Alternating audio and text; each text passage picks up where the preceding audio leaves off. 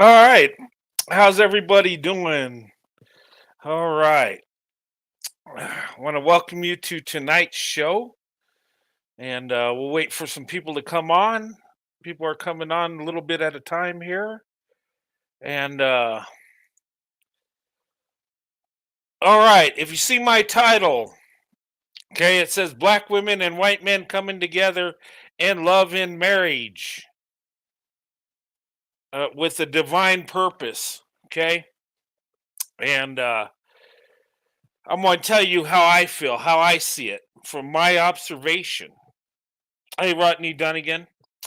I'm going to tell you how I think from my observation and what I see happening and the blessings I see in interracial relationships, interracial marriage when it comes to black women, white men. Okay. I've talked about stats a little bit. I got some written down. I'm going to go into that and I'm going to talk about marriage uh, and racial groups. Okay, I'm going to give you percentages of people that are getting married, and then I'm going to break that down and then talk about interracial marriage when it comes to black women and white men, and the percentages that are getting married and the success rate as compared to black marriages and white marriages, and why we're leading the way. And in my opinion, the black women, white men is the future. And when I say black women, white men, that includes Asian, Hispanic also. Okay. But this is something that's trending. This is something that's happening more often, and we're seeing awesome results. We're seeing a blessing here. Okay. But I got some TikToks I want to show you also for some entertainment, and we'll talk about that. And then I'll go in the stats after these videos, these TikTok videos, and I'll have an open panel if you want to come in and talk about it. Okay, that's totally up to you. But I've been wanting to talk about this, and I think there's a divine purpose for black women and white men getting together. I think it's God's plan. I think there's a reason behind it. I don't think it's just an accident that when we get together, our marriages are more successful than other marriages. I think there's a reason. Okay. And it's not to say one group's better than the other, because it's not.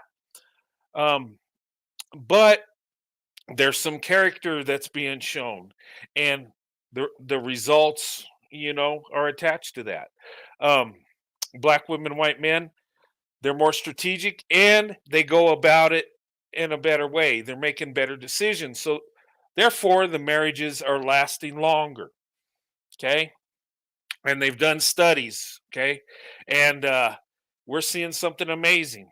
And I tell people the standard of beauty, in our country, they say it's white because a man's standard of beauty is his wife. So the majority of men have white wives, and that's why they say that. That don't mean they're more beautiful, no, but that's a man's standard of beauty. But things are shifting. Things are going to be shifting a lot more. Okay, black men marry out twice as much as black women. Okay, and there's more black women than black men, about 2 million more. But this is going to change, and we're seeing the numbers shift. We really are. And you know, as black women and white men, get out of their comfort zone and give each other a chance, get to know each other, we're going to see more success. We're going to see more of a blessing. Okay? And that's a good thing. And but anyway, let me go ahead and show you these TikToks. Um, and it's couples, black women, white men. And if you look at interracial couples, black women, white men, they just look like they're happy. They look good together. Um, it's something about them. And maybe I'm biased because I'm married to a black woman, and I see that as something that's beautiful and a blessing. Um, you know, and we can look at them. We can see love there. And compared to other interracial couples, and I'm not putting no other couples down, but it just seems that black women, white men, there's something there, something that's magical, something that's coming together before our eyes. And of course, society would try to make you believe otherwise. Society would tell black women, stay away from white men, they're fetishizers, racist, and all this other stuff. But if you dig down and see the truth, black women get with white men, the marriages last longer. They're more successful. And, with love and financial too. And children are doing better too. And when you got real love in a family, it's going to be passed down to your children. And I'm not saying it's always that way, but statistically, black women, white men are leading the way when it comes to marriages. And black women, white men are the leaders in their communities. So it makes sense. We're expected to perform, we're expected to make it happen. People are counting on us in our communities. So when we get together, we're already working, we're already putting in the work, we're hitting the ground running, and we're having success. And we're marrying each other not just because she's black or he's white. We're doing it because we see something special. We see a blessing there. Um, you know. But anyway, let me show you these TikToks. And the first one on my show, it's from a reality show. I don't know which one, but it just looked like a cute couple there. And but let me add this. Let me put the disclaimer, just in case here. Okay, this here disclaimer, copyright disclaimer under Section 107 of the Copyright Act of 1976. Okay, we're going to use these and for educational purpose, for commentary, opinion, and just to have a good time tonight. Okay. All right. Now let me go ahead and remove that. If you need to read it more, you can rewind. Anytime I show videos, I put the copyright disclaimer. Even I probably don't need to do that for this, but I'm going to do it anyway. Okay, just to be safe. And these TikToks I show, you can check out, and follow these people. They're, it's entertaining TikToks, and I get addicted to watching TikToks. It's fun to watch, and I've created an account, but I only made one video. But I don't know, maybe I should make more in there. But I'm so wrapped up in YouTube. But anyway, let me show you this first video, and this is from a reality show. I don't even know which one, but you see a very good-looking couple. She's beautiful, and he's a handsome guy. And let me go ahead and show this. And you guys probably recognize what show this is from. You don't like me, you don't like me, and if you do, you do. I'm me, and that's that. If you keep looking at me like that, I'm gonna have to kiss you. You're gonna keep looking at me like that?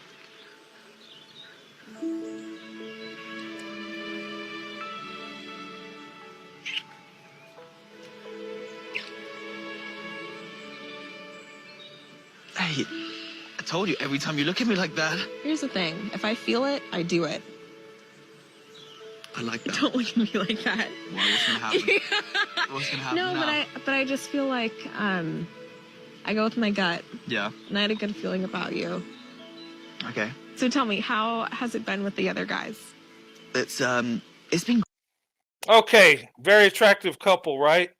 Uh, but it's a reality show, and she's asking what he thinks about the other guys. I think it's like a dating competition show. But anyway, I'll go ahead and show it. It's been great. It's been nice to talk to them and see where they're at in their heads and their life and what they're thinking. And I was talking to Lincoln a little bit. He doesn't go specifics with me, like no one really does. But it was like, Lincoln's been very vocal about how he isn't ready for this commitment. He was very unaware of what he actually does want out of the end. What? Somebody said cute babies. Yeah, I think this couple, yeah, they're both attractive. Yeah, they would have, I'm sure, cute babies, sure. But anyway, let's continue. What Miles is telling me right now is completely opposite of what Lincoln's been telling me. So I'm confused. Putting a pin in this, and I want to talk to Lincoln about it later.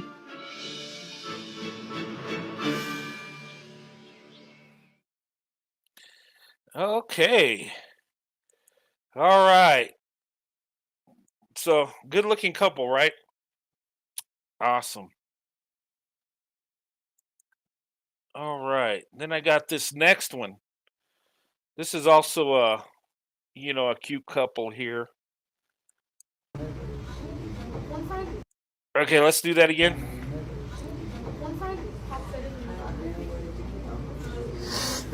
You're done. You're done. Yeah.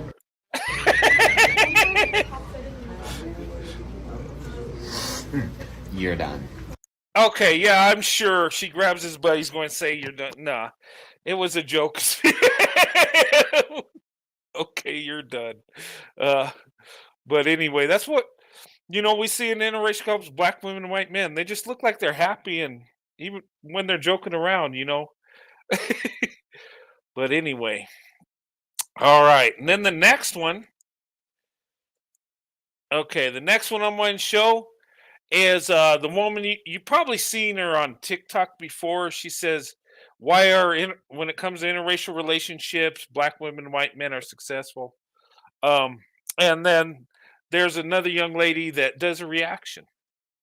Okay, and it might be a little low, so I might have to stop it and explain what she's saying. But you let me know when I download it and watch on TikTok. The volume was kind of down, so we'll just go with that, and then I'll explain what they're saying. Why is it that our divorce rates as black women dropped when we decided? Okay, interracial marriages between black women and non-black men last longer, period. And she's asking, why is that? Okay. The divorce rate drops when black women, marry non-black men because they treat black women better. We're happy. Okay. Did you hear what she said? She says because non-black men treat them better, black women better. Is she right? No, I heard that. Maybe that's the reason why our marriages last longer.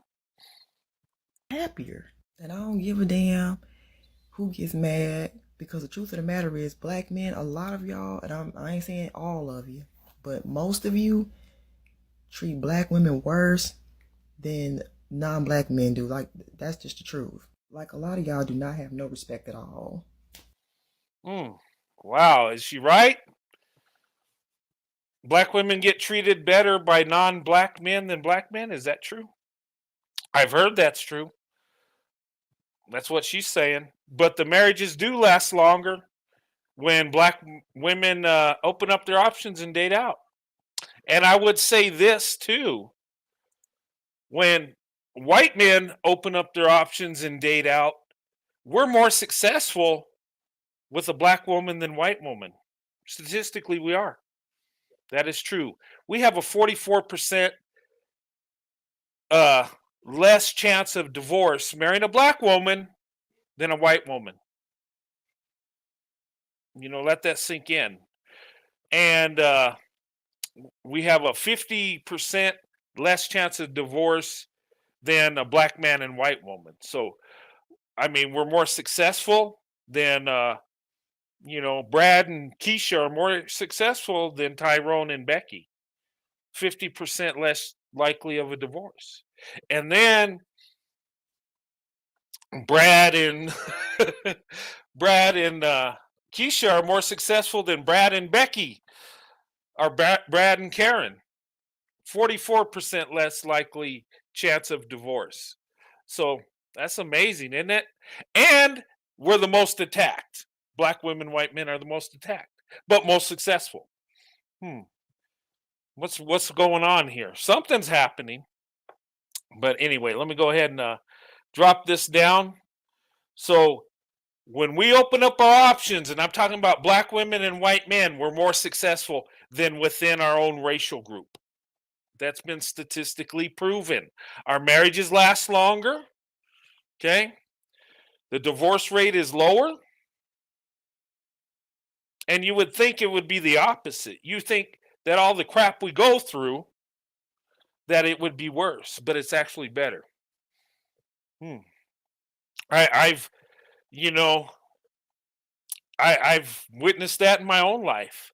I've lived it. I've had people in my family and my community and my neighborhood that told me my marriage wouldn't last with a black woman. A lot of people didn't even give it a year, 28 years and still going strong. So, whatever. The truth is the truth. Society won't tell you the whole truth, they'll try to suppress it, but it is what it is. You can't hide the truth forever. I'm just saying. Okay. But anyway, let me pull this down. Okay. Okay, now, when we open up our options, when white men open up our options, when we get with black women, we have more success. Our marriages last longer. Our marriages are better. Okay? Then when black women open up their options to marry white men, their marriages are better too. That's why we are the power couple. And it's because we're leaders in our community and we make it work. We make it happen. We've been counted on for ever since we grew up. And a lot of black women I talk to, how they're told they got to, take care of things and make things happen. Us as white men, we're taught that our whole life. And in our community, our culture, uh, white men, the boys are treated harsher than the girls. The boys are, told they're got to, be responsible, make things happen. We treat our little girls like princesses. Okay. And when I'm hearing in the black community, it's like the opposite.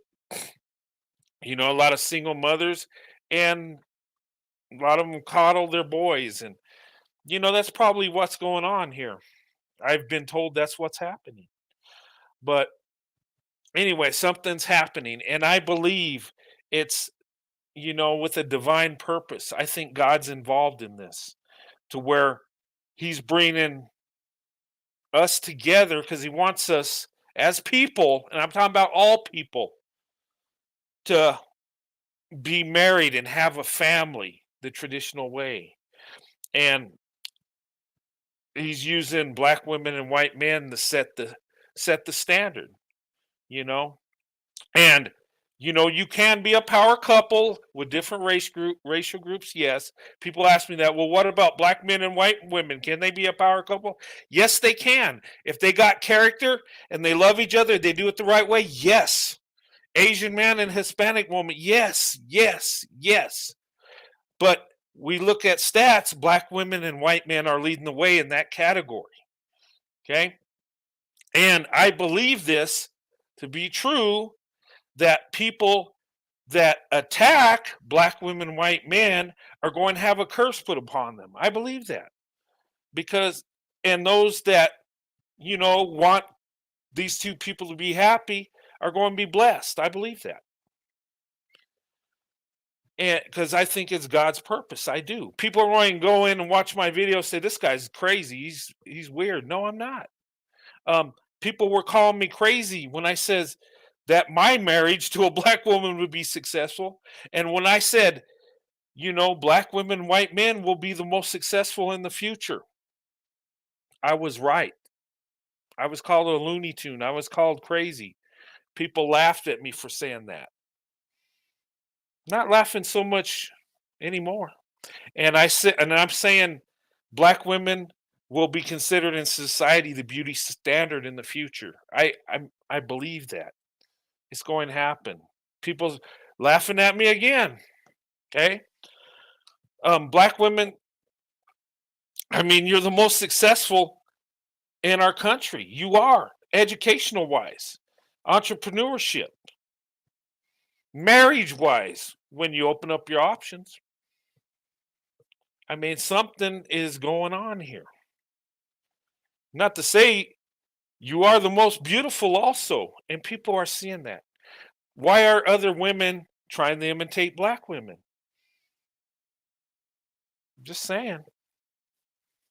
Culturally and, your body shape and how you look and your styles. Just saying. Once we start telling the truth, hey, it's going to happen. But Okay, there are a lot of good non-black men out there that love you, black women. They're out there. They would love to date you, love to marry you. They're out there. Now the only problem is we're not giving each other a chance when it comes to black women and white men. We're not. We're stuck in our comfort zone and thinking we don't like each other or not attracted to each other. That ain't true. You know, and we're ready to receive each other. We are. We're just caught up in society stereotypes and generalizations and fear and afraid to get out of that comfort zone. Okay. And I will say this, I've had ladies say, well, how do you know if the guy's racist or not? Okay. People ask me that a lot. And I'm like, and this is what I say when it comes to racism. Okay. And this is my opinion. Okay. Because you can have racist white people and black people that are racist, right? It goes both ways. Um, I've seen black people, um, in the media or even in my own life that will talk like white people are the devil, awful, and horrible, and be married to a white person. I've seen that over and over.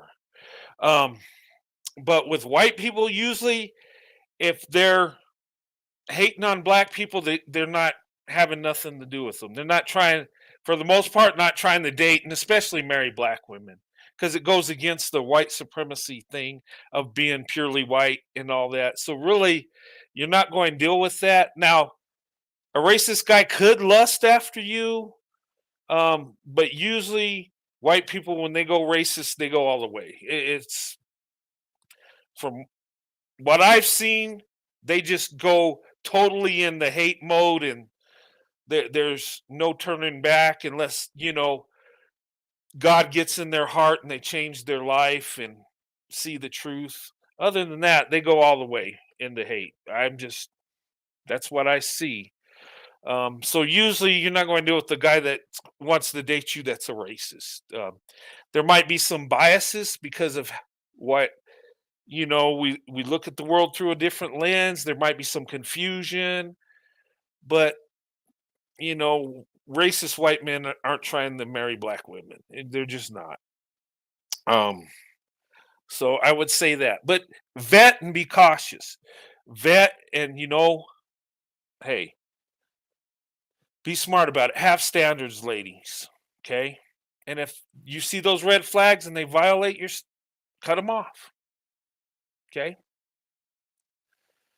And I'd say to white men, you want to date black women, be loving and respectful. And be honest with black women. They don't like beating around the bush. They really don't. They want to know your intentions. Okay? And I would say be yourself. Okay? And usually black women that are interested in you, they want you. They don't want you trying to be something you're not. Okay? And I would say to white men, if you get with a black woman that wants you to be something that you're not, that wants you to not just be who you are, leave her alone. Okay? Because if you really truly love somebody, you take them for who they are. Okay? And don't try to be something you're not. That don't go nowhere with black women. They really don't. And that, sometimes creates confusion because black women see white guys that aren't trying to appropriate black culture, just being the average everyday white guy.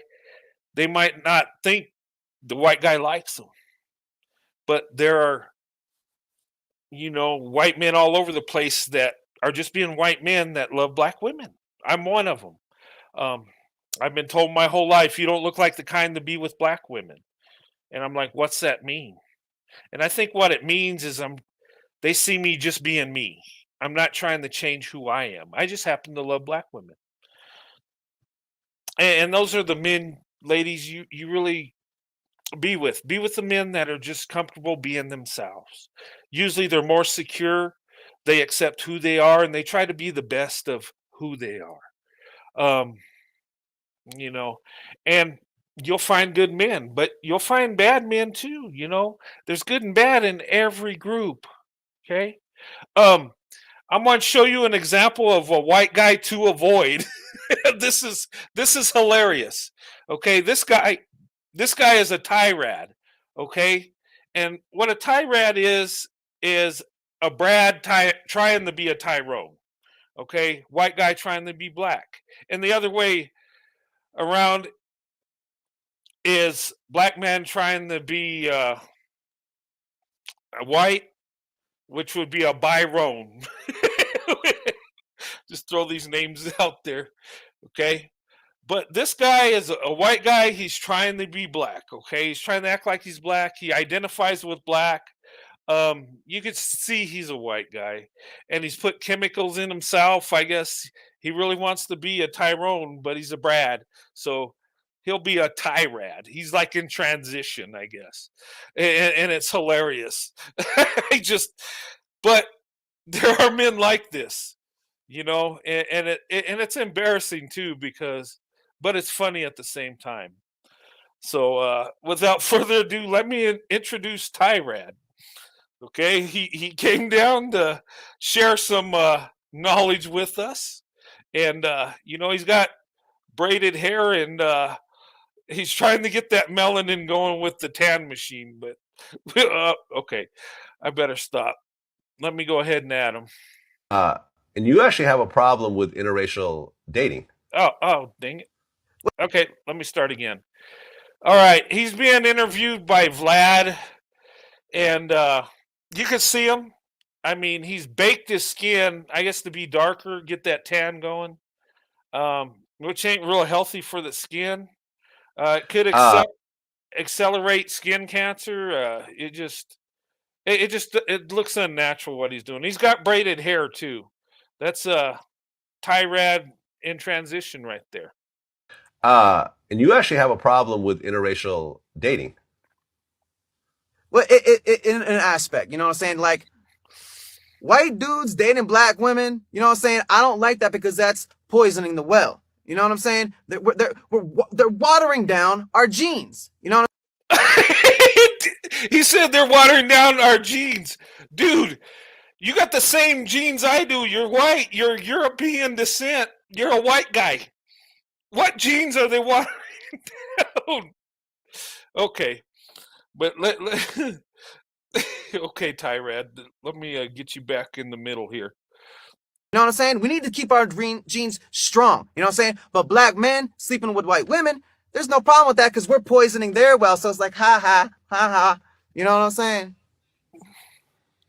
Well, regardless of who's sleeping with who, there's going to be a baby that comes out that's going to be mixed. Yeah. Regardless of what well it's originating from, there's a baby that comes out that's half black, half white, or whatever other mixtures in the.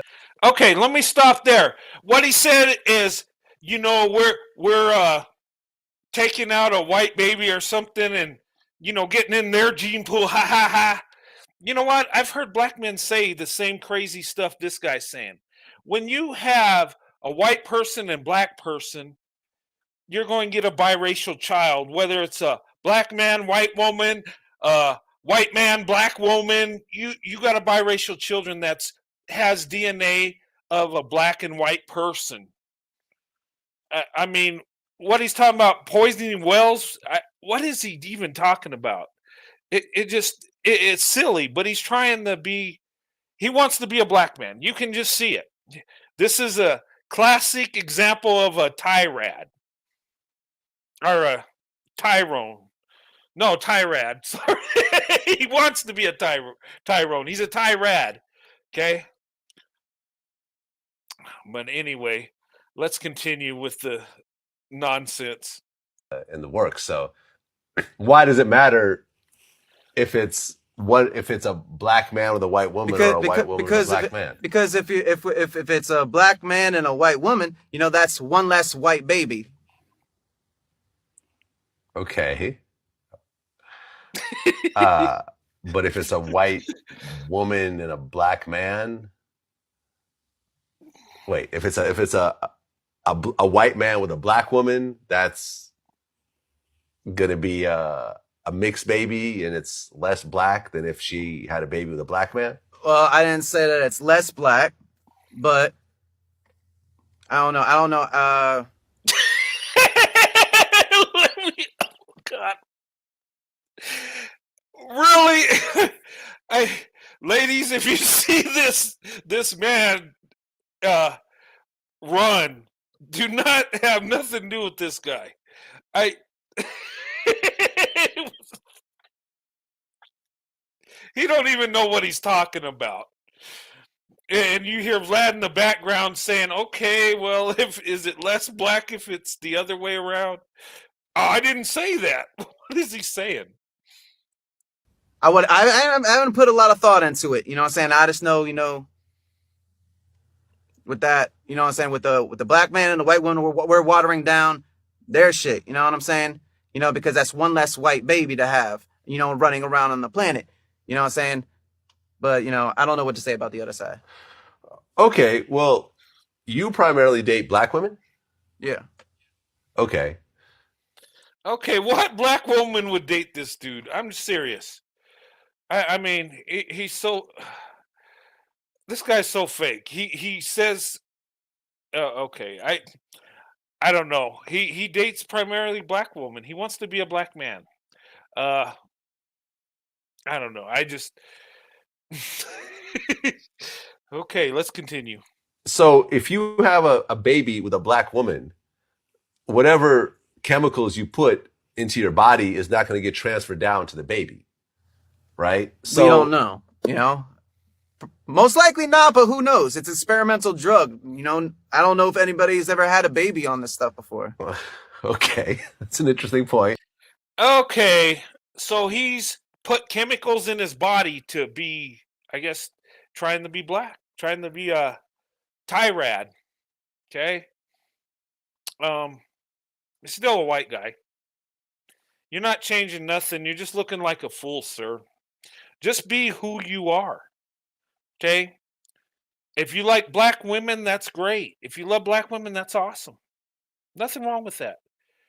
But be yourself.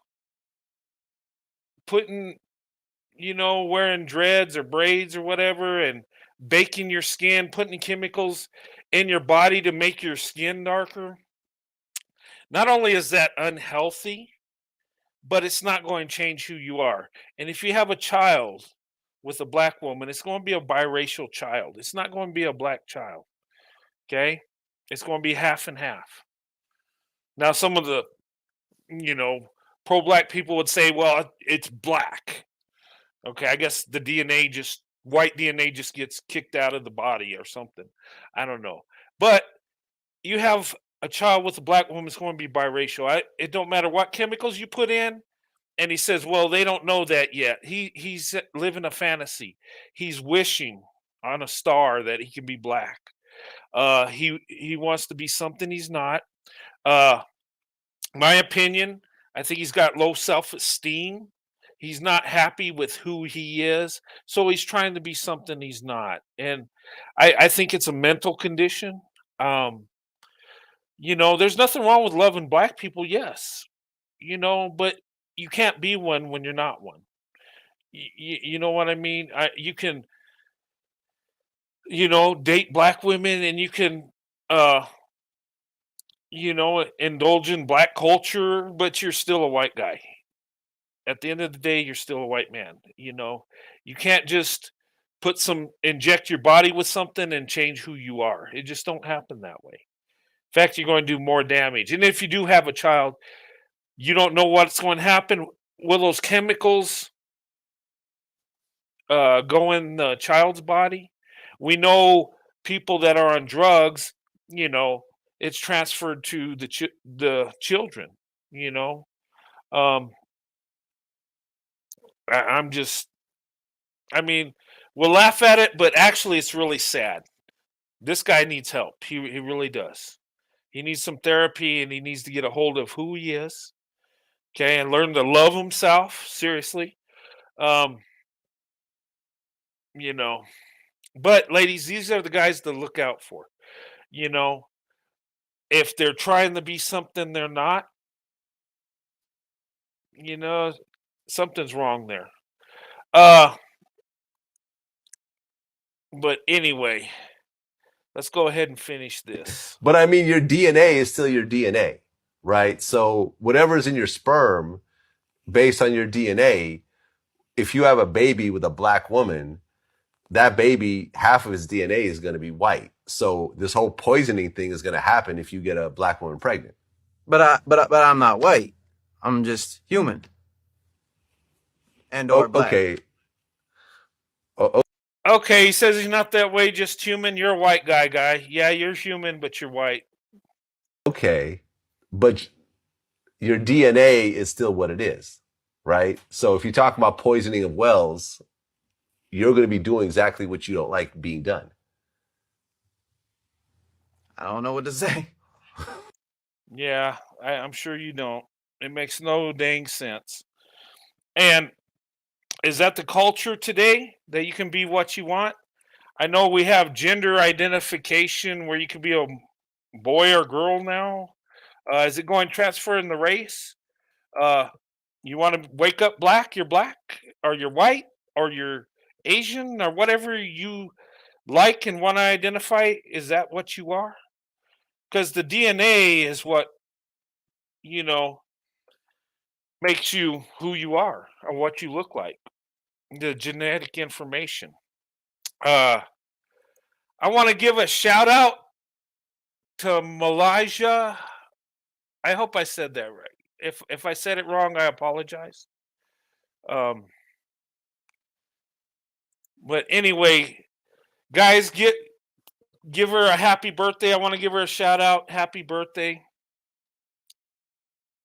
And everybody wish her a happy birthday. All right. But anyway, what do you guys think? Does this guy have some issues? And look, there's nothing wrong with loving a group of people or hanging out with a group of people. You might like their culture, their music and stuff. And, I love black people, and, there's nothing wrong with that. But be you. Be the best you can be, and be the best you can be. You're born the way you are because God made you that way. Okay? So all you can do is accept it and try to be the best you can be. I was born white. I'm a white man. What I need to do, just be the best white guy I can be, right? That's it. And don't be ashamed of who you are, because God made you who you are. Just be the best you that you can be. But anyway, yeah, happy birthday, young lady. But everybody's showing you love. We love you. Happy birthday. Good to see you. Okay. But look, let me go into some stats here. I'm going to read off some stats, okay? And I pulled this offline, okay, with marriage. And I'm just putting this out there to put it out there.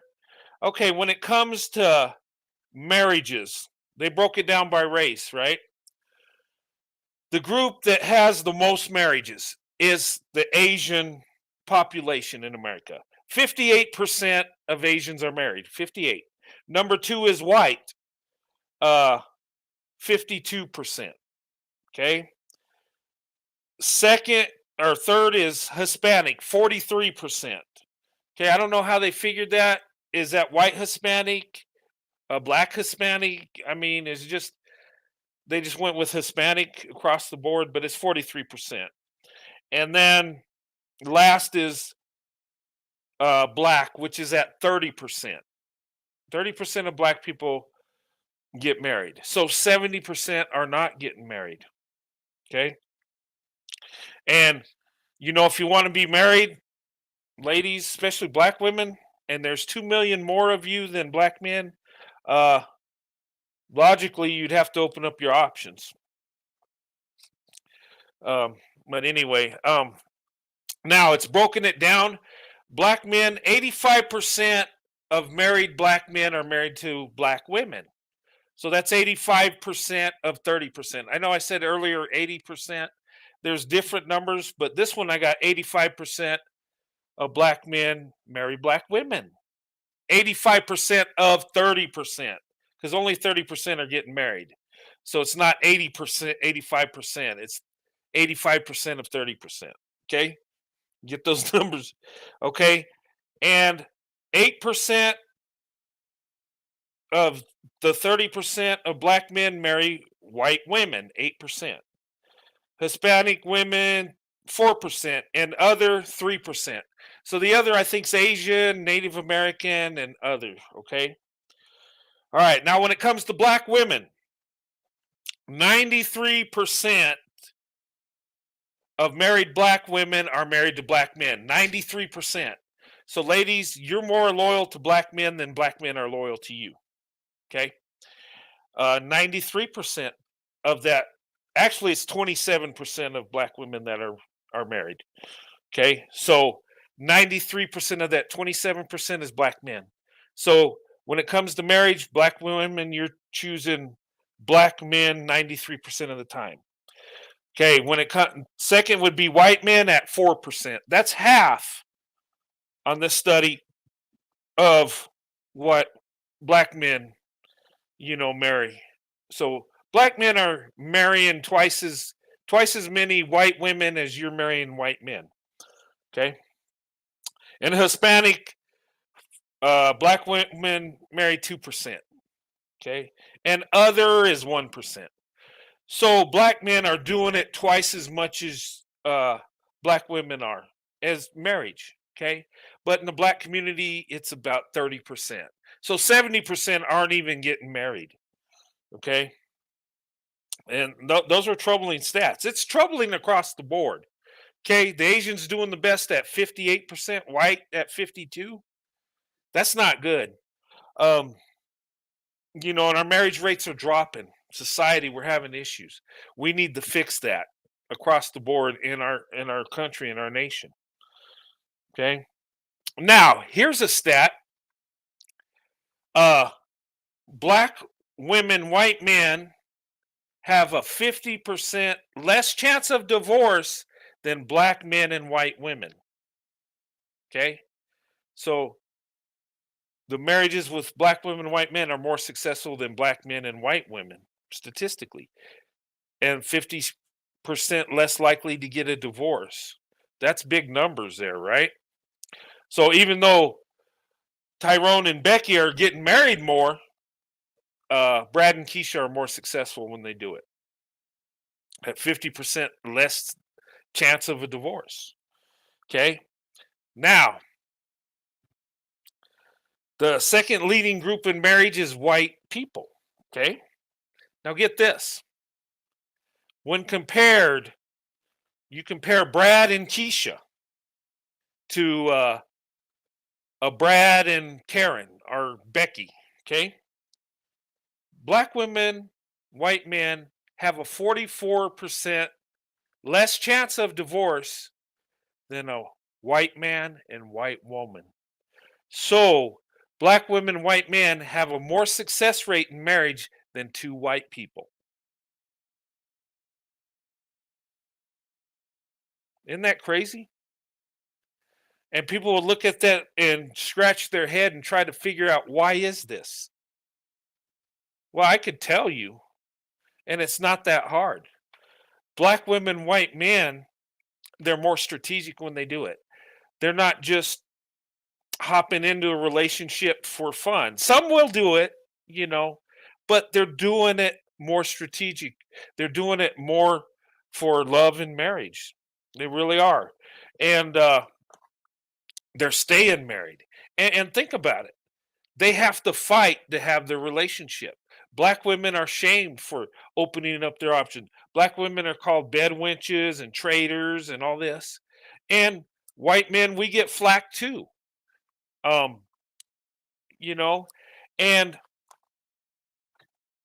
we come together, our marriages last longer. Our marriages are more successful. And economically, we're more successful.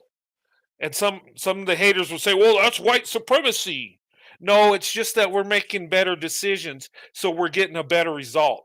We're not better than nobody, but we're making better choices, so we get the better result.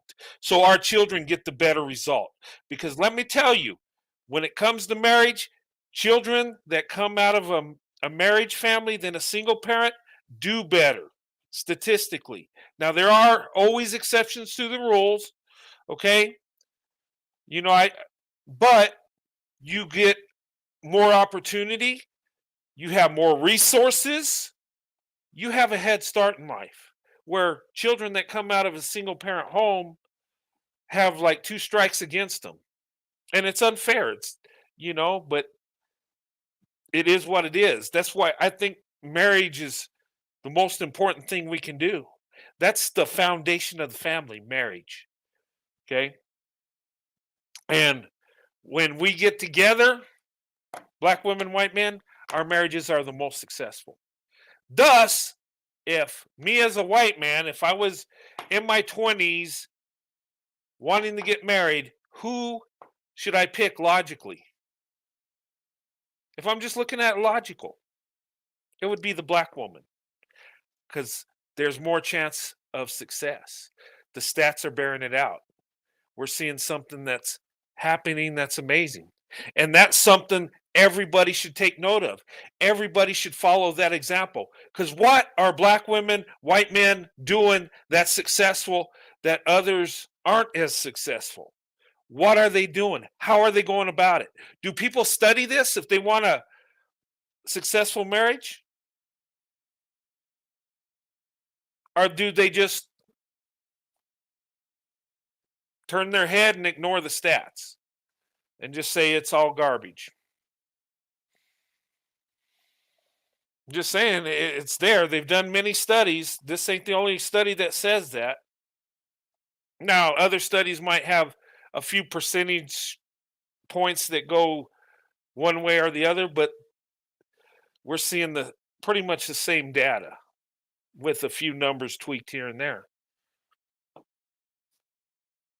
But I think something's happening. I think God's hand is in this. And I tell people, open up those options, go for the best person. Okay? I'm not going to tell you the white man's the best option. Okay? Statistically, it says that if you're a black woman, and vice versa. But what it comes down to is people making decisions. It comes down to character, and it comes down to culture, how you're raised. Okay? And what we need to do as a country, as a nation, is men need to lead. They need to take responsibility. Stop blaming women for your faults. That's only going to make the problem worse. Okay? Yeah, women do need to be accountable too. Okay? They don't get a free ride, but the thing of it is the leader is overall responsible. And if it's not the man's fault, guess what? He's not the leader. Then the woman's the leader. And that's even worse because that's not God's plan. And the man's still the leader even if he's not leading. And if you don't lead as a man, it's not going to turn out good. It's not going to turn out good for your children, grandchildren, or generations. In my opinion, the best thing you can do, you fall in love, you get married. You do it the right way. And if you want to interracially date, you want to interracially marry, do it, but do it the right way. I always say swirl to investment. And if you don't know what that means, it means interracially date for marriage because you love that person, because that's who you want to be with.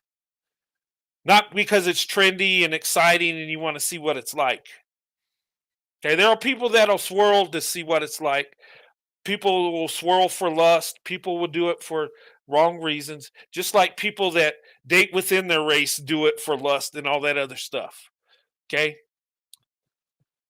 But you need to swirl to investment. Do it the right way. Okay? And if you're not going to do it the right way, be honest and let the young lady know that you're just lusting after her so she can move on and to something better. Anyway, but let me go ahead. I'm going to open up the panel if you want to come on. And I'm going to keep it under 5 hours. We've had 2 shows with 5 hours. And it's so fun, but I'm going to try to keep it a little shorter tonight. But I would like to have a discussion if you want to. So I'll drop down the link. And if you want to talk why this is happening, why is black women, white men having more success than other groups? Is it just a fluke? Is it just, it just happened to be that way? Are we making better decisions? Are we going about it, you know, a better way than other groups? Is it more than just having a good time for the time being? Are we looking towards the future and what more we can have? Are we looking to build together? Do we see each other as the best option? You know, I've always felt black women are the best option. You know, I've always had love for black women, and the biggest love I have for black women is their character. You know, I love black women for their character, for their emotions, for their spirituality. You know, all right, all right, nice picture there. How's it going, Hey, Brent. DK? How's it going? How are you doing? Oh, I'm fine. How are you? I'm doing okay. I just wanted to talk about this subject. I think there's something going on, and I think there's a divine purpose for black women and white men. And I believe, and I'm speaking from faith. I think God wants us all to get married, regardless of what race you are. And I'm not saying black women and white men are better than other people, but they're making better choices and they're getting better results. And I think this there's something going on here. There's something spiritual going on. Something that's a blessing, something that's beautiful. And yeah, there are people that hate seeing it. There are people that'll try to destroy it, but somehow it's working. Somehow it's a marriage that's more successful than other marriages, you know? Yeah, I agree with you. I think it is fate that, the two group of people that um everyone try to paint as enemies and try to make as each other's enemies literally make the best union. I think it's fate also, you know. I'd say that black women way before I would say black women and white men are like the biggest enemies of each other. But when they come together, they are so like beautiful, and it's like I don't know how they do it. You know, they have the same um, aura, but you know everyone is torn them apart from meeting each other. You Yeah. know what I mean? Yeah. And it seems like, and look outside looking in, I guess if you don't know about black women, or if a black woman don't know about white men, you would think like, okay, this can't work. There's no way. Um, but it is, and it's very successful. Um, and I Yeah, think, and people are seeing that and they're hating it, and I think I know why, because in our communities we're the workhorses. We really are. White men and black women, we are. We're expected to go that extra mile. We're expected to make things happen. And in our communities, they don't like to see that. Um, you know, they don't like seeing black women opening up their options and marrying out, especially the white men. They hate that. They go nuts over that. And in white community, there's a lot of white people that don't like to see white men dating out or marrying out. They don't, and especially with people that are against interracial relationships, they hate seeing men do it because the men White men are the leader in the white community. And when they decide, hey, I'm going over here, and we start doing it in bigger numbers, it's going to change the world as we know it. It's going to change our nation. And that's coming. It's going to happen. You cannot stop it. And instead of hating it, I think we need to embrace it, because and I think God's showing us, look, this can work. You do not have to hate each other. You can come, and there's true love there. And you know, the leaders of the and look, let's face it. The biggest problems when it comes to race is between black people and white people. Okay? And yeah, it's because of history and the stuff that's happened. Yes. But that's the group that really needs to come together, in my opinion, for us to be a strong nation. Because honestly, nobody cares if white men marry out, except when it's a black woman. If it's Asian, nobody cares. Hispanic, nobody cares. Uh, Middle Eastern, Native American, nobody cares. But when it's a black woman, there's an issue, Right. you know. But we're the most successful, and maybe it's because we have to fight for what we got. Maybe it's because black women, white men have to fight to be together, and they grow to appreciate each other more. Can I just say that it's so magical of black women and white men that, usually when people are like the same, it either like they could work something out, like come together and make a project, or they could have a cat fight, you Yeah. know, and because they don't want to be the same, etc. But what I know is that even though both white men and black women have the same mentality or hustle, I would say, Hmm. they one party choose to tone down, and I think that that's also why it also is successful, because just an example, not just an example, but if you have two gladiators, right, that's Hmm. dominating in like one area, black a black woman's dominating in an area, and then white men are dominating the other area, and then they meet, you would expect disaster and collision, right? Yeah. But however, instead of them actually like getting together and like having a whole collision, a disaster, they end up being perfect. It's like it's magical. Two Eh, of people like powerhouses, instead of them literally having a disaster and pride and ego and coming in and not stepping down, one of them literally just toned down, and the other's like, the other's not controlling, but the other's like, mainly dominant. I would say that's usually the white man.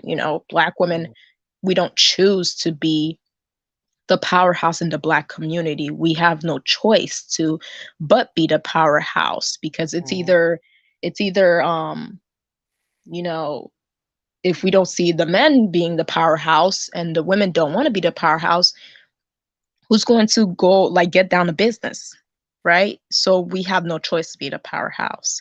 And white men, you know they naturally are powerhouses, they're men naturally. And so, when two powerhouses, etc., black women, we never wanted to be that. We had no choice. But when we are in a, relationship with a man that is a powerhouse, we feel naturally feminine. And I mhm, would say that also is why it works, because white men are mostly more masculine and dominant, and they do treat black women better. If you are in a conservative relationship, the chances of you actually having a conservative man is very high. If you're, in a black woman and white man relationship, you don't have to do 50-50, and you don't have to work and come home and still work as you would in a black quote unquote black love, and you have to hold it down and struggle love. You don't have to worry about that. mhm, So it makes sense we're the same people. We have the same mentality. We both put our counterparts on the pedestal. We both literally are, and I've read this study like in the 50s with like feminism, white women were actually more educated than white men. Mhm. But then over time, white men became more educated. The ones like the sex that's more educated in the white community. And they're still the most educated than white women. So, and black women are the most educated in the black community. We Well, both that are the most educated, yeah. and we both have a work hustle. We both want better. We both know when to tone down in energy and create a healthy vibe. We both are literally the expectations of each other. If you take out racism and prejudice and, stereotypes, we literally are what we would want in each other. Black women want Yeah. masculinity. White men want traditionalism. Black women are traditional. It's just Mhm. that we couldn't afford traditionalism because we never had the chance to be such, even in our community, even after slavery and before slavery. We couldn't. Mhm. Yeah. We are literally, yeah, we literally like we're compatible. Yeah. Yeah. What you said is true. Yeah. And I would say this too. And I'll give you an example of my life. And there's a cultural thing going on because when I met my wife and I was dating her, um, I had love for her, even before we got married. And I remember when we were dating and it was serious, and I was going to marry her, we're going to get married, but we're still dating. Um, we went to a shopping mall, we're hanging out, and she saw this watch that she liked, right? And this thing cost like $500, right? And this was back in 1993. I mean, that's a lot of money now. It was a lot of money then, and I didn't have much money. I was 23 at the time, and I was getting ready to go in the army, and I was working 3 jobs at the time. Um, but she wanted it, and I wanted her to have it, and I pulled money to get her together to give her that watch because I wanted her to be happy. And she was shocked that I bought it for her. She was like, "Why'd you do this? You shouldn't have done that. That's a lot of money." But that's the love I have for her. And you know, before I got married, when I went in the army, I sent money. I paid her rent. I sent her money. I was taking care of her like she was my wife, right? And she was amazed when I dated her, I paid for everything. And I was raised to do that. And I think when you look at the black culture, you would see black men that would say, "Well, you're a simp. You're simping. You're weak. Why are you giving this woman money, spending all that money? She's not even your wife."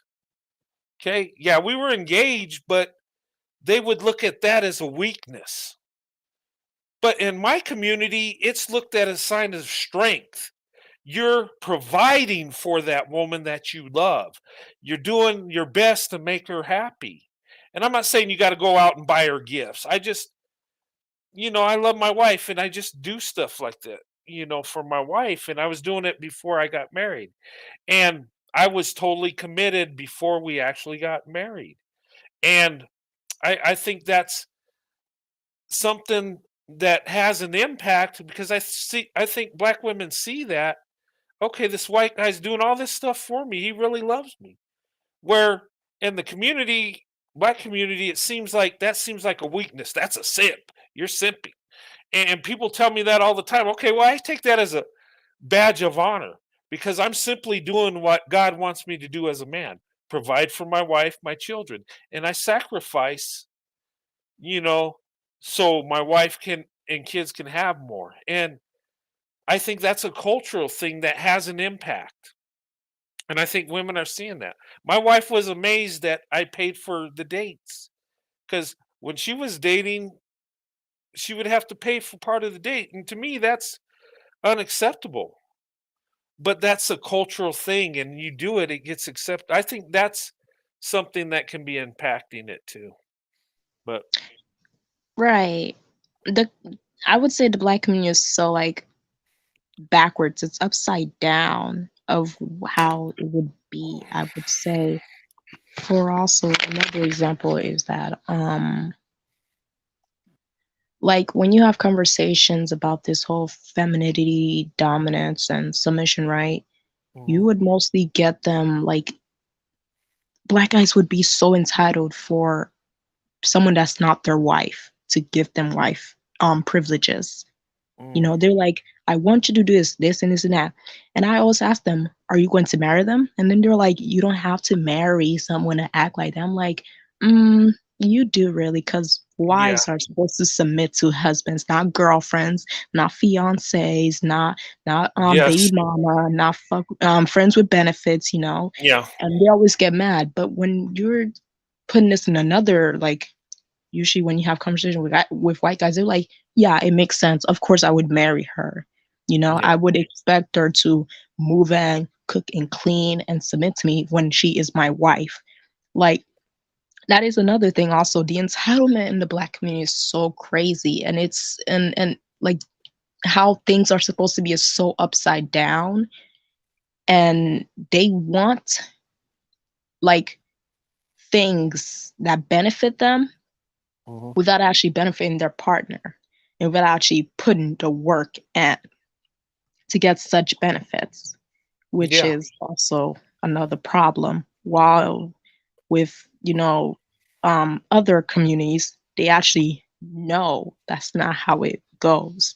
They know yeah, that you have to actually put in the work and you have to actually marry her to actually have that, you know?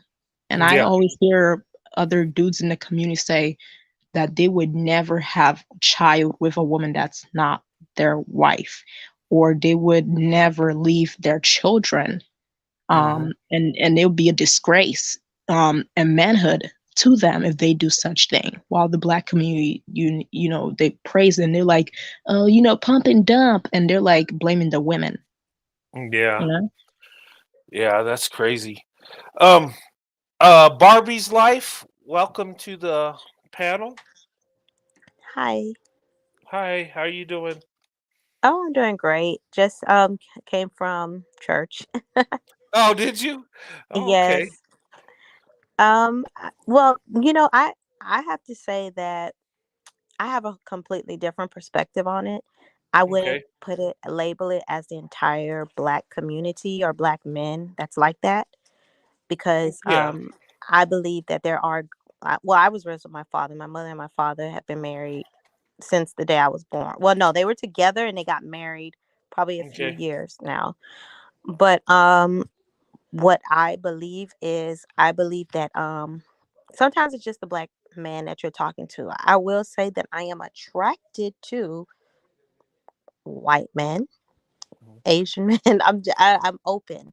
okay, But at the same time, I do feel like there have been things that just systematically cause the community of black men to not necessarily know how to be, or maybe they don't want to learn how to, shift and just mhm, have it in a different trajectory. Because in dating, I have dated some white men that weren't perfect. They yeah, wanted something for nothing. yes, They too wanted you to do things that, like, because to me, sex is something that a wife does, not a girlfriend, not a yep, friend, and things of that nature. So I've met some white people that to me they were not different. I don't know if I don't know what yeah. possessed them, but I didn't expect it. But I was like, wow, it can be any man, It and it's can. just like what happened now in Iran. I don't know if that's something that anyone saw, where this young lady, she was beaten and she died because she wasn't wearing the scarf around her head. So I think that it's not just a black man thing, it's just any Yeah, man that does not have God and does not have the correct knowledge on how to be a man. Because I yeah, think the subject of man, it escapes a lot of people. People really don't understand what that office and what that entails.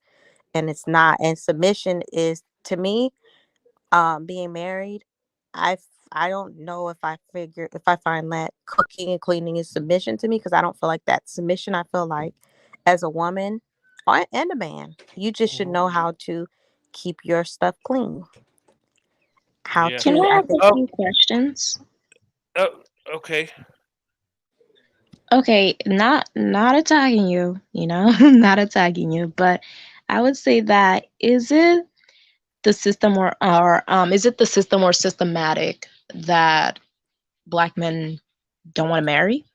Is it systematic that they create baby mothers and they leave?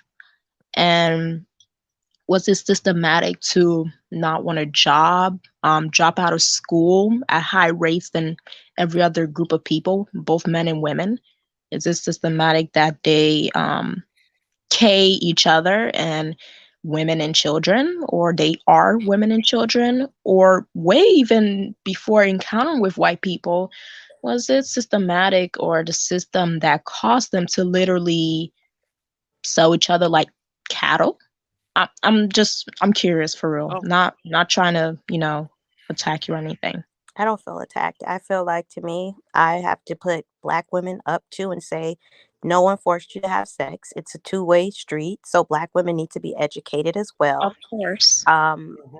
to me, I feel like black women can't be let off, because if we talk about black men, no one can do anything to you if you have the right self-esteem and if you are looking for better in life. There is no man right now, whether black, white, Asian, Puerto Rican, whatever, that I would allow to affect my life, knowing that I'm looking at a man's character, not the context of his skin, but his character. And if he believes in God, number one. Secondly, I'm going to pay attention to his communication, and I'm going to ask him about his family. I think that it's important to have someone that grew up in a family where they saw their parents together, where the dynamic was good, because these are all setting precedent in how he's going to behave or interact when he establishes his family. So I can't, all those things that you stated, I don't have concrete facts. It's stuff that people throw out, but it's general. I don't feel like it's just a black man. I feel like black women need to No. be accountable as well. Is Can, colorism something black women have to be accountable for? um, Like, are we accountable for colorism? Being like, hey, I'm dark skinned, bully me, or be like, hey, I'm light skinned, praise me. Are um, we accountable for colorism? Not really. Not try to come off. I'm really not. hey, Well, I've can I? never been light skinned, so I have full lips. I had look very, to me, very African features, but I Yeah. just learned that I love myself. That's Can I it. say? Hmm. Can I say this? Now, yeah, it depends on the character. Not the content of the character, not the skin color. Yes, that's true. And but what I'm pointing out is statistics, and this ain't all. There are good and bad in every group. There is. My thing is we're seeing something happen when it comes to black women, white men, that they're being successful when society never believed this would happen. And I think there's a shift going on. And I think there's a divine purpose that this is happening. And it's not to say these are the best. No, it's just they're collectively are making the best decisions when it comes to marriage. Black women, white men, they just are. Um, and I would never say all. And no, you can't say that. But there's something happening. I think it's a cultural thing. I think there's some misconceptions, and I believe that men have to take responsibility. Yes, women do play a part. Yes, you can't you know, have a child with just one. But I've seen so many when I look at, you know, the black community and what black men are saying, it seems like black women are getting the blame. And it's like, I don't know from what I see, and maybe I'm not seeing everything, but to me, I believe if the man takes responsibility and sets the standard, if he's accountable, then women and children can also be accountable because the man's the leader. at He the end of the definitely day, is. Hmm. you know. Can I, So it's not to say women don't play a part in it, but we have to as men take responsibility. But you see And how your wife can I also actually say gave you that? an opportunity to date her and to pursue her? I think that we have to choose better men. So Can, it's like can when I you are just talking say to that? someone, character, you'll see it. If we go on a date with somebody and they say as a woman, they say, "Oh, you got to pay." That should be a indication like, why am I'm not going to get on a date again. Mhm.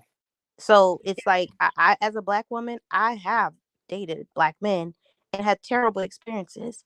But when I look back at it, I have to think back and say, why didn't I end it here? And I have a black son that I am raising. I'm divorced. And there are a Mhm. lot of white people that are divorced. But I have to think to Yeah. myself that I'm teaching him to be better. And to me, his father does take care of him. Thank God we're not together, but he does. And we co-parent very well. And his father is black and he's an American. I'm from Haiti. But at the same time, to me, I just feel like every time I look back as a woman and as a mature woman, I realized that I didn't hold a standard for myself. So of course, someone that didn't hold a stand, that was not thinking of themselves as someone that needed to be held accountable, they're going to do whatever they're going to do. But as I just feel like we have to, no matter what it is, any woman, it's just like what happened with Adam Levine right now. He cheated on his wife. She Can has to I? look within herself and say, Yeah. what is she going to do? Okay. Can I just say that, I see what you mean. I really do. And I think that, accountability on the woman's part is also something to consider, right? But I'm not taking from accountability. I just think that there's like there's a certain um mindset, I would say, that is rampant. You could, like, someone could be like, black women need to choose better, right? That's fine. You could say that. But then when you take out black women and then you put another group of women and then the same thing keep happening, baby mother and higher divorce rates than black women and higher single motherhood than black women, you start to question whether or not the women, not putting out accountability from the women, like black women. Some black women, they don't learn. But if you need to question whether or not the main accountability and problem would be the women or the men, because different women you put, different variables you put, you still get the same failure. And I would How, I would say that. may You I ask understand you, what I how mean? old are you? I'm 19. Okay, I thought so. I'm 36. I feel Oh, like, and you I'm not probably saying know that much. your age. No, You because probably I know feel better than me. it's not that I know better. I just have a little bit of experience. You don't Yeah, I get sound you. like you don't know. You just, what I would say is, honestly, my preference is I would like to date a white man. My ex-husband knows, we talked about it, and I've even asked my son how would he feel if his stepfather was white, just to get his understanding and see his perspective, because I want him to know that I do have a preference. That, and the reason why, to be honest with you, is because I experienced so much negativity from dating a black man. But what I do try to do is I just try to be positive about it, because I realize, like, realistically, I just was choosing wrong. I was choosing the wrong type of guy. And for me now, I do notice the big difference when it comes to white guys from black guys. I feel like, to me, honestly, there's sometimes, to me, they show a little bit more that they can be loving, they can communicate well, and definitely they are providers and don't mind being providers. So I do like that aspect of it. I think that black women, honestly, we love hard. Yeah. We are very spiritual. And I feel like with me trying to love an individual so hard, now I want to experience and have it. I want it to be like something where it's congruent, both people. I want to have something. I don't want to have the typical guy that dresses in sneakers and stuff like that. I just want something different. I like the whole experience of doing different things, taking road trips, doing Christmases together, all these things. And that's what I look forward to. So I think for me, when it comes to the relationships, I'm happy. I follow so many interracial couples because this is something that I actually love and I desire it.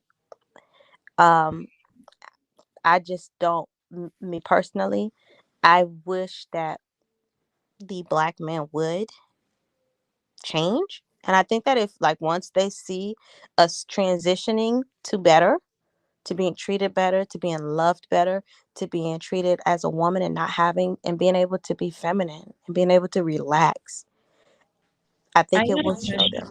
them. Hmm. So, do you actually want to date white men because you are attractive to their traditionalism, culture, and them being different? Or do you only want to date white men? Not saying you do, but you know what I mean. Or would you want to date white men as a way out because black men are not acting the way you want? I'm just personally attracted to to white men, me personally. Okay. Okay. All right. All right. Okay. Well, that's good discussion. And my point tonight was is something's happening. It's a positive thing. And I wish people would see it more as a positive than as hating on it. But I mean, we're not going to be able to change how people feel. Um, because interracial couples, when it's black women, white men, they're the most attacked. And nobody can tell me that other groups are attacked as much. And there's hate within it. And to me, it's like we're seeing people come together and being successful in marriage. Not all. There are failed interracial marriages, but statistically, black women, white men are the most successful. And and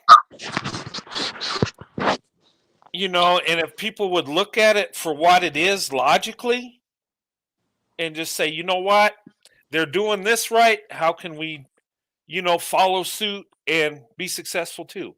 It's like I look at if you look at statistics when it comes to finances, right? The group in our country that's doing the best financially is the Asian community. For some reason, they're more successful when it comes to finances. Okay. And I can hate on them because in my community, we're not as successful as them. Or I could say, what are they doing right? And be happy that they're successful. And the same thing with the interracial marriage. Be happy that it works. If you love black women in your community, shouldn't you want the women to be happy? It seems like it's so indulged in. I don't know. It's like there's hate and jealousy, and you know it's all about racism. It's like we talk so much about white supremacy. I hear it all the time. I heard people say that black women and white men is white supremacy. How that makes sense, I don't know. Because if you really know what white supremacy is, it's white supremacy with no one else involved but white people. It's not we're dating black women to take them away from black men. No, that's not it at all. And in fact, we do it because we think black women are the better option. That's why I dated black women. And, I started dating back in 1985 when I was 16. And I married my black wife at 1994, still married. And why did I do this? because I seen something in black women that was amazing. I seen a beauty there that went beyond just the physical, that went to the emotional, the character, the love that black women have. And I fell in love with that. And I've been blessed by that. Fred, And I would have people, to disagree with. okay, Oh, go ahead. sorry, sorry. No, go ahead, No, go ahead, go ahead. I'm sorry. I was no, going to say I had to disagree with how, with when you say white supremacy, with a black woman and a white man dating, it's not white supremacy. I would say that white supremacy is rather a mentality, like a mindset, well, thinking white is better. it, You could be a white supremacist and you don't have to be white, or, you know, yeah, you can, but what I'm saying from a racist mindset of white supremacy, uh, yeah, you can have some thoughts about it. Like colorism is a form of white supremacy. And there are black people that feel that lighter skin is better, or there's some people that black men that think white women are better because they're white. That's a form of white supremacy. They're not, but yeah, I mean, but when they say, and I guess they're thinking because they're with a white man, they think he's better because he's white. I don't, I don't buy that. Now I'm sure there's some black women that think that, but usually black women when they're getting with white men, there's something more to it. There's something more strategic, you know? And I think that's why the marriages are lasting. Now, there's always an exception. There might be black women that say, hey, he's better because he's white. But, I think the most reasons black women will date white men is either they're attracted to him or they feel that's the better option, as in when it comes to being provided for, marriage, and stuff like that. Um, but yeah, I don't want to go down a rabbit hole of white supremacy because we can pull white supremacy out of everything, and it just, you know. yeah, I got you. But I mean, and then I'll be confused. Okay, is this white supremacy? Is this? I think it's counterproductive when we get talking about it like that. Um, but I just think people throw that in there to debunk the interracial marriage between black women and white men, that's a way to attack it, to make black women feel bad. Oh, well, you're a white supremacist now because you're with him. And it's to put on a guilt trip, like, okay, you don't love your people because you're with this white guy. That to me that's wrong and it shouldn't be done. That it would be just as bad if I looked at a white woman and say, okay, you don't love your people because you're with a black man. How would that look? I mean, that's wrong. She might love this guy and that's what she wants. That's her business and his business, none of my business. And I'm seeing this, people will attack, say things about me, my wife, and some of these dudes think they're entitled to do that cuz they're black like my wife. Like they, you know, have every right to say what they want about our marriage, and no. Another man should not say anything about what another man's doing and with the woman he's with, regardless of what race she is. That to me is ridiculous. But anyway, I don't want to harp on that too much. But my whole point is we see a blessing, embrace it. And people can learn from it and embrace it too. And we can build a better community. And when I say that, that means everybody in our country. But anyway, go ahead. And somebody want to say anything? I agree. I like that what you just said. Yeah, because at the end of the day, our marriage rates are horrible across the board. And, my thing is, I have love for black women. I do. And not just my wife, but when I see black women, I want black women to win. I want them to be with the best option they can have. And that goes for all women, but I have a special feeling for black women. I felt love from black women my whole life, and that's why I'm married to a black woman.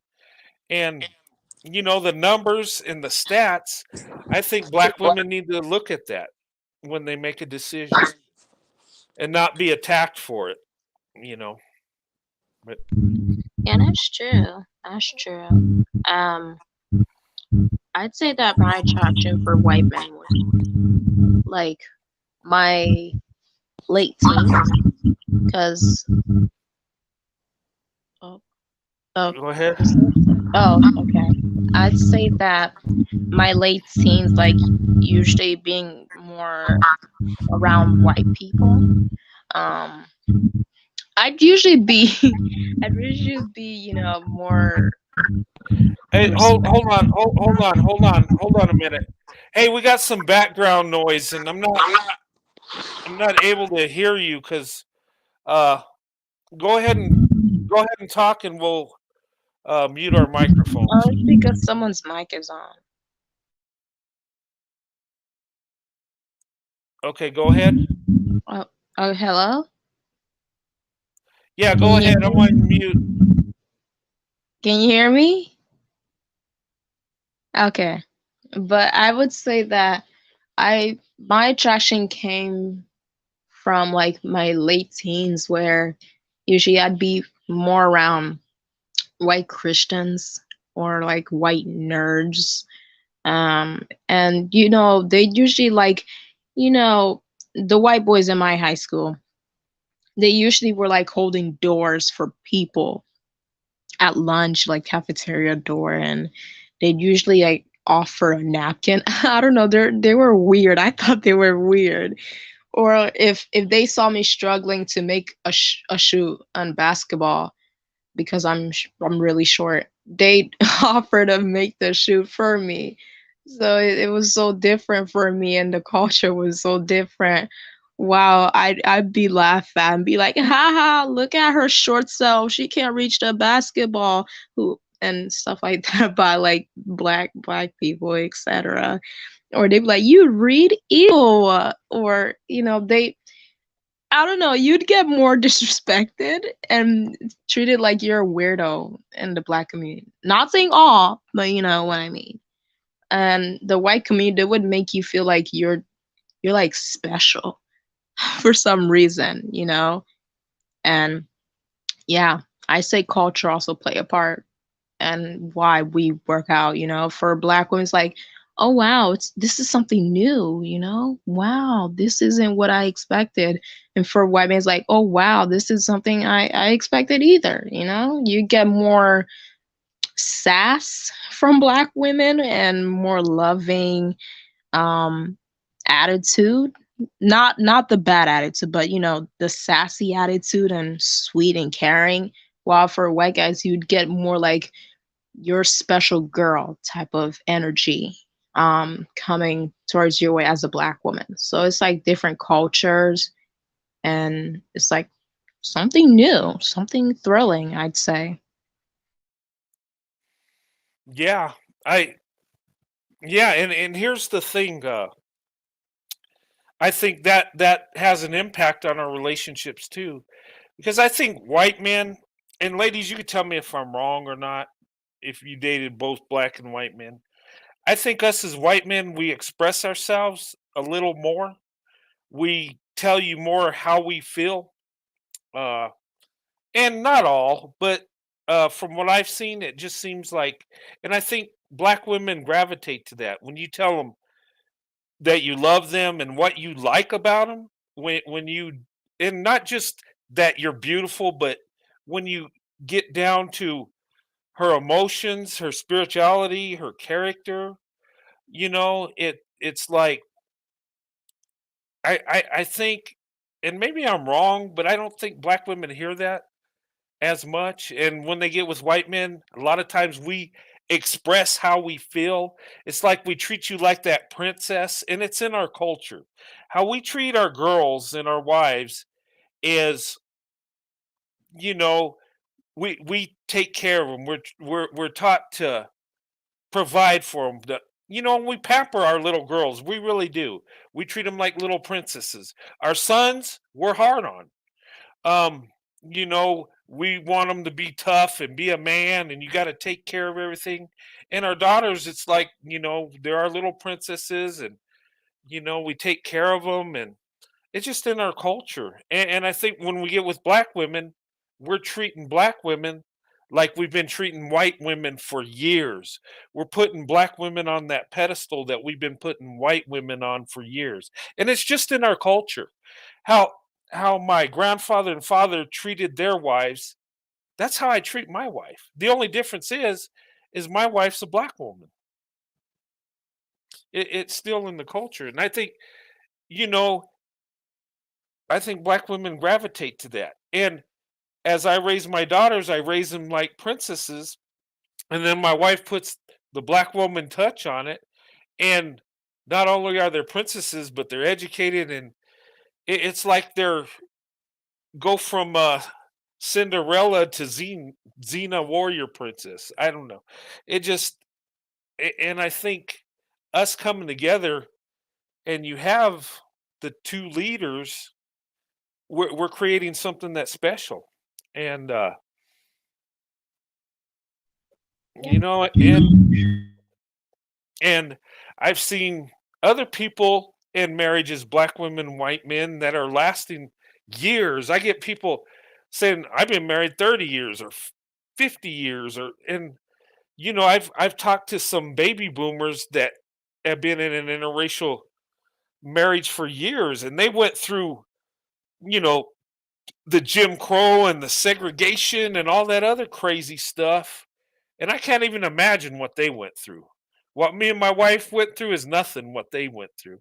And then the millennials, it gets a little bit easier. And but you know, we've been a power couple since we were been allowed to marry each other. And it's a beautiful thing. And I think we that are in an interracial marriage, we need to stand up for ourselves. When we get attacked, push it back. I mean, if they can, you know, say that we're white supremacists and fetishizers and degrade the women, why can't we go back and say, hey, here's the stats, here's the truth. This is really what's going on. Um, but you know, in a perfect world, we just love each other, and you could go wherever you want and we'd be happy for each other. But unfortunately, we don't live in that world. So, you Yeah, know, we got to make the best of it. Yeah. and I'd say that the culture is so different. Like as a person that dated black men way before, right? I'm like reflecting back, and I seen the difference that I only dated one black guy, but he was mostly like so shy, and he didn't really want to hold my hand in public. He didn't even want to hug me. And he, like, when people like, yo, is that your girl? He's like, yeah, that's my girl. You know, that stuff like that. But he never like shown affection, etc. And he's always with his so-called bros rather than me. I have to literally like, you know, text him to try to like want him to hang out, or you know, we play games and etc. You know, I had to initiate it, I had to ask, etc. And well, turns out he dumped me. You know, he dumped me. He's not ready. He was not mentally or emotionally ready. He was immature, etc. But then over time, as I started dating white men, I noticed it's so different. Like the white guy will be all up on you. He wanna hug you. He wanna, you know, hold hands. He's always, if I'm walking on the streets with him, he always make me, you know, go to the small center. I don't know what it's called. He always wants to be close to the street. It's like, can you go over there? And he goes where the cars are. Or like he usually wants to go out in parks, or he want to get dinner, or he always wants to drive his car and drive me around. He bought me breakfast. He even bought me a whole dress, like a whole Macy's expensive dress. Um, and it's like the culture is so different. They will literally court you like crazy. They will literally, and many of them who like, even if you're not their wife, they will want to court you. They want to show you that they're the best man for the job, I guess. But in the Black culture, it's like, oh, you're for yourself, I guess. Can Better I luck say next something? time. Yeah, go I ahead. think that's beautiful. That's beautiful because I do agree with that. I think that when it comes to the way that white men, or let's say white families, raise their sons, most of the time they are used to seeing their fathers pamper their wives.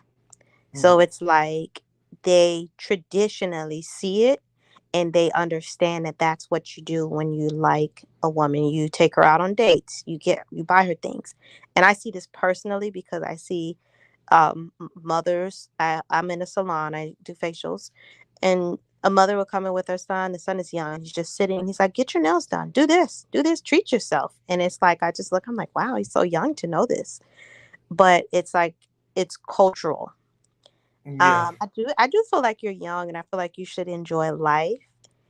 And I think this is something where for me as a Black woman, um it wasn't something that I saw on the norm for someone to be taken out on a date, for like, for them to get flowers, for them to be like to buy dresses like she said. And now being older, now it's something that I'm saying that this is my standard in a sense.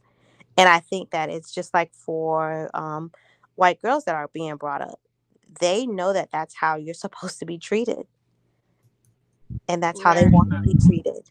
So I think that that's why I said it goes back to both people knowing, because these are things that when I was dating without the knowledge, I didn't think of these things as if this person isn't into me, if they're not making time for me, they're not interested.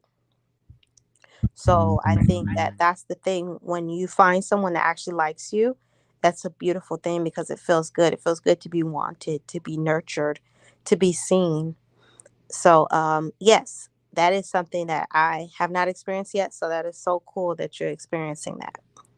Yeah, can I just ask, like, not ask, or I would want to add this. Um not to anger anyone in the comments. I love you, Black women, but I'm mostly more conservative minded, right? And because I am mostly in a white area, there's a lot of conservative people here. And so when I'm talking to white guys, they usually are more conservative. Like they're really conservative. And so they would tell me that, there are problems with feminism, etc. It's not that they don't like women getting their own things. It's just that they don't like feminism because it feels like, dang, they have to limit their masculinity. Like they're so obsessed of trying to be masculine. They want to do all this and this and this and that. They don't want to have a limit, etc. That's what they usually tell me, and I'm like, that makes sense.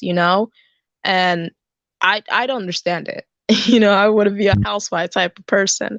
But when you hear white guys talk about feminism and how they dislike it, they're like, oh, I don't like feminism because I actually want to, provide and protect for my family. I want a wife that's loving. I don't want a wife that goes out and work and, break her body. I want to bring the money and she just loving, etc. I want my wife to rest and be happy and feminine. I want to do this and this and that.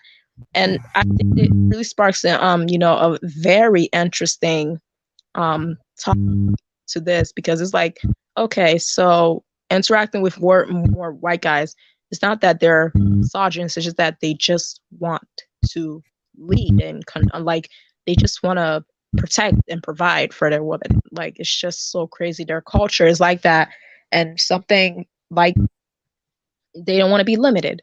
And then Black women who always wanted such, we always wanted to get out the fields and freaking stay home and want the luxury of staying home and, you know, housewife type of stuff. It makes sense, you know, the desire of wanting that, and then when you actually are with a guy that do want to give you all that, it just makes sense, right? Mhm. Yeah. Go ahead. Are you gonna say Um, something? I I I think it makes sense if that's what you want. I feel like the feminism, I really don't follow that stuff. I'm not really big into politics and things of that nature, but I have listened to a couple of Candace Owens, interviews and things. I Oh do yeah. think that I do love the idea of being a homemaker. I love the idea of being able to, cultivate children in your home with love and nurturing, aspects, and then being able to be, there for your husband, be supportive. If he's had a long day, not to be tired from work and, frustrated and trying to manage the children. Like, I understand the whole concept. So it is a beautiful thing. I do feel that that's why it's good for each person to get to marry someone that is able to be that provider, because there are some men, white, black, that probably need help. But I like being a stay-at-home wife. I've done it before. It is a lot of work. I think that to do it, it takes, I feel like women that do it, I really look at them in awe, because you're able to do so many things and create an atmosphere in the environment of home that is just centered around love. So I feel like if you are a woman and you can harvest that within your heart and actually, meet all those needs and do that, it's beautiful to me. Yeah. Yeah, they're so reliable. I already told you guys, I'm sure I'm only 5'1". And if I can't reach something off the fridge, I'm like, hey, babe, can you get that? And I'm like, sure, no problem. You know, they make short jokes as always. It's normal at this point, but they like get the stuff on top of the fridge. They even offer to open a pickle jar that I could open myself, but they're like, no, let me do it, type of stuff. Or they literally like ask to like broom the house for me, and it's like they're so reliable. I don't know, they just want to do things for you. It comes off kind of annoying, but it kind of comes off as cute in a way. Yeah. You know Brent, I what? have a question for you. Yeah. Go ahead. How are you able to, like, let's say you meet a guy, white guy, and you go on a date. What are characteristics that you would say you look for in a man to see that he would be a good prospect? If I was like giving you advice on the Yes, when it comes to dating, like when you're dating a white man, like what, like, because characteristic wise, what would you say would be something that shows, yes, this is somebody that is potentially good, and you still need to vet him? well, how he treats you, and does he how does he act around you when he's with you? Does he want you to meet his family? Does he, you know what I mean? And I say that because this is important. Because if he really cares for you, he'd want you to meet his family. And yeah, that can be scary because of the interracial thing. Um, but if he's really in, he will include you in his family.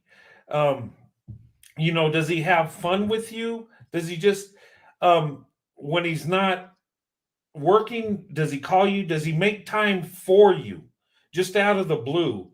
Is because that can tell a lot. Because when I was dating my wife, I worked 3 jobs. I made time for my wife.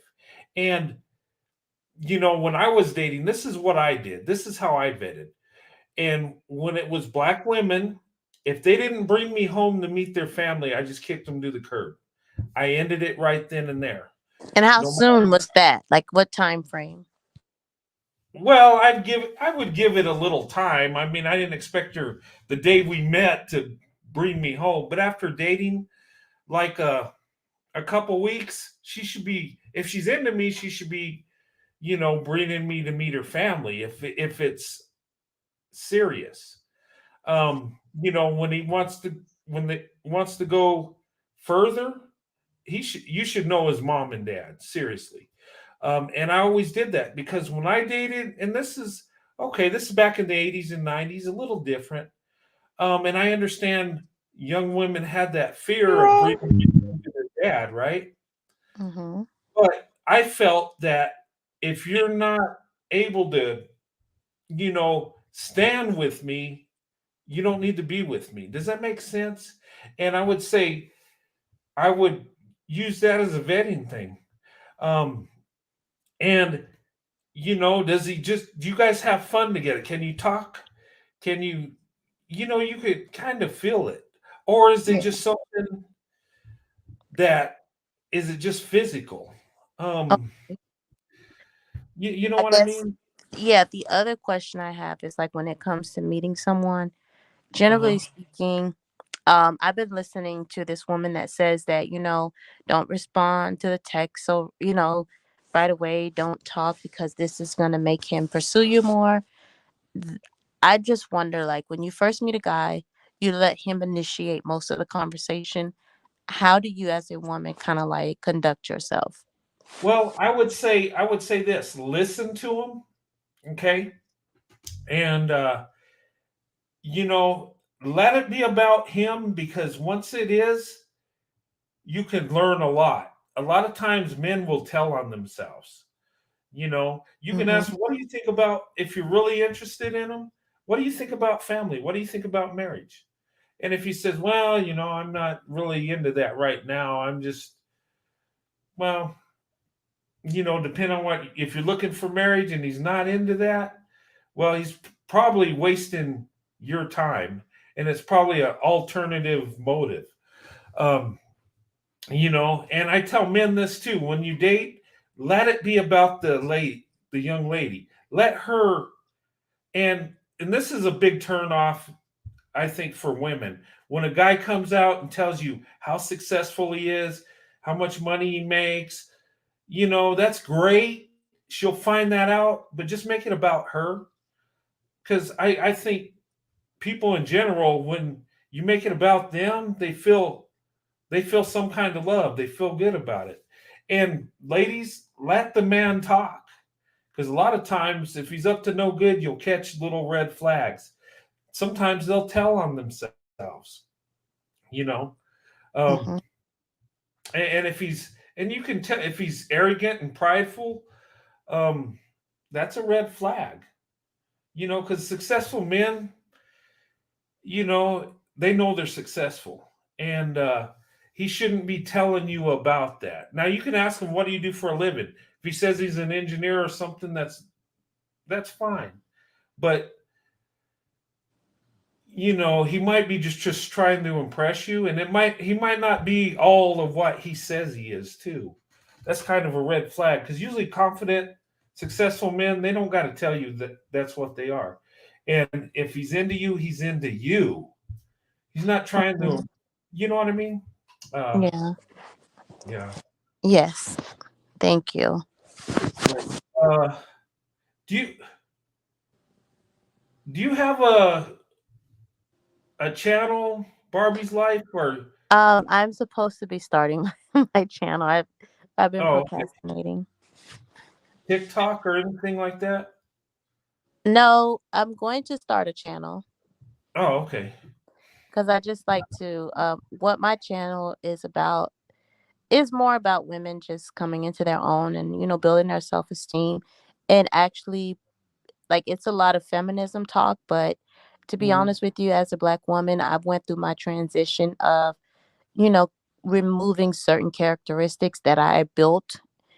And there was a reference that the young lady was saying about I'm 5 foot. I'm not even 5'1". I'm 5 foot. And when I was Ooh, married, I okay. would always ask my ex-husband to open like jars for me. And he would always be like, he would say, "You could do it. I want you to be strong." And I would be like, "What?" And so I realized that yes, Black women are like it's like you get this psychological, which I don't even know if black men are doing it on purpose, but sometimes they want you to be so strong. And I told this black guy, I was like, I don't want to be strong. I want to just be a woman. Like, can I just be a woman and not be looked at as if I can do everything? It's nice to need a man. Yeah. So I had to learn how to be softer because I ended up building like a harder exterior to kind of like just navigate through my marriage to try to have some type of peace in it. But obviously it didn't work. So I went through the process of just deconstructing, relearning, training myself, and just having a different, speaking better, learning. I took some courses in college, didn't finish, but just things on just that I wanted to reinvent who I was. And that's what I want to help any woman that needs that push Oh, or just okay. that motivation. Nice. Speaking of short, you're 5'1" and you're 5 foot. My mother is 5 feet tall, and it's funny because me and my brother have different mothers. So I mean, my brother's like 6'1". I'm 5'8 3/4". I haven't even reached 5'9". So as a man, I'm small, really. Um, my father's 5'11". My brother's 6'1". My son is 6'1". They're big men around me. It's Hmm. kind of funny, but yeah, but Yeah, we're shorties. We're shorties for yeah. sure. And my wife 5'7", about average height for a woman. Probably I don't know what the average height. I think men is 5'10". I think women is what, 5'7". 5'7". Yeah, that's about right. About average. I'm below, but anyway. But yeah, go ahead. Oh no, I was saying the average height for women is 5'4". I was at 5'4". Yeah, I mean, my girls are my daughters are about my wife's size, and my son's big. I mean, but the cultural thing, like you were talking about, yeah, that's built in. That's in our culture. And like my son, when he comes home from leave, he's in the army. He takes care of his sisters. He does things for them. He buys them gifts. Just that's what we do as men in our culture. And we've been trained. We take care of women. I remember, growing up, I always told my son, you better take care of your sisters or we got a problem. And that's how we're taught. We're very protective of women. Um, and it's in our culture. Not all. I mean, there's trash white dudes that abuse women, but um, in a cultural sense, in a traditional sense, that's what we do. And I would say, ladies, you get with a white guy, get with a traditional white guy that's has those family values that, and you'll find out these. And I would say to women, you want to open up your options. It's your world. It's your choice. And we think that we don't like each other when it comes to black women, white men, and I've seen it from both sides. I've seen white men say, well, they don't want to date us, so I don't even bother, which ain't true. There's black women that won't give you the time of day, yes, but there's some that will, and it goes vice versa. you know I I've had guys tell me, they say, you know what, I feel like you do, I always have, but and I've had two men tell me this that are up in my age, in their 50s, like I am, said, I always wanted to date a black woman, but I just never had the courage. I just didn't think I had a chance. And it's sad. And I've seen people that have been in interracial uh, relationships that cut each other off because they think it won't work because it's an interracial relationship, that society won't accept it, that their kids will have a tough time. And all that stuff is lies. It's crap. I mean, yes, in an interracial relationship, you're going to have haters. There's people that don't like it. But you know what? We're excelling. We're the most successful group when it comes to marriage. So that should say something. And our kids, if you study statistically, when it's black women, white men, our kids usually do better. They're usually more successful. And, I've heard people say this, and I thought, well, that's just the way it is, or it ain't all that way, but actually it kind of is. I mean, there's always the exception, but something's going on. And I believe it because when we make good decisions when we get married, that's going to impact our children. It really is. And, I'm seeing something, and, people say I'm crazy and I'm just making stuff up. But no, this is statistically true. Um, not to say two white people can't be successful, two black people. Yes, they can. It's all about character. But black women, white men, we're showing more character than others. You know.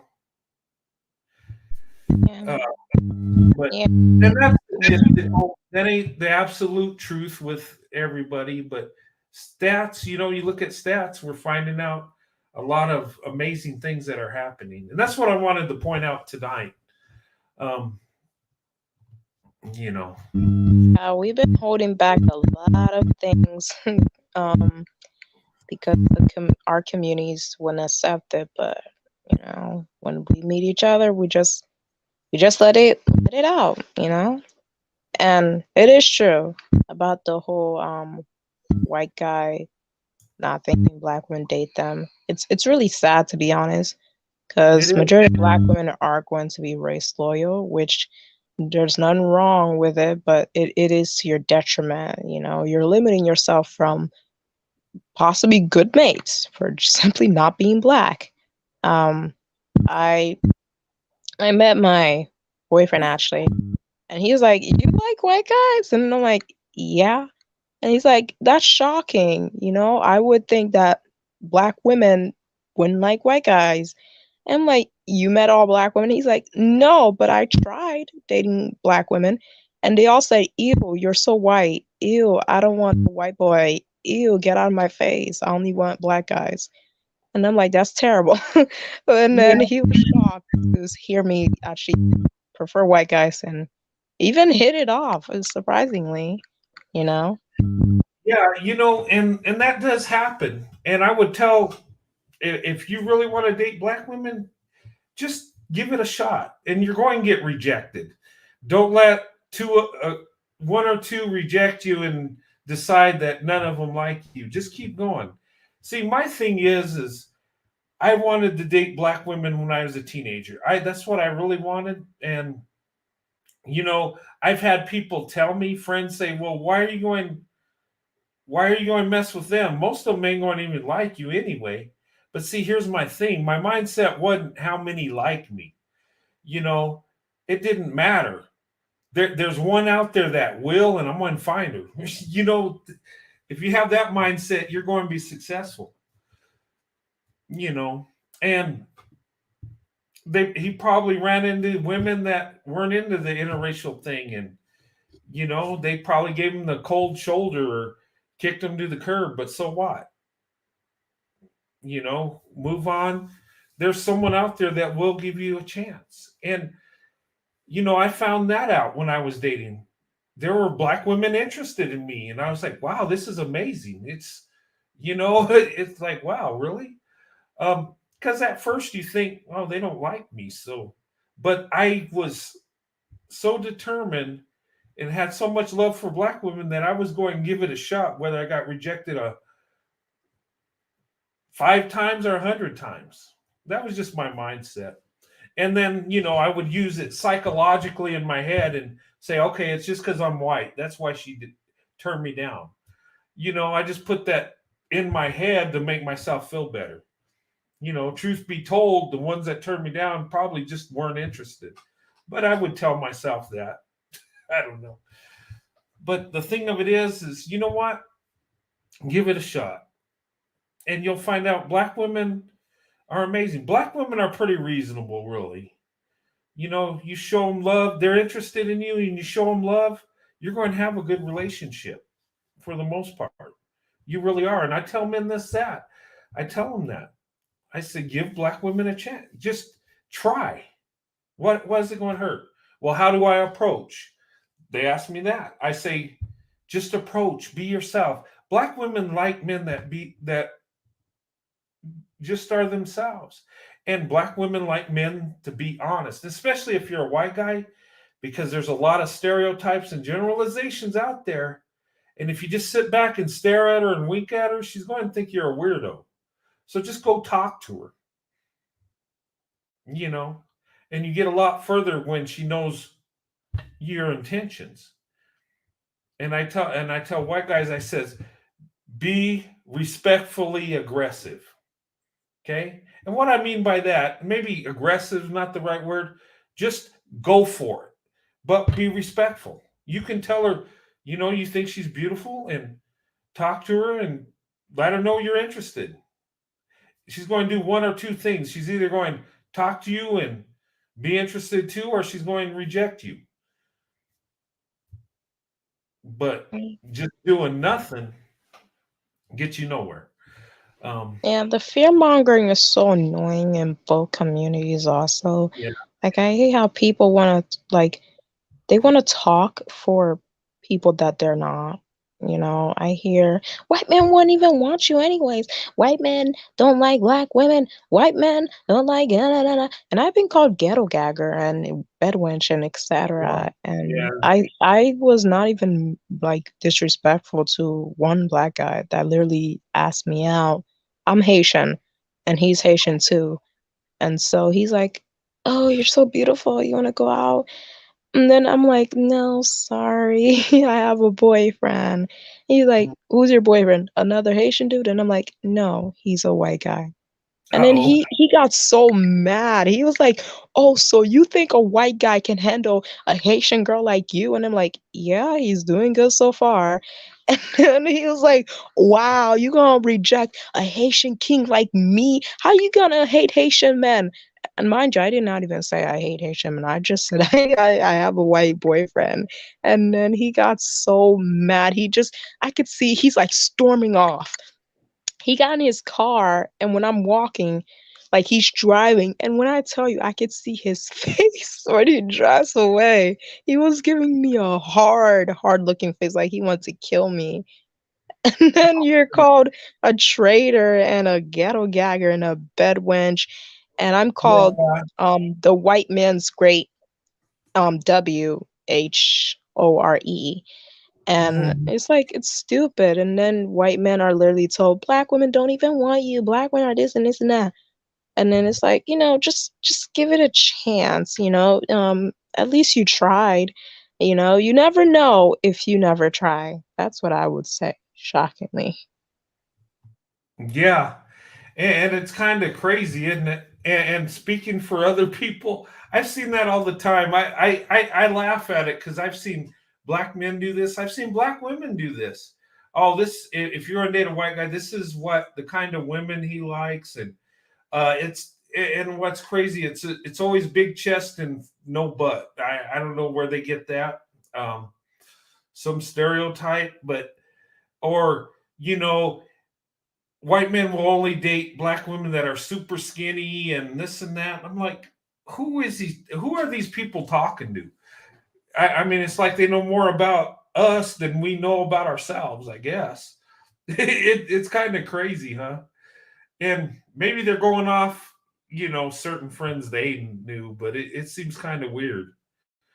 That would be like me telling white women, well, the kind of black men that like white women are this. It'd be stupid, wouldn't it? I don't know what they like. I don't care.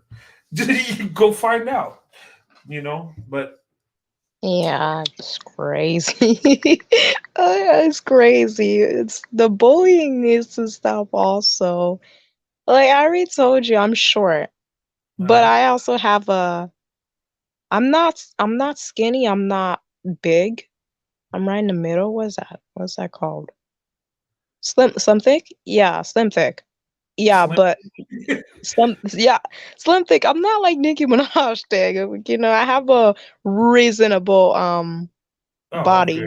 But but even if you do reject them, they're like, "Oh, you're just mad. You're not bad." You know, it's always the ugly girls that want white men. Oh, you know, black guys like bad girls anyways. No black guy wanted you anyways. And then I'm like, then why you mad I rejected you then? Yeah, It's like it's they got to insult. stupid. Yeah. I would say, ladies, if a white guy's staring at you, don't just assume he's lusting or fetishizing you. He's probably admiring you and probably thinking how to approach you, or because that's what I used to do. I mean, there were times I wanted to talk to a black woman, but I had that fear factor, like, oh, she's going to turn me down. So I would sit back and I would look, and this happened when I've told this story many times. I was taking a college class, right? And I was in class, and there was this black woman, and she was beautiful. And I would look at her, and I tried to make it, not obvious, to where she didn't notice I was looking at her, but she's beautiful. I was just like, man, she's beautiful, right? And it wasn't that I was lusting after her. I just thought she was beautiful, and I was like, man, thinking I would love to date her, but I didn't have the courage to talk to her. But I was looking, and I would take a look, and she caught me. And the funny thing is she approached me. She says, "Do you have a problem?" And I was like, no. And she was like, "Well, why do you keep giving me dirty looks?" And she was mad. And I says, and I had to be honest with her. I said, "You know what? No, I'm not giving you dirty looks. I think you're beautiful. I think you're attractive, and I was looking at you. I'm sorry. I didn't mean any disrespect or nothing." And then her attitude changed. She's like kind of smiled, and I went out with her that night, and it. Aw. So there's misconceptions, and she probably thought either. Well, she thought I was giving her dirty looks. I wasn't giving her dirty looks. I just thought she was beautiful. And I was focused on her. I couldn't help but look at her. Okay, I was attracted to her, and nothing would have happened if she didn't put me on the spot. Because I probably just would have looked at her and just went about my business and wondered what if, what could have been. Um, so I tell people, you know what? If you feel the urge to talk, just do it. Just just be like that Nike commercial. Just do it. Because Corey! Hello, hey, ladies. Hello, Corey, Brett. welcome, How's brother. everybody doing? Doing okay. Oh, I'm fine. How are you? I just got done talking to something sweet and beautiful. Oh, nice. Oh. How's the special lady? Your old lady. Oh, she's lovely as ever and busy too. She's definitely busy, which is a Oh, good that's thing. great. Yeah. Well, we were just having a discussion. These two awesome ladies came up, and we've been talking about interracial relationships, and Hmm. getting each lady's perspective and just enjoying it. My thing tonight is I was just trying to point out the blessings that black women and white men, we're experiencing together. We're finding success in marriage and relationships, and I think, in my humble opinion, I think it's of God. I think there's a divine purpose for this, for these unions. I think it's a blessing, and I think as time goes by, we're going to find more love when it comes to black women, white men, or black women and Asian and Hispanic. I think that's it. It's going to climb, and I think we're going to see something very special. And yeah, there's going to be haters along the way. There's going to be people that say things, and um, but we're seeing something. And the reason I think it's a divine purpose is we're looking at the stats, and I'm going on my life experiences. with my marriage. And, you know, when I was dating, I've had really good experiences with black women. I have. Now, Hmm. not all of them were great experiences. You know about the one where, yeah, I had one, it was a disaster, but people are people.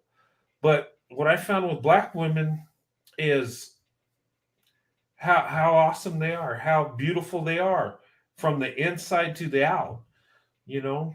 And I talk about that a lot.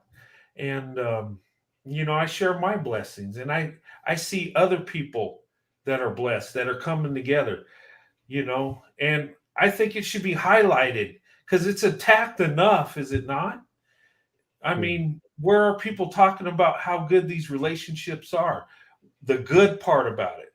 Of course, you got people that'll go out and attack the swirling gone wrong group out there. When they see a bad situation, they highlight it like it's everybody. But when it goes good, it's like silent, like nothing to Hmm. see here. But anyway, Yeah, I really like your title, Brent. That one got my attention. yeah. And You like I know, said, go ahead. I, I've talked to a few black ladies, and you know, because I'm always looking for the one, and Uh-huh. I don't think I have to look anymore. I think we've met. Um, Awesome. but even the ones that I wasn't compatible with, they're just amazing women. They've done amazing things with their life. It's just, you know, I mean, they're not waiting for a guy to come by and do it for them, so to speak. You know, the women that I'm attracted to, because they're focused and but you know, but everybody needs that compatibility thing. But it's just amazing to me that even the ones that I was not compatible with are still amazing. Yeah. And you know what? And I will say the same thing, Corey. There have been black men that have rejected me, turned me down, and you know what? I find them to still be amazing. And that's what attracted me to black women. Just how they are, their personality, their character. And even if they're not interested in you, you could see the beauty on it. And you could see they're awesome women. They're beautiful women, you know, and psychologically we don't want to say that to a woman that rejects us or turns us down, but truth be told, these are beautiful women whether they like us or not. Black women are amazing, and if we're being honest, that's how they are. You cannot, you know, when you have love for somebody and they turn you down, it hurts, but that love don't go away. A lot of people go in defense mode and will attack because they got rejected or something. But yeah, I mean, I've met amazing black women that weren't had no interest in me at all. But I can see the truth in them. I can see the beauty from the inside to the out. And you know, of course, the ones that accepted me, I felt like I won the lottery, but you know, the lottery of life. But you know, that's just because I had love for them. And hey, Hmm. it is what it is. The truth is there. But anyway, Hmm. but I Hmm. mean, I'm sorry. I was thinking about something I shouldn't be asking. I was going to ask, how do you kill a white guy? Like, oh, uh, do you strangle him or you? maybe you should say, No, how do you pay? How do you yeah. get them to How meet do their I neighbor? KO a white guy? You know, It's a like joke, Brent. this is random. It's This just a is joke. random. Well, This is so I guess you random. would be But my curious. boyfriend keeps eating my Takis. I just want to put my hands on his neck. How do I do that? Like, what's the? Hmm. Well, if you kiss him enough, you just suffocate him. There, yeah. Okay, like with what, a pillow or a sock or shirt? No, I said kissing him. Okay, okay. Yeah, I'm gonna no, give that'll him be awkward. the. Hey, on the same note, if you choke a Smurf, what color does it change? Wait a minute. Is this a trick question? You guys hit the Smurf is already blue, so I guess. Well, if you get around, Black? Purple? if you get around somebody that's short and they're annoying, and just ask them that question, just look at them dead and serious in the face and go, "What color does a Smurf change if you choke it?" Oh, I'm not gonna actually kill him, guys. It's a joke. no, I know. Not you guys on the panel. I mean the comments. It's a joke. I would never It's choke just a my joke. guy. That's Not why I yet. told you just to kiss him until he passes out. Road, read my question. Uh-oh, I missed one. I'm sorry. What was your question? Offset goddess? Did you guys see her question? I don't know. I was too busy laughing. I couldn't. I was too. I was focused in the conversation. I'm not. Can you put the question back up there? I'm sorry. Yeah, we might need extra help. It's up to. Yeah, I'm not good at reading questions. Road, read my question, please. Who's Road? Roadrunner. You, Okay. Roadrunner. That's me. Okay. I was like, who's Road? It was short for Road. Yeah, what? I can't find your question. Sorry. Was it in caps? Maybe she'll put it on again and I'll read it. I'll answer it.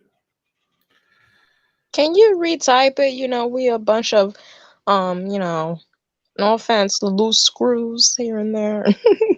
What's that? I know. I'm saying Offset. Can Offset like rewrite the question? You know, we a bunch of loose screws up here. Help us, Yeah. please.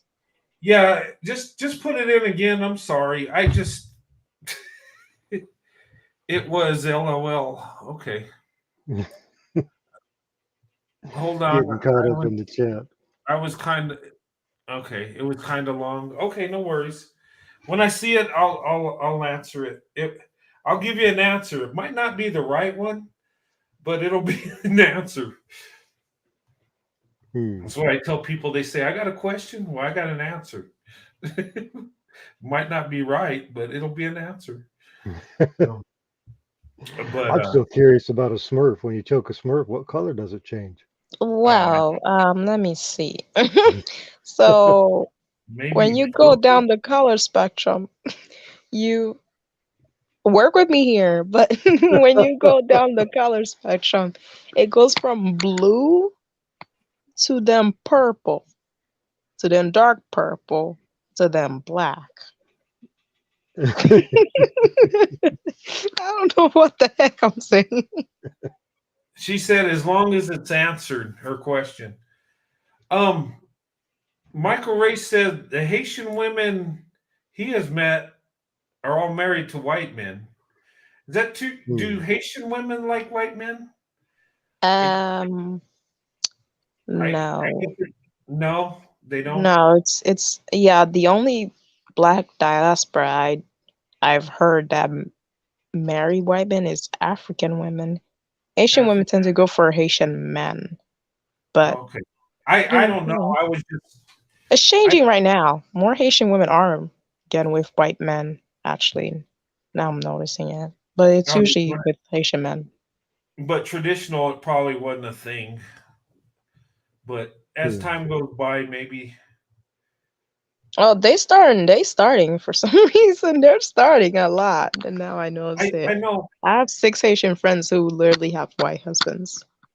The Haitian people I know seem like they're really educated, family orientated from what I've seen. I know we got neighbors that are Haitian, they're successful, real family orientated, educated.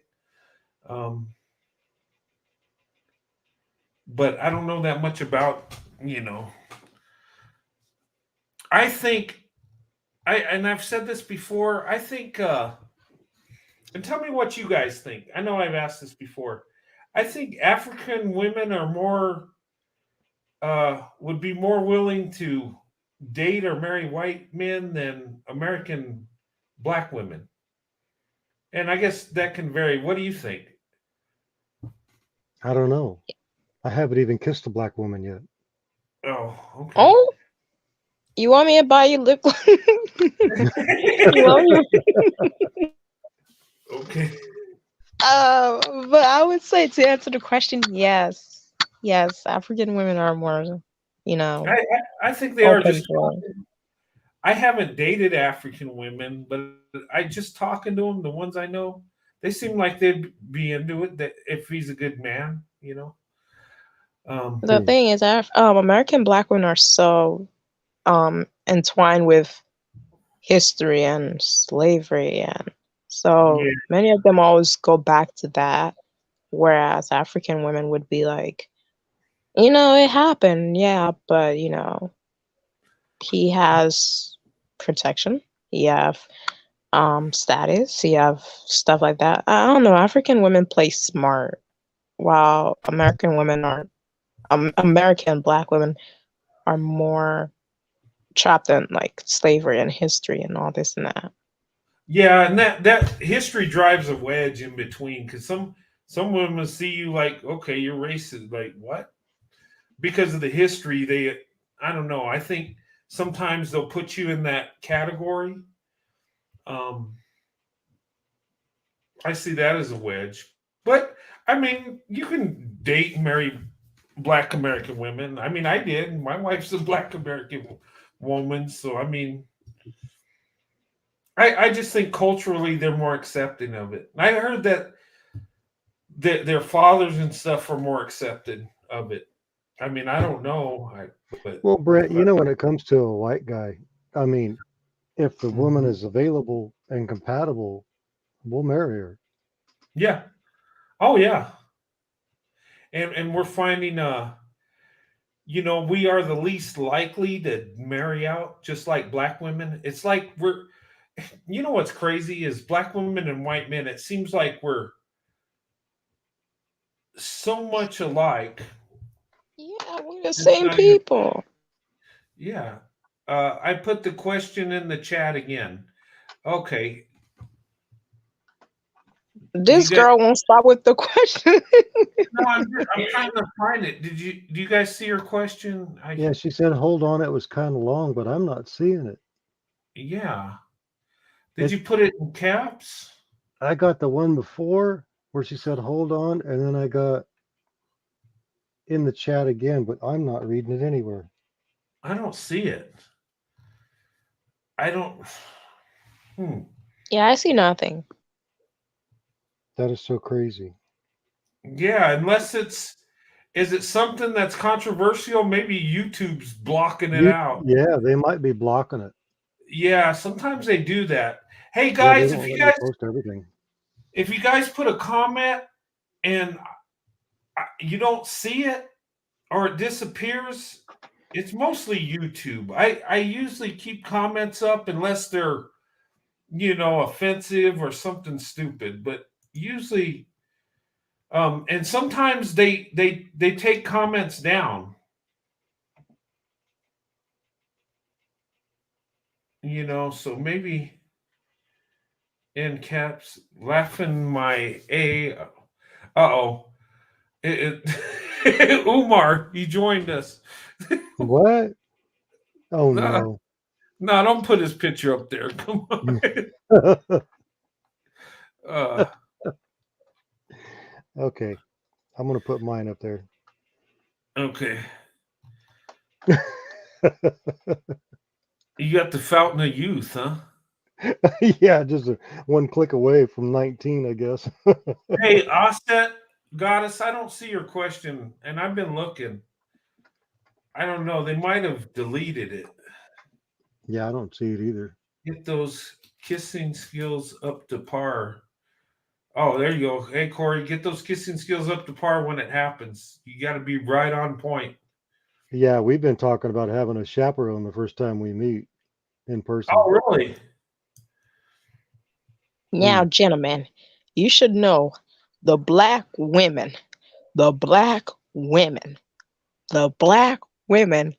shouldn't be with a white man. They are putting Oh us no. down. The white man, the white man, the white man is the enemy of the state. It goes back to slavery, the system, and the white power trying to keep the black man from getting his power. The black women and the black man should be together. How dare the white man trying We're gonna have to call you Bishop. You know what? I wish That's how he sounds. I wish I was a millionaire. I'd open up like an interracial a school right next to his school, and I would have like the most beautiful black women working for me, and and we'd have a school next to his school.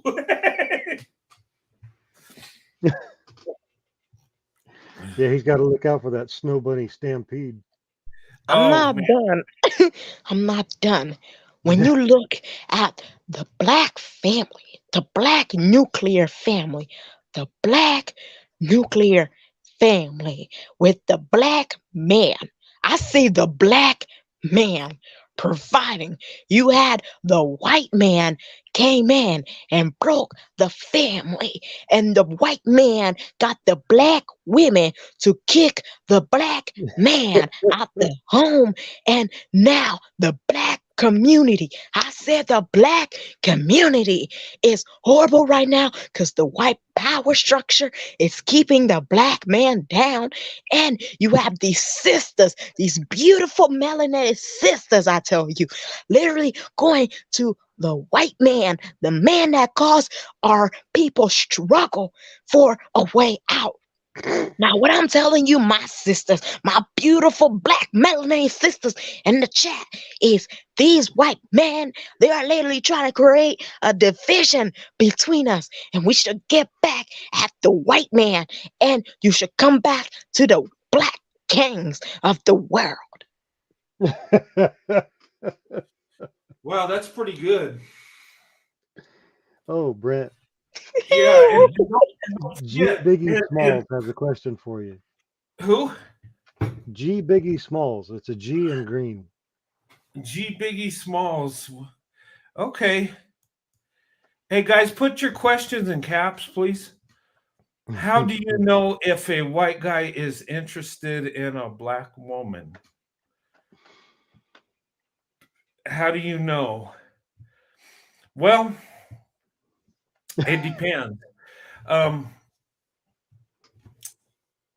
is this like at work? I mean, he might be staring at you. He when he comes around you, when he talks to you, is it like he talks to everybody else, or does he go out of his way to talk to you? And when he's talking to you, does he say stuff that really don't make sense? That you're like, why is he even asking me this stuff? Why is he even saying this? A lot of times, us as men, when we're interested, we will find a way to talk to you or make time to be around you. And sometimes it won't really make sense what we're talking about. That can be a key that he's interested in you. Is he always around you? And some people get confused because, I've heard black women say, well, I don't know if he's being friendly or he's interested. Okay. You can put him on the spot and ask him or you can just see what he's doing. Does he just say hi to you like everybody else? Or does he make a point to walk over to you, to go out of his way to be around you? Is he saying stuff that really don't make sense or just off the wall stuff? Because a lot of times guys will make small talk to talk to you, and he might be kind of probing you to see what kind of reaction he gets from you if you're interested. Mm-hmm. And I would say for men on the flip side, just approach because it's. But a lot of white men are going to be offstanding. They're going to be kind of, I don't know how to say this. Maybe like taking it slow, trying to feel you out.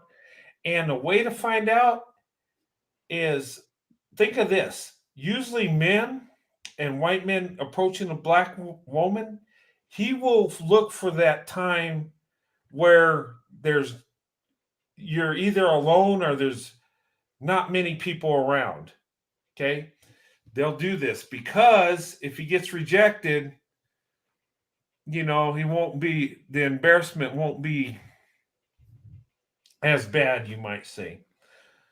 But I mean, there's ways you can tell how he talks to you. Do you have a conversation that just goes on and you can talk for hours and everything's, it's just like you've known each other forever? Do you have that chemistry? I mean, there's several ways.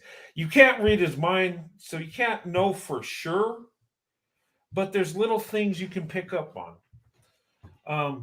When I was interested in a young lady, I would make time to talk to her. I would find a way to have an interaction, whether just small talk or just talking about what's going on in the world or at work. Oh, okay. But those are some things. Aset Goddess said, I did it 3 times. This ish ain't work for me. I'm so sorry.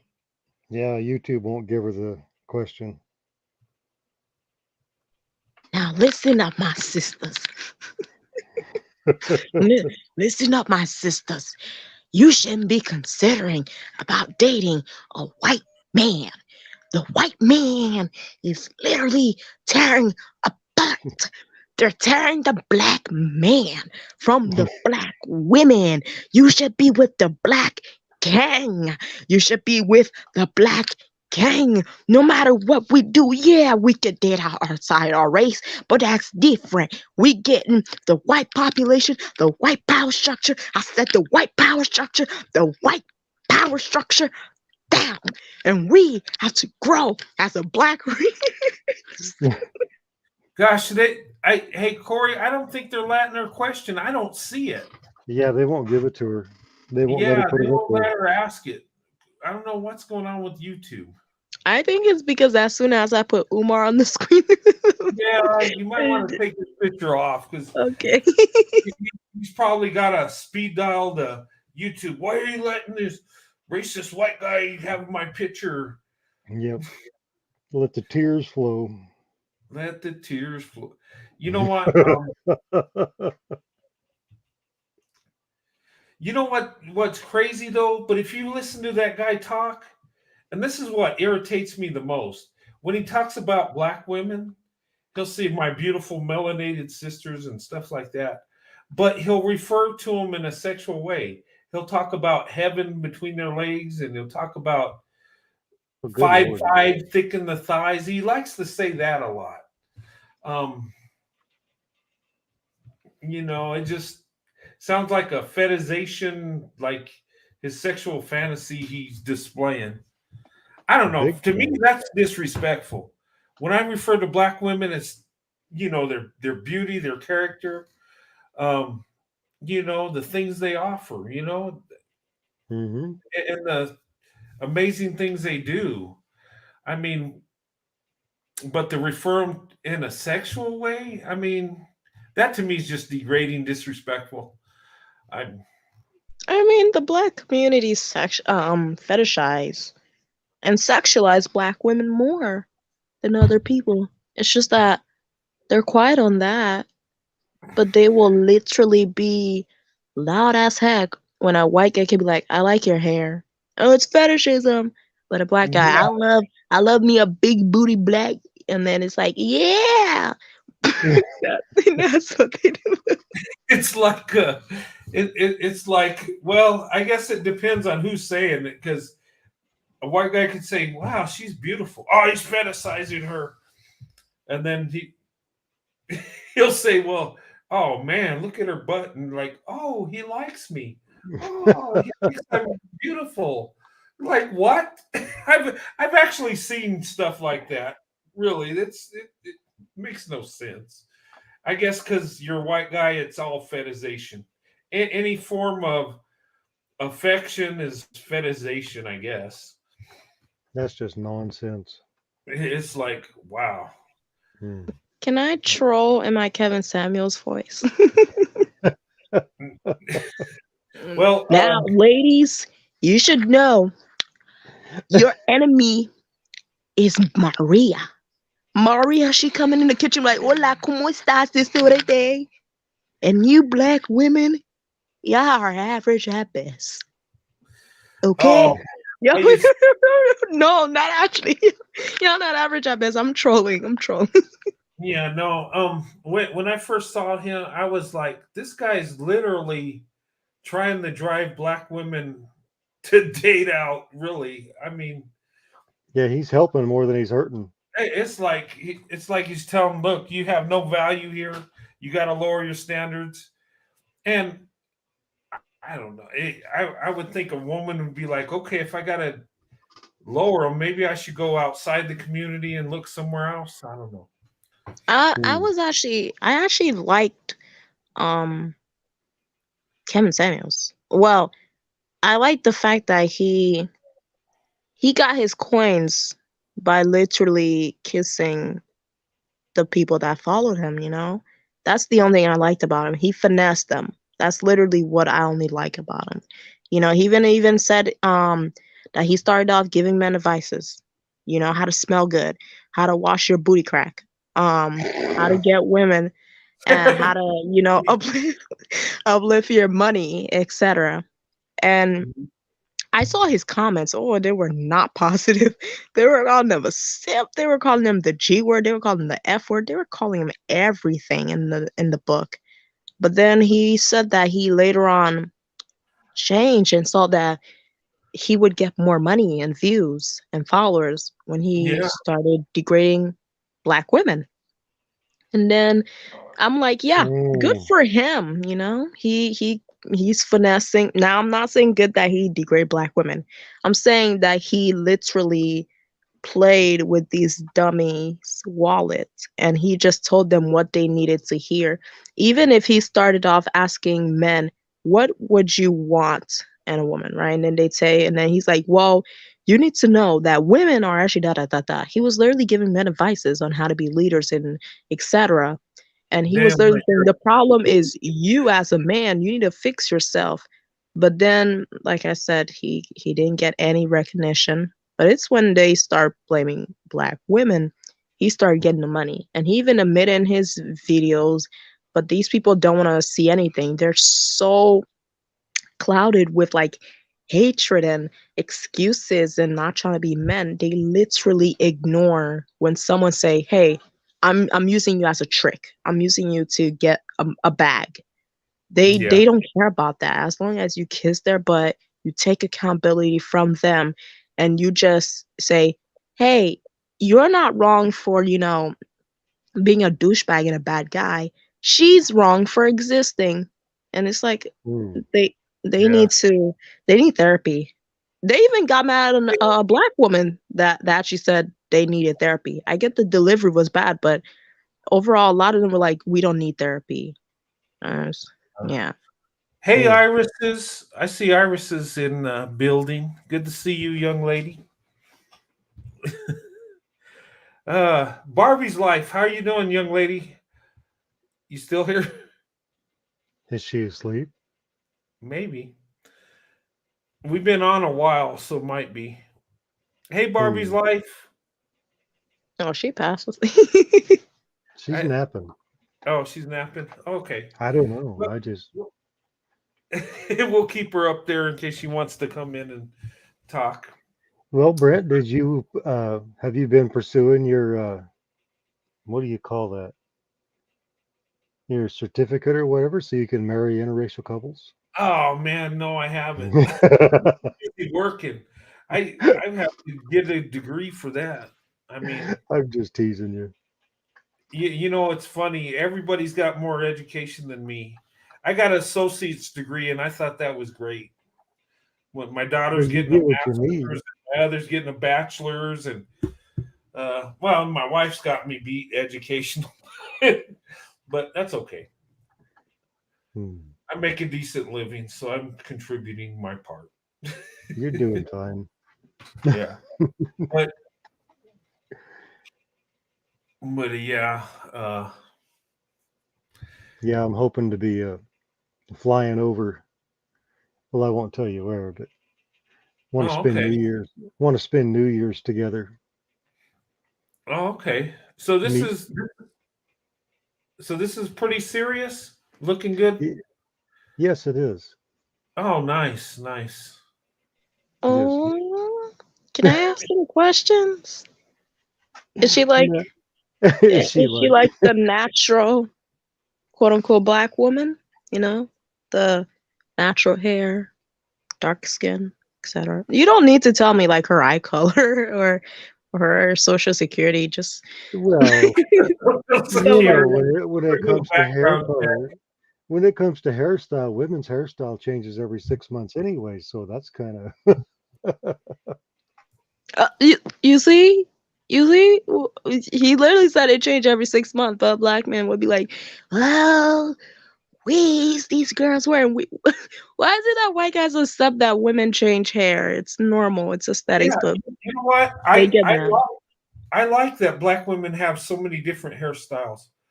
I think it's neat. I think I mean my wife. It's like when she gets her hair done, it's like, what is she getting next? It's like, I like braided hair, and I mean there's so many different braids and stuff. It's just it's neat.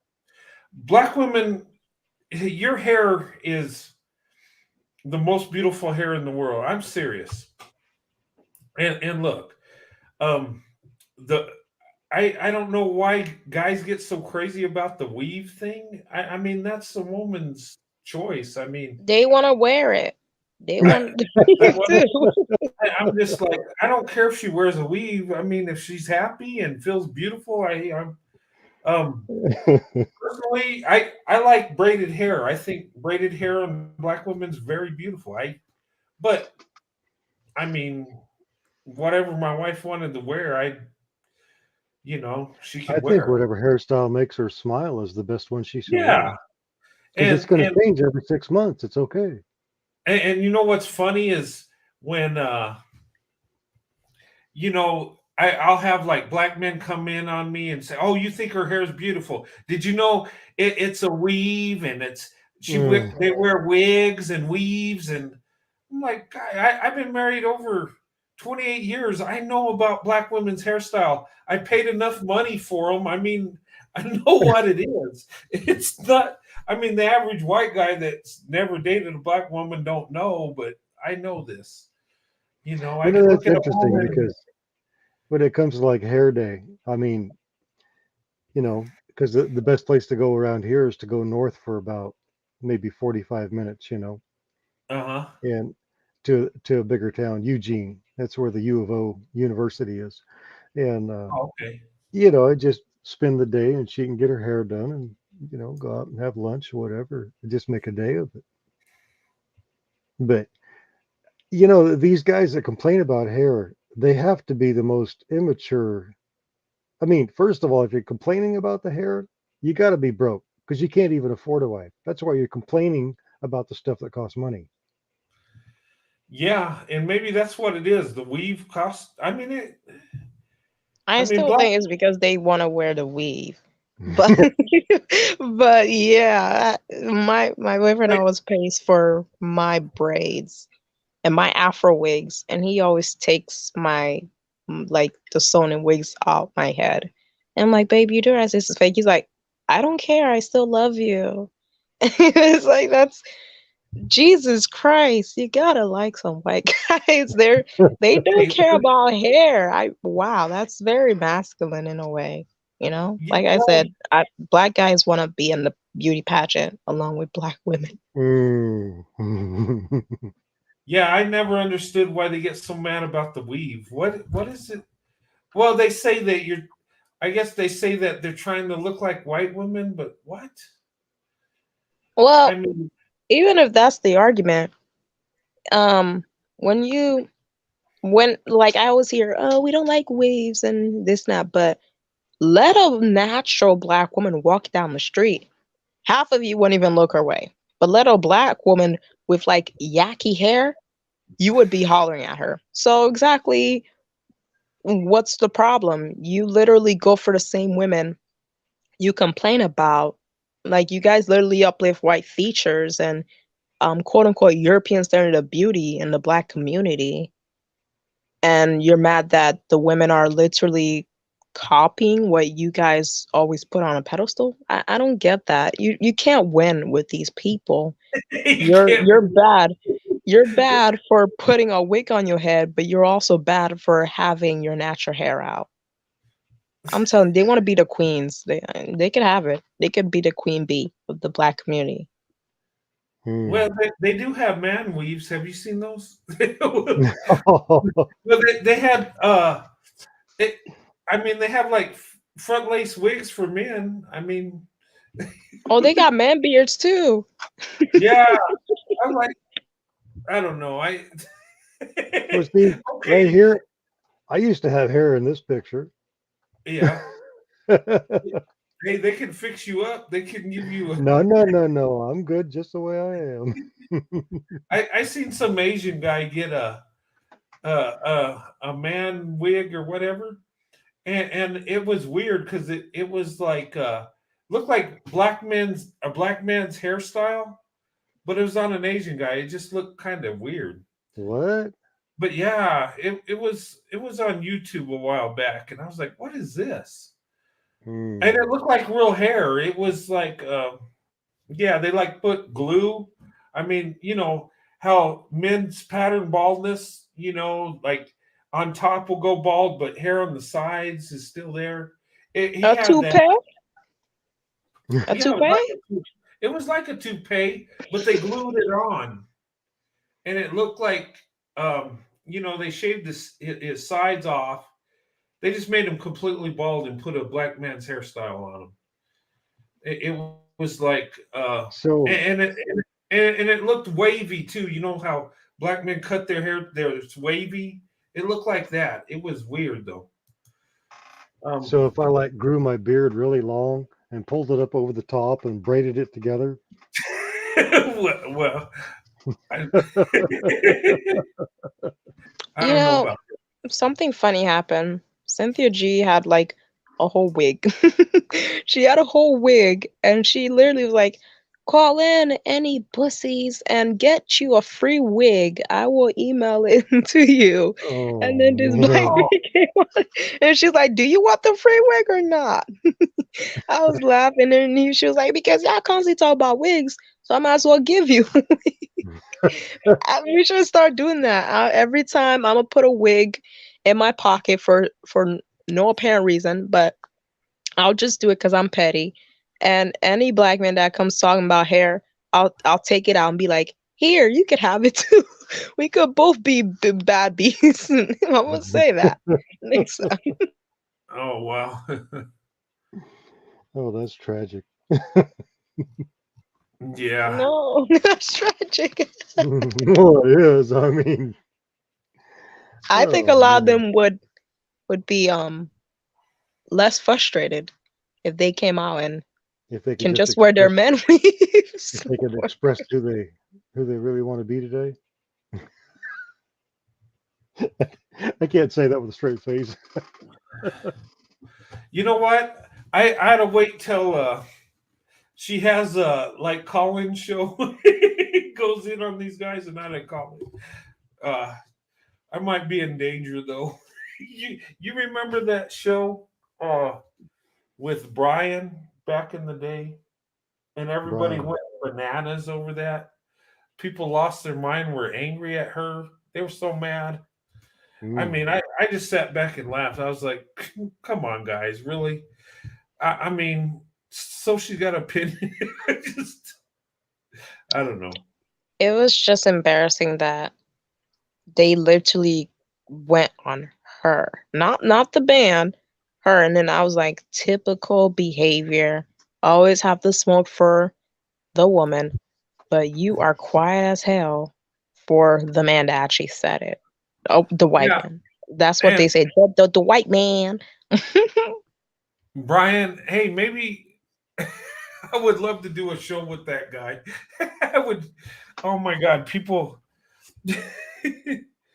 But I Black mean, women were nobody. not helping. Black women were changing their name to Brian's knee, Brian, Zaddy Brian. Oh man.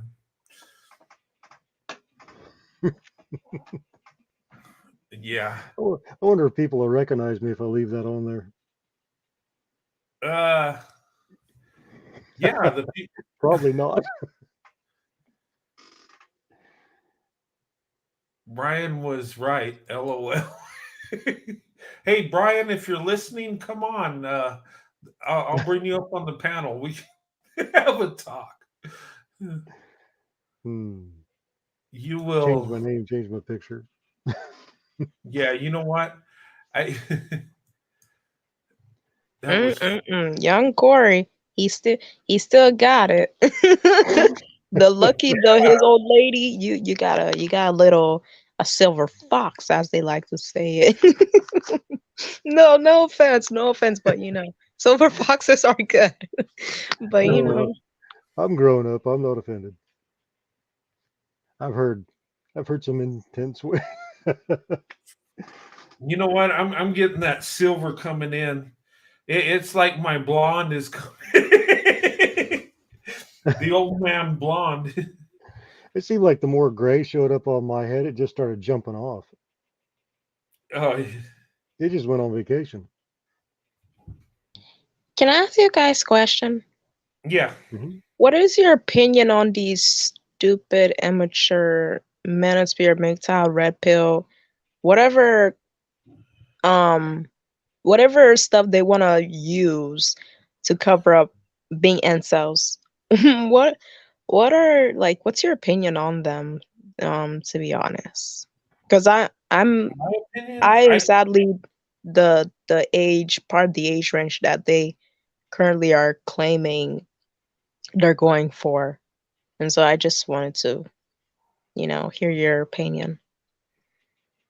I I think think they're it's a hot weirdos. mess. It's a hot mess. Yeah, it's I don't know. Everybody, men do not belong in their emotions. They don't. And the thing of It's it just a is, mess. I don't understand them because when men are doing what they're supposed to, in my opinion, it seems like they degrade men. It's like if you're doing something for a woman, you're weak, and if I don't know, it just and it's a lot of blame towards women, black women in particular. That's what I'm seeing. What I would like to know is, what does a man that is supposed to be on his purpose have any business at all talking about what a woman's not doing? Yeah, and I mean, I mean, hmm. Well, that whole community is not men that know anything about dating, to be honest. And I hate when people want to use this alpha and beta thing. It's been debunked it's been debunked that there's no such thing as alpha or beta in human beings. There is alpha and beta in wolves, but you're not a wolf. You're a human being. And so we're going to get that straight. So they're feeding these hurt men of false fantasy, and one, that is BS, and two, half of these dudes, like I call them, is just revenge of the nerds. They're a bunch of bitter guys that literally cannot get the women. They cannot get, like, they Oh, literally complain about women that they are also going to be chasing later on. It's a whole cycle.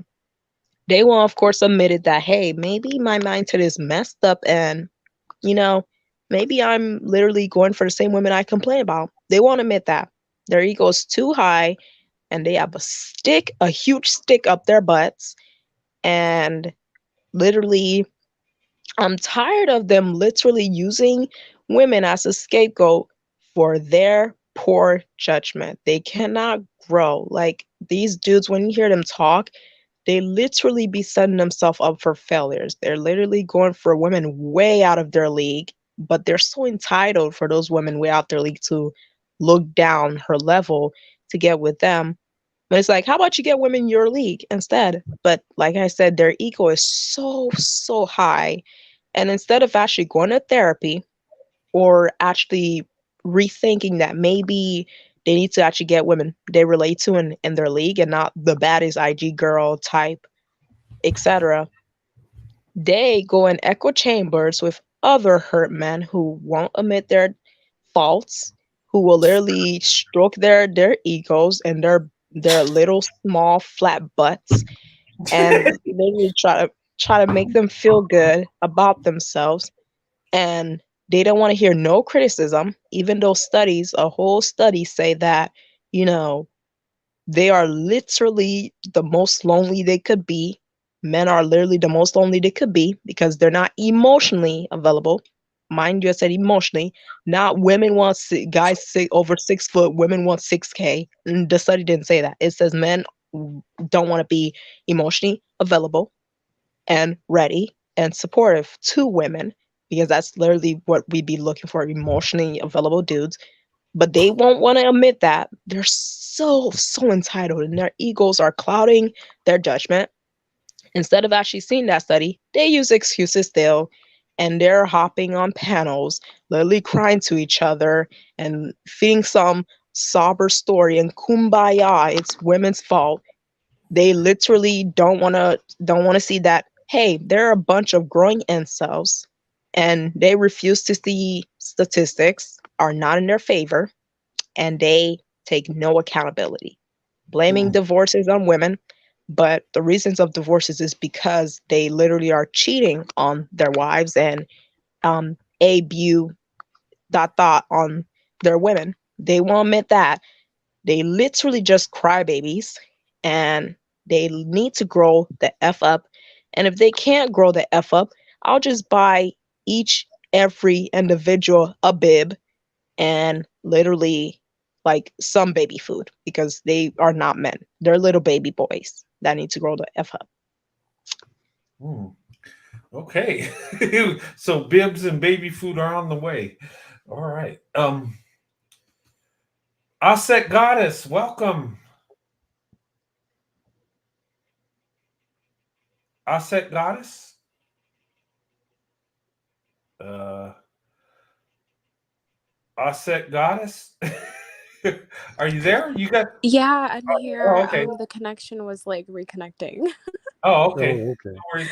Hey, Hi, everybody. how are Hello. you doing? Hey, I'm sorry I didn't good. get your question. I think YouTube snatched it because we couldn't find it. No, it's okay. I was like, okay, maybe he's not getting it, or like but it's all right. But it was, I guess it's not I don't know, it's kind of an awkward question, or maybe it's not. But Okay. anyhow, I have known this white man for like over 13 years. We grew up together Uh-huh. and everything. We were obviously friends and everything for a very long time before he actually finally admitted that he liked me. And recently he told me he loved me, which was it was weird, right? So it kind of makes me Oh, uncomfortable wow. because it's like, okay, it's your friend and whatnot. Um, but also I feel like he is intimidated in a sense. And I feel like he's always been to me. Um, Also, I feel like he kind of runs from his emotions in a sense. Like he can be scared of them. And yeah, I was just curious what you thought about that. Well, men aren't emotional creatures. They're immature at a certain age, but they're not emotional. We have emotions, but they don't rule us, or Yeah. they shouldn't rule us. Makes a mess. I mean, there's times we get emotional, but it's not, we don't, yeah, we don't, An emotional man is a weak man. Well, yeah, I definitely agree. I do not like overly emotional men. I think it's yeah, unattractive. It's a turn off for me because I'm sensitive and I don't need you to be crying, right? All the time or something, like yeah, I need you to be there for me when I'm like extremely sensitive. And of course, I would be there for the guy. But again, I'm not really into men that are extremely sensitive or overly emotional. But I'm not saying that he's emotionally distant or something like that. But I'm saying I feel like there's a part of him that he acknowledges like his emotions, but he also will like shut it down in a sense. Well, If he's you just get what being I a mean. man. That's what men do. We shut our emotions down when we don't want them. Yeah. Okay. So Actually, natural. okay, yes, and I totally agree with that. So, do you feel like when a guy's like telling you, "Oh, I care for you," and you've known them forever, whatnot. Like, I'm just trying to understand how to take it. Like, as of now, I'm just like, okay, cool, you like me, okay, cool. Well, we'll see what happens in the future. Like, I'm just kind of nonchalant about it, honestly, but it still kind of bothers me in a sense because it's like, I wish you would just be like, this is how I feel, and this is that, and this is what we're gonna do, and blah blah blah. So you have to remember, men and women take their emotions differently and they show their emotions differently. Oh god. You know, I understand what you're saying, but sometimes, like in a man's view, it's not the same. So I'd say like um certain things you can't help, you can't, change. Like I said, it's just in the male's perspective. And as women, we can't relate to that. We can't understand the man's, emotions and how he show it. So, yeah. I mean, I would have a one-on-one talk with him, yeah, but trying to get that out will be very hard because he's a man. And we're not the same, sadly. Well, we're not supposed to be the same. There's things Yeah. men have to do that are barbaric if need be. You can't be emotional and carry that out. I mean, Yeah. we got to be ready to be violent if needed. Protect and provide. Hey, we just lost. She, yeah, she's struggle streaming. Yeah. Struggle. Yeah. Hey. Yeah. She was just asking the question. Yeah, Um. ladies, don't expect men to act like women. We can't do it. I mean, if we do it, it's going to be fake because we're not made that way. Yeah. Um, if a man is very emotional, don't expect him to be a leader because the two don't mix. He's not mature. I mean, it's just pure and simple. If he's too emotional, he's going to struggle leading because you have to. I mean, you can have emotions. Men have emotions. We have them all every day, all day long. Yeah. But we don't make decisions based on how we feel, or we should not. You shouldn't. It We, can be dangerous. Get well, emotional. yeah, Yeah. people that get emotional end up in jail. Yeah. Emotions will mess a man up because you mix emotions that's rocket fueled by testosterone. Oh, he better not be emotional. Not a good combination. It's a bad mix. Don't Yeah. mix testosterone and emotions. Mm-mm. It's like drinking and driving. Yeah, it's like drinking a case of Red Bull and expecting everything to come out right. It's like, no, no, no, no, no, no, Yeah, right. no. Offset Goddess is having problems with the connection. So, hey, Afro Angelique, good to see you. Hey, how are you guys doing? We're doing good, living the life. I wanted to make a comment about like the man not like showing her whatever. I found it's a good practice to have a good male friend because then you can run it by them for translation. That way you don't have to worry about what's going on with him and his brain or whatever. You just go by your male translator. He translated out and then you're in better standing. Yeah. But be careful of that because he might be interested in you and lead you the wrong way. Well, I mean, but if you do that with like a family member, Oh, okay. or Well, yeah, like that'll work.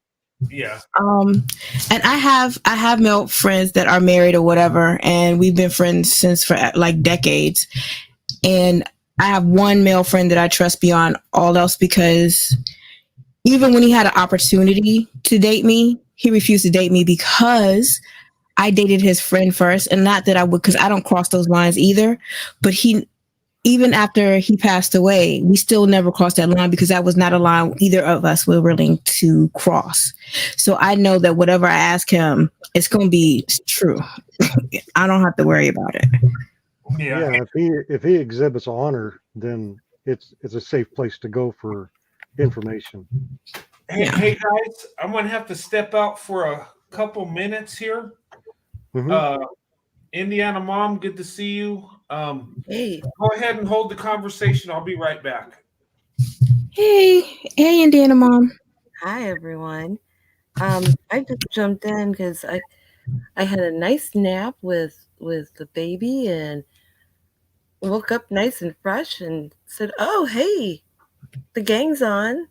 And I listened in for about 10 seconds and I'm like, oh, I'm an expert on this one. I heard the confusion, you know, about how a guy feels, how he shows how he feels. And Corey is 100% right.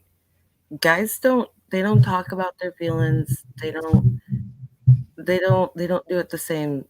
Yeah, I've been with Tree for 32 years and it is impossible to dig. I can't, there's no way of saying, "Hey, how you feeling?" Because I get fine or okay or well, my hip kind of hurts or I have a headache or but I don't mean it that way and he doesn't understand it that way. Um the way he shows affection, love, care is um the "I love you" in the morning. Or when I'm making dinner, the walk behind me and the pat on the behind or a kiss on the cheek or fixing the car. Um when I'm like, "Oh, I have no place to put my books." He builds a bookshelf that I didn't ask for. It's stuff like that. And guys remember everything. You don't think they remember stuff, but they remember as much as we do. Um Looking around online and I saw a pair of shoes. This was years ago. I saw a pair of shoes and I was like, "Wow, those are really cool. I like those." And 4 months later on my birthday, I get the shoes and I'm like, "Oh." He says, "Yeah, those are the shoes. Those are the right ones, right? You said you liked red, right? Right? Those are the right ones." And I'm like, "Yes, calm down." They that's how they show it. They're not going to talk about their feelings. Tree has never talked about his feelings. Um, and the only time I've ever seen him get emotional, um, like to tears, has been when we got married, um, at the birth of each kid, the birth of the grandbaby, and his dad's funeral. That's it. That's it. In 32 years. That's it. Well, there's a time and we all get emotional, and there's a time and place for it. I mean, there's nothing wrong with men getting emotional at times, but you know, we need to think for the most part logically and with reason. Exactly. I mean, when you have a moment, there's times you're gonna get emotional, especially your child. I mean, I've gotten emotional when when you have kids, like you're saying. Uh, Mm-hmm. when my children graduated high school, there's emotion there, and college, then, because they're going above and beyond. And it's like thanking God for, their blessing. And, but Yeah, there's that. There's that. Hmm. And I mean other times too, like when I remember when CJ was like 4 and he cut his foot and had to have stitches, and we got kicked out of the ER room and they put the stitches in, and our 4-year-old is in there screaming. And yeah, Dad was kind of emotional then too. It wasn't the emotion that I was in, but it we the way guys don't talk about their emotions, because growing up, and she explained this to me, and that's why men need a father to raise them, because women do not understand men emotionally, and we don't understand how they think. We just can't. And he explained it to me, and it makes perfect sense. yeah. They don't have, they watch us. He's like, you girls, you women think that we can just talk about our emotions because you guys do, but you guys have had practice.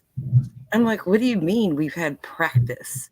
He's like, starting when you were little bitty, you had your moms and your sisters and your female cousins and your friends, and all y'all ever did growing up all the way through high school and college was talk about your feelings, talk about your emotions. And I like this guy, and he doesn't like me, and I feel sad and I feel happy. And he's like, y'all are used to that. He's like, if we would have talked like that around the guys, they would have laughed at us and teased us. So we don't do that.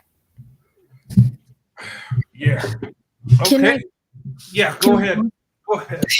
I'm sorry. Can I also say, like, men are very action oriented. So if you have a man that's talking your ears off and saying all the sweet lovely words, but his actions don't reflect those sweet lovely words that he's spouting at you, that means that man is not really a man. He's just somebody that's trying to get his way any way he feels like he can. It's more so of, you have to notice the little things that he does. Does he remember the little things that you've said that you like, and he's giving that to you? Or does he do the small things that add up to the I love you? Because if you don't notice that, then you're not going to understand that man cares about you. Yes. Mm-hmm. Showing That up on is time. true. That's Showing true up so on time much. for the date. Opening doors. Remembering your favorite coffee flavor. Those are the things that matter. Those are the things that are going to tell you, oh, this guy really likes me. Mm-hmm. And a lot of women don't pay attention to that. They want the words, but the words are not important. It's the action. Exactly. Yeah, that is true. That is so true. My boyfriend knows my favorite song because Wow, he's that's always playing huge. it he's always playing it in a car, and then I'm always a stupid teen yelling out the window and singing out loud and all this and that. Or like, even if it's not in the car, like for my birthday, he literally did this private dinner with my favorite song Oh, literally wow. playing. He got my favorite food, my favorite color. He even bought me my favorite colored dress. And like, we went See? shopping and I kept bragging about the dress and shoes. He bought me the dress and shoes. There you And go. I now I'm thinking about it, like I'm over, like as you were saying, I'm like, that is so true. Oh my God, I didn't realize that. But There you men, go. they don't even tell you about their emotions. They literally just do the action. They show it. It's like, wow. Like, because it's like you have to pay. Those are the subtle things they don't tell you that. Guys, a mature guy or a man that is secure in himself is not going to like show the billboard or look, I did this, and you need to recognize I did this, flashing lights. He's just going to do it in a subtle way. Yep. Hey, wait. Are you laughing at me? Ladies, hold on. Let me show you what I did. Not you need to notice. Like that. Exactly. Yeah, it's They not don't do like, that. didn't you notice I did this for you and that for you? Da, da, da? No. He's going to pay attention how you react to it, and how you react to it will tell him everything that he needs to know about your level of commitment, your level of love, and your level of selfishness. Because a man is going to do so much for so long before he's out. I would say men are pleasers. Like, they're people pleasers. Well, women pleasers, as I would like to say. Like, maybe it's just their biological instinct to just feel needed.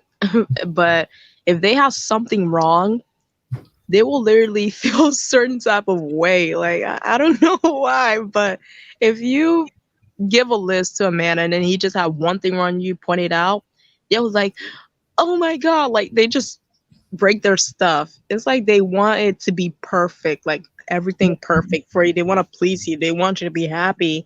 And as soon as you have that sad face on your face, they will literally be like, oh, well, I can get it done. I can do that. It's like, what the heck?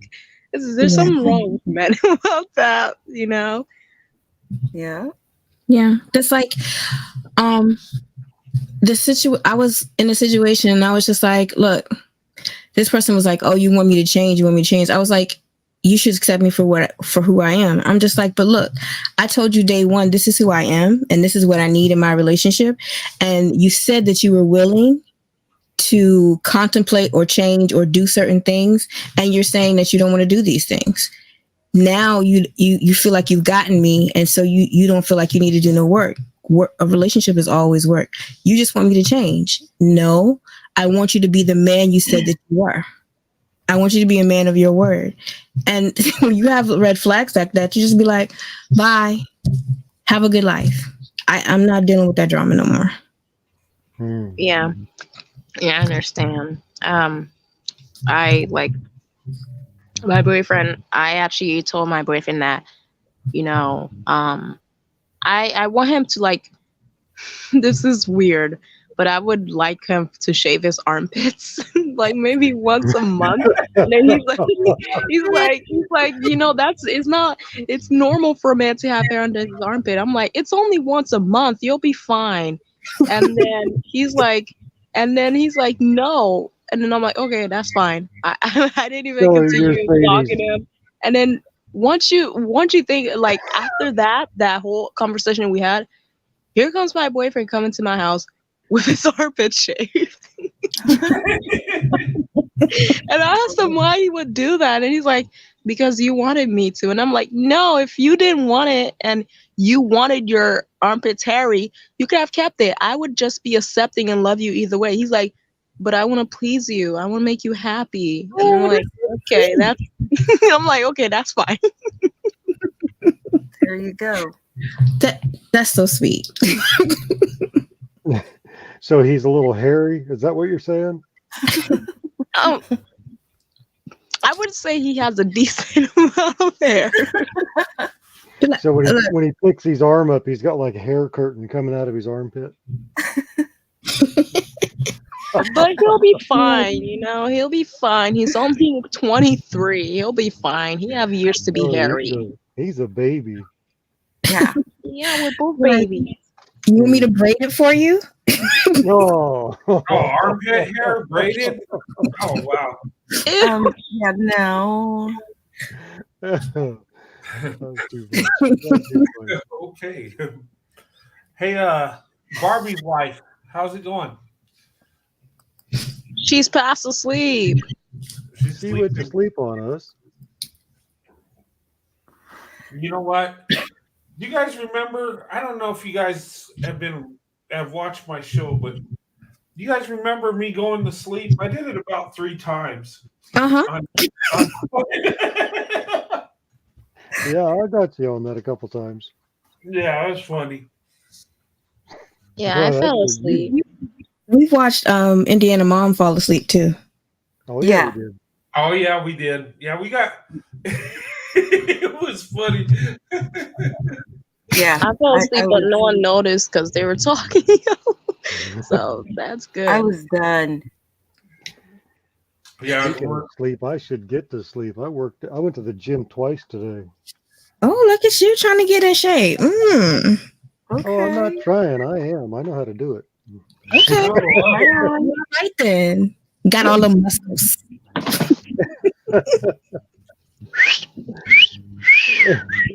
Ew. hey, ladies, let me ask you something. I gotta go to sleep. Good night. Hey, ladies, oh, okay. Somebody dropped off. Who Yeah, came? she had to go to bed. Oh, okay. Well, dang, I wanted to ask her a question. Okay. Hmm. All right. All right. Well, ladies, I was going to ask,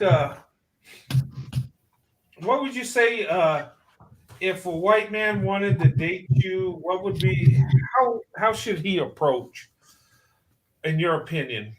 I mean, Like a normal human being? well, I mean, yeah, you could say that, but what's that mean? That means don't come with the one-liners.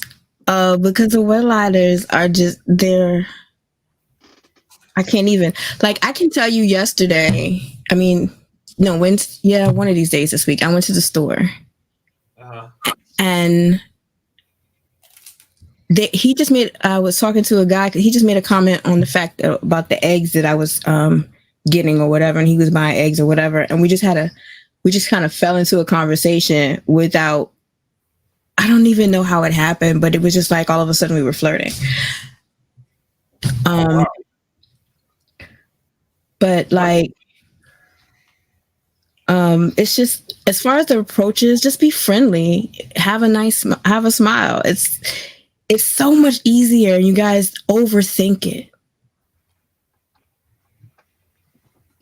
Just get in there. Hi, because I think he complimented me on my hair, but Josh. Josh wants an all-nighter. No, sir, I'm not. All right, Josh. Come on. Josh must have had a nap.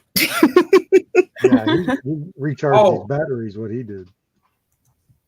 All right. Hey, No. Well, as far as the question, I don't know, maybe I'm from the wrong generation, and it doesn't work like it did for me. But most of the time, the best results would be just walk up with a smile, introduce yourself, make it clear that you noticed her, you're interested. Ask her for her phone number or offer to give her your number and say, maybe we can, have coffee sometime or go out to lunch sometime and leave it at that. Yeah. And right now I'm on a coffee thing or like a smoothie thing just because I don't want to invest time in a meal when I might not like it that much. Exactly. So meeting for a quick 15-20 minute coffee chat, perfect. Okay, I could stay another 7 hours, but I gotta work tomorrow. I can't go. I could let me answer this question. It's probably because I'm so young, but like, don't come off creepy. I don't do catcalls. Like if you're honking at me, you have high chances of getting the middle finger from me. So if you like come like a normal person, like, hey, how are you? I think you're this and this that. That's good. And then we'll set it off with the first coffee date, Exactly. That's how I'll go. But don't if come you off keep like calling a me, stalker. you're getting a finger. You're getting the middle finger from me. You can get the finger, the middle. Yeah, I'll finger you. That's what. Okay, wait a minute. Okay. That doesn't sound right. I'm sorry. And, don't come off as a stalker. That's creepy. This is the thing. People are surprised at me because it's just like I refuse to stalk anybody. And if you contact me, I'll contact you. But if you stop contacting me, I'll stop contacting you. I'm not gonna chase you because that's not my job. No, don't do that. Yeah, you know those games people play about sending text back and forth, how long you should wait, when you should do it, when you should not do it. And I'm thinking, is everybody still in high school? If somebody sends you a text, text them back. Yeah, that's a load of bunk. I mean, really?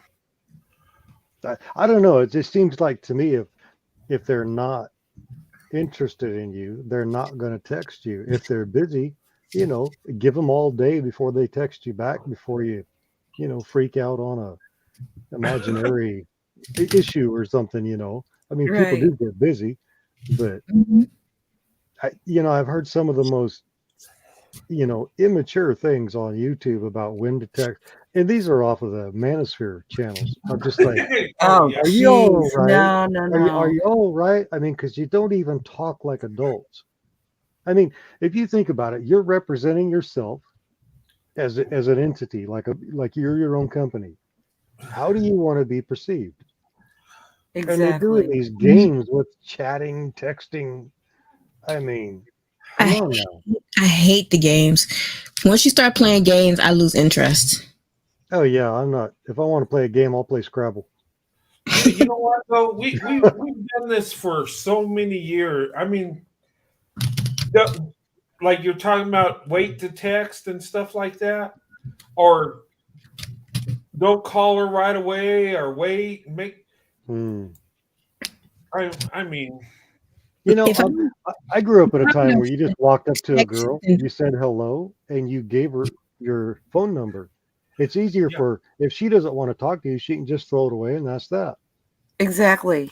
And in this day and age, I don't think a woman should give a man her phone number unless you've already been No. introduced. it should be that way. But you know what? I've I've always asked for the woman's phone number. I maybe it's just a thing, but it would. No, I think that's a Gen X thing because now that's not really safe. Yeah, No. pretty Wow. it's actually if you get yourself a Google number, that's the best way to be.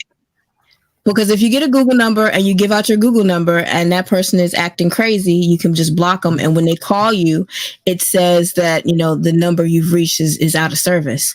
So Mhm. it doesn't seem like they don't get a chance to go into your voicemail. And it doesn't seem like, you've intentionally blocked this person. It just says that your number's out of service. Right. Yeah, Mhm. men usually give me their number. You can do all the texting and the calling that you want through that number. And if I'm out and about, that's the number I give out. I don't give out my real phone number unless I really want to talk to you. Hmm. There are very few people in this world that have my real phone number. Right. So, and when I was a PRO for Social Club, that was my business number I gave out because everybody needed to know where I was, who I was hanging out with, or whatever. And Okay. being that my name is not associated with that number, you can't really find me. So it's That all makes sense. it's for as a point of protection. If you have a Google account, you can get a Google Voice. It doesn't cost you anything, and it's an added layer of protection in this crazy day and time because. If I give you my real phone number, you can possibly find out where I am. If I give you my Google numbers, no chance that you're going to find out where I am. Yeah, guys actually give me their phone number. Like they're like, give me your phone number. Like, no. And then like, fine, I'll give you my phone number. That's how it works. You just give them a straight no. They'll get the message. But yeah, all guys I've talked to, they give me their phone number. And sometimes I block a lot of them. Oops. I'm old school. I don't use the phone number on the phone. I just give them a card.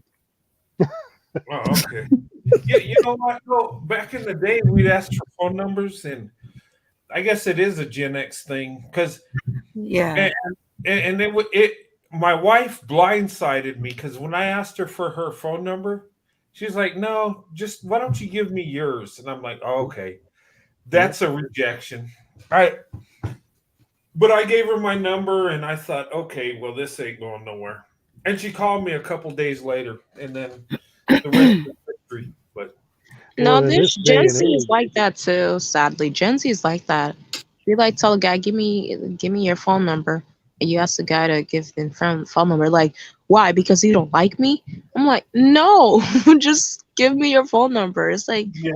Gen Z nowadays think if a girl asks for their phone number, most chances are, you'll probably go in the trash where a lot of phone numbers go. So, yeah.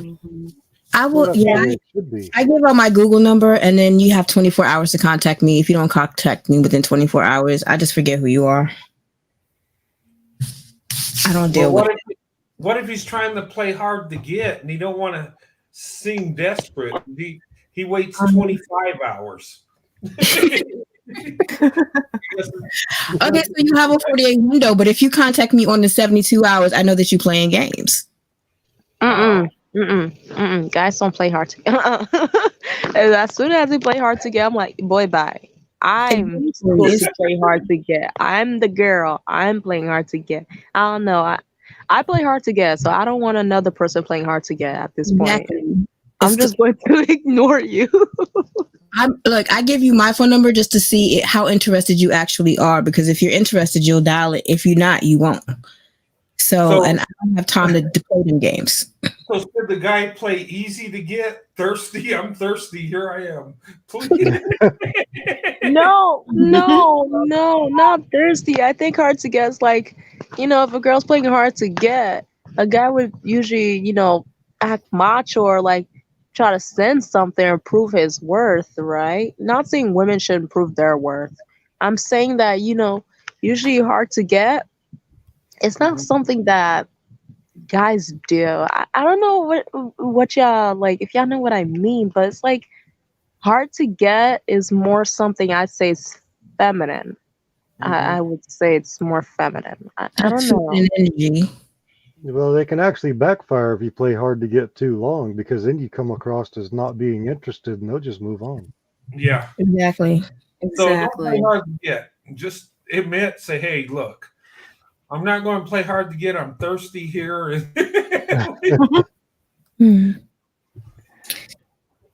But like, no, I think you're right, though. I think that is the women's role, because the man's supposed to pursue. Exactly. Yeah. I'm of the mindset that, if you are truly interested and you truly want to get to know me or whatever, then you will pursue me. I shouldn't have to pursue you. And if you don't but you have to put the first foot forward. I'm not going to be the initiator. That's just the way my brain works.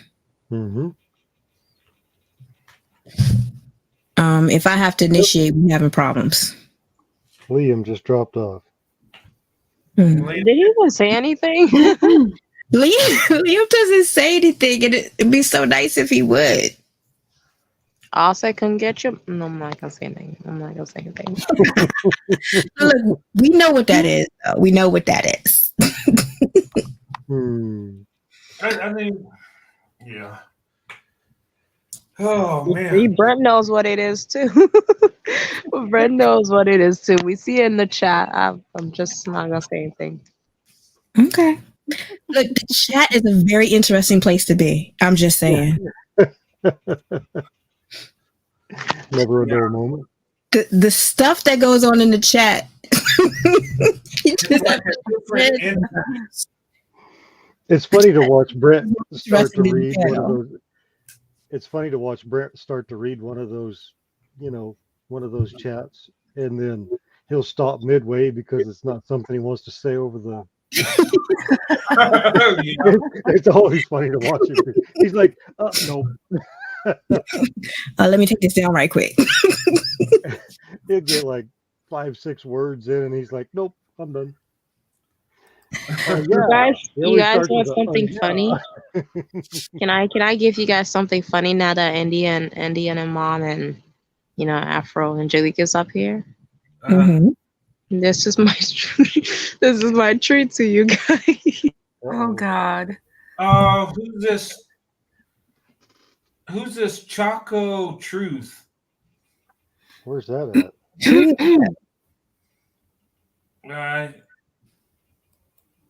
Is it a troll? Are you a troll, sir? He was never in the chat that I saw. You got to watch this one. Yeah. Okay. Can Do you you tell want them me? to turn on their camera backstage? Yeah, he did. I don't. Choco Truth Live. Okay. Do you want to let him up? See what he has to say. Ladies, This is Chaotic. Chaotic ladies, truth. ladies, if this is a troll, let me and Brent handle it. Exactly. Look, we know how to be silent while Exactly. y'all handle business. Exactly. Hilarious. All right. No, tell them to turn on their cameras. Okay. I'm going to let him up. It won't matter. If it gets crazy, I'll bring it down. If I see anybody in the chat says bring them down, I'm bringing them down. All right. All right. Hello. Welcome.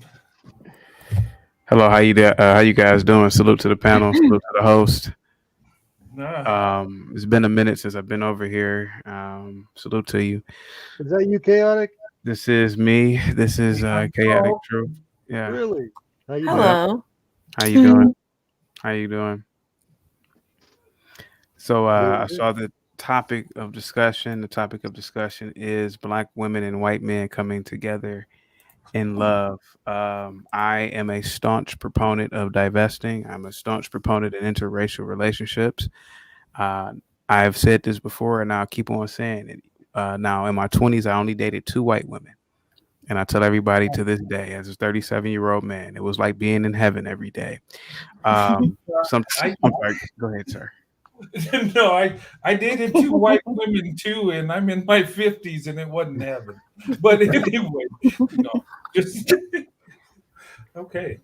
No, I'm glad you enjoyed yours because I was married for 27 years, but I had to release that snow bunny back into the wild. I had to set it free. Anyway, go ahead. Sorry about that. Go ahead, sir. I didn't mean to cut you off like that. I think a lot of times proximity breeds negativity. And I believe that other people treat you better sometimes. So maybe Black women and white men treat each other differently because it's not the it's I honestly believe like dating the same person or the same race may be like eating spaghetti every night. You may like it the first night, you may like it the second night, but then it's like, oh, we're having spaghetti again. Okay. But I feel like you spice things up when it is a interracial relationship or it's mixed. If that makes any sense. That's a good So I think that's probably why I did such a great job being dating white women in my 20s and vice versa. So, but now I'm married to a beautiful Black Negro woman. She's gorgeous. Yeah. Listen now, my brother. You should know the black man, black man.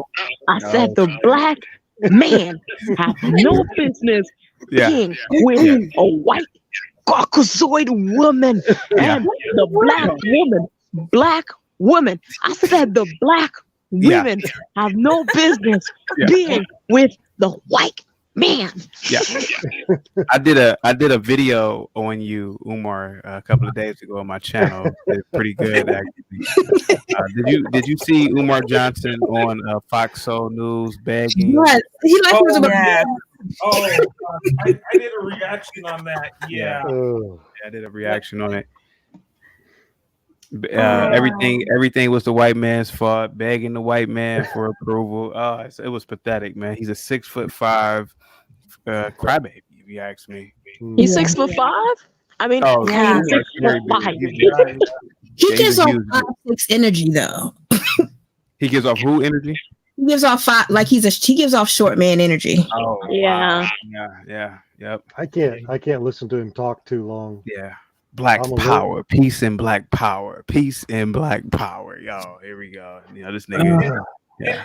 Why does everything is a triple? You got to say it 3 times, like he's hypnotizing you into believing what he's saying. Well, believe it or not, I used to be a Pan-Africanist when I was in college. Pan-Africanist is the equivalent of being a white hippie. Pretty much just people who are sitting around crying and complaining and talking about the man and the system, all the while we were in college living in our luxury dorms with our $5,000 food plans. Is that what And the we, hippies did where you yeah, were? and we were. I beg your pardon, sir. Is that what the hippies did where you? I grew up with hippies, and they never really did that. Oh, well, I'm talking about in college. So it was hippies in college, and so I used to be a Pan-Africanist, and I used to be just like Umar. And one of the tools and techniques of being a Pan-Africanist is brainwashing language and vocabulary. And if you say things over and over and over, that's a way to hypnotize you. So when I see a Negro like Umar Johnson, he reminds me so much of many of my college professors who would wear dashikis, who would walk around with their hair not together, who would pretty much say that the white man is evil and white supremacy, all the while they were married to somebody white and living in white neighborhoods, but somehow white supremacy existed. But yeah, I'm very familiar with these types of people. Yes, go ahead, sir. No, I was going to say, you know what? I've seen that too, and I would not be surprised if he's with a snow bunny himself. You know, because I've seen black men that are so pro-black, and they end up getting with a white woman, and it's like it's kind of weird. Yeah. But and I told people, I says, white people with the racism is different than black people, because black people can be like that and talk about white people being the devil and be married to one. Yeah. Where usually white people, when they're racist, they're full-fledged into their hate, you might say. They want it just white and that's it. So because some women ask me, how do I know if the white guy is racist? And I say, well, if he's going to approach you, he wants to date you, pretty much he's not a racist. Now, he might have some biased feelings, but I mean, you know, usually the hardcore white supremacists aren't trying to date or marry black women. They're just not. Yeah. But anyway. Yeah. Oh, but thank you so much, sir, for saying that. And again, if anybody's in the chat, if you are an individual who is younger, particularly, if you see a African American wearing a dashiki talking about the motherland, please run for the hills, or challenge Run. Ask them, why don't you live in Africa? Why don't you live in one of the many black nation states? There's 60 of them. You know, you got the Caribbean, you have Brazil, you have Mommy Africa. Why not just live there? If whitey is such a bad person, if the white system is bad, but again, that's why he says things over and over. He's trying to brainwash you, and it only works on the weak mind. Now, mind you, it worked on me. I was in college. I was learning something new. You know, I had always had white friends and white neighbors, but for some reason, when I went to a very liberal arts college first year, I was taught that the white man was the devil.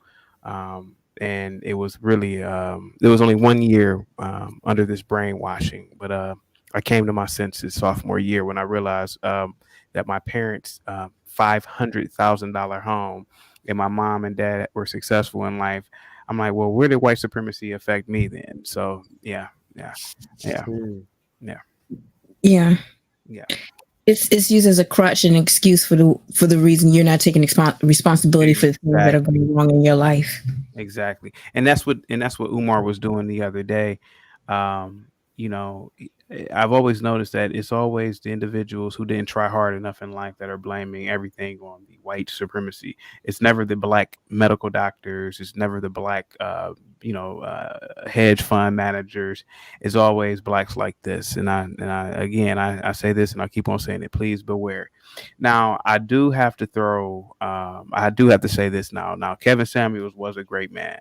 So, I see right now. Hear me out. Now, hear me out. He was a great man. I think that there should be statues across the country of that man. But that's well,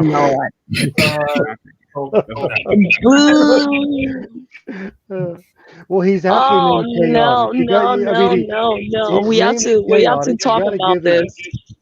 You got to give him his name. It's chaotic.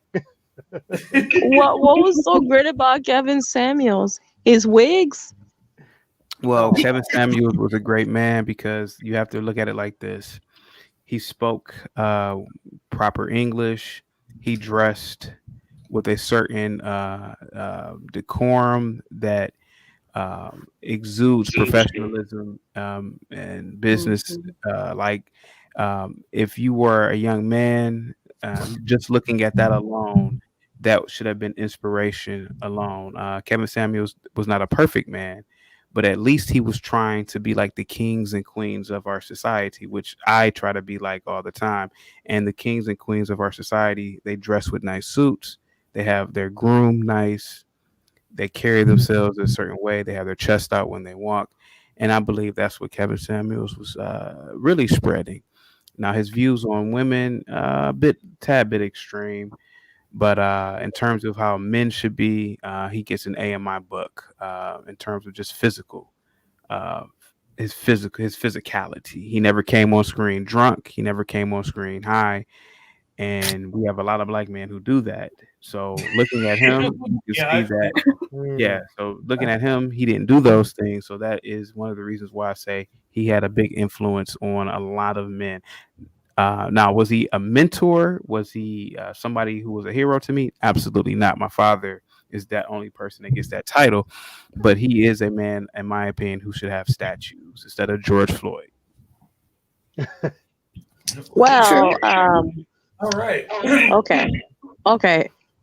I have to respect you because you were talking about the positive aspects of what he presented. Because unfortunately, some of our young black men will never have anybody tell them that they need to dress a certain way, they need to carry themselves a certain way, and they were getting that through him. Now, that's the only thing I can say positive about him at this point right now. But I will give you that. Absolutely. But Well, I'm sorry. Go ahead. No, I would say, yeah, he did dress nice, and that's if I'm going to say something positive, yeah, how he looked and his background on his channel. I think, and when you come on YouTube, I think you need to be presentable. Mm-hmm. You should. I mean, that represents you. I'm not saying wear a 3-piece suit, but something nice. I mean, I don't know. When I come on, I have I wouldn't say a uniform, but there's certain things I wear. I wore like my hockey jerseys, or I'll wear a polo shirt. Sometimes I'll Yeah. wear a suit every now and then, but presentable. That is a good point. I think that that carries weight. It really does. Because believe it or not, people care how you look. And you don't have to be attractive, but just neat, clean appearance. It's a professional thing. I will say that. I mean, because I see some people come in t-shirts and just look like whatever. Like, what are you doing? Yeah. But to be fair, you see people wear suits, yet they're a POS though. Like suits doesn't you can cover a murder in a suit. Ted Bundy was the same. He had a suit. He was well spoken. He was educated. He was a lawyer in practice. Yet he was still a bad person, right? Yeah. Well, it don't give you character. It just gives you a good presentation. It says something. And I think that carried weight within the channel because people see a guy with a suit, so they assume like this guy knows what he's talking about because he looks that part. Does that make sense? And whether he does or not, it's like it gives you a starting point. Yeah, and it just. If I want to do better, I have to dress better. If I want to do better, I have to do certain things. And when you don't have anybody in your life telling you these things, you have no idea where to start. At least he gave them a starting point, even though the rest of that is foolishness. You have a great mic, by the way. I wanted to point out something real quick. Now, there are things that he said in terms of geared towards women that I do agree with. I definitely agree with the whole domestication aspect, and I definitely am a staunch believer in modesty. In my opinion, there's nothing like a woman who has a dress or blouse down to her ankles, who's covered up. Um, to me, that is what a lady should look like. Now, that's just my perspective and opinion. So when he said those things, I could agree with him. So those are things that he did say that I would even say that you guys agree with that in terms of women on the panel. Yeah, Modest. that's not the type of woman he got, though. Did you not see the type of woman he was laying up with? Yeah, well, everybody can't be perfect, but you know, but the message was still there, though. The message was still there. Well, the message was for YouTube, but his actual life didn't mirror it. Yeah. Yeah. So that's kind of a contradiction, because when everybody, I mean, what you do, everybody's going to see it. This is the age of information. So that's true. If you're found to be a fraud when the cameras aren't rolling, but the cameras are always rolling. You know what? That's true. Because I mean, that lady, I seen a video of her. She wasn't dressed to go to church. I'll just leave it at that.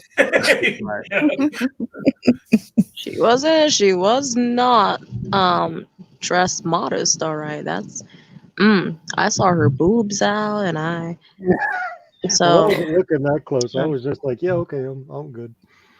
But I mean, if you think about it, if you just look at it from a success perspective, he drew a very big audience, one of the biggest ones on YouTube. Oh yeah. And he did it alone. using negativity, though. That's the thing with I'm just saying. No, not you. I'm trying to say, like, we see what you mean. Oh, he dressed nice. Oh, he talking about modest, etc. But he's not what he talk. And the thing is, what's the point of hearing you talk when you're not about the action? You literally contradict yourself. Well, there's something you learn when you get older, like my age. Nobody is what they talk. Nobody is ever what they talk. They're so not. Hey, you guys remember? Well, he didn't go away, but you remember seeing Derek Jackson, right? He's still on YouTube, but he would give advice. What's that?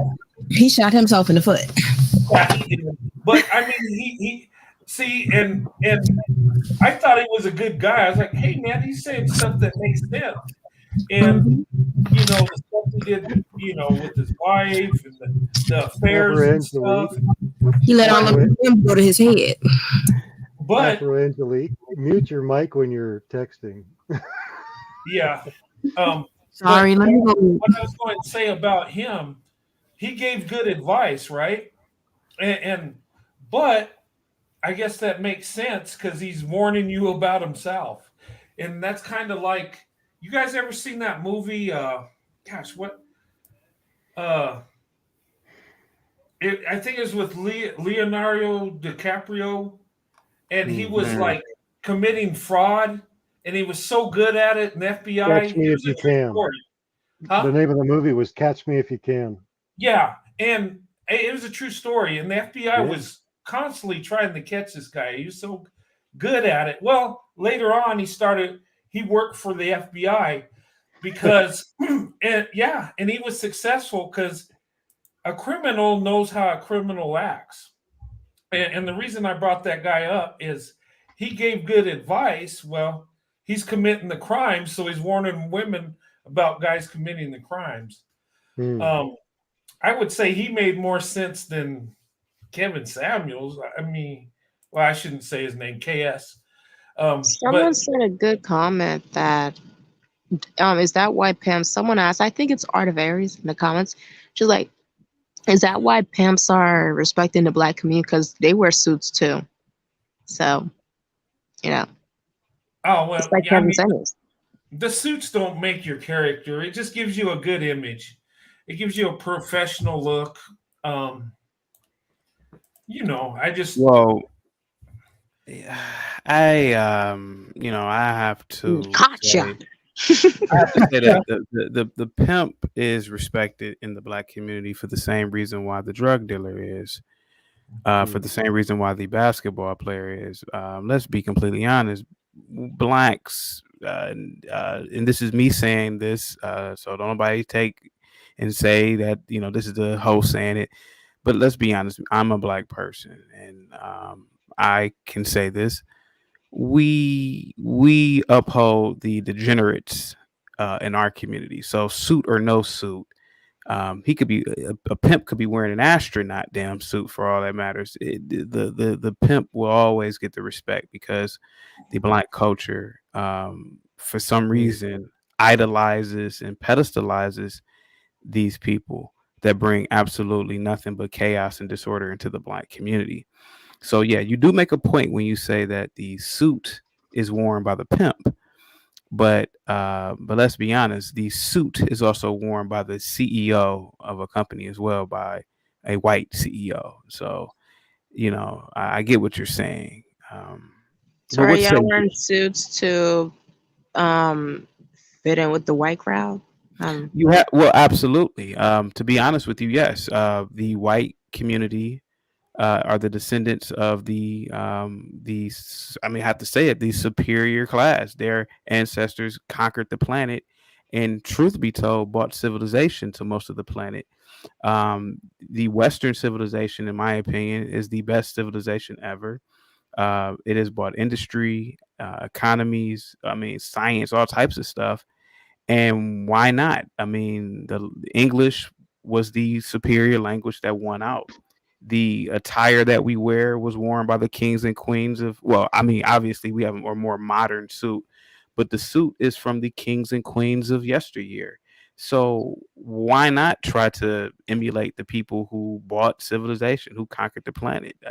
I mean, Um, absolutely. Now, if the Asian would have won, if the black man would have won, I would be saying the same thing about those cultures, but they didn't do it. So yes, it well, is. Go ahead. chaotic. Go I ahead. do need to correct you on the West being the greatest culture because the Athenians and the Spartans had the same type of culture in Greece. Of Hmm. course, they didn't have a suit to wear, but the clothes they wore the best they could afford. But Mm. their culture got so decadent that it just crumbled. It melted from within. Yeah. Well, a lot of LGBT, Oh, big time. Yeah, a it lot of just melted diversity. from within. Yeah, Yeah. a lot of diversity destroyed those cultures. Rome was the same way. Yeah.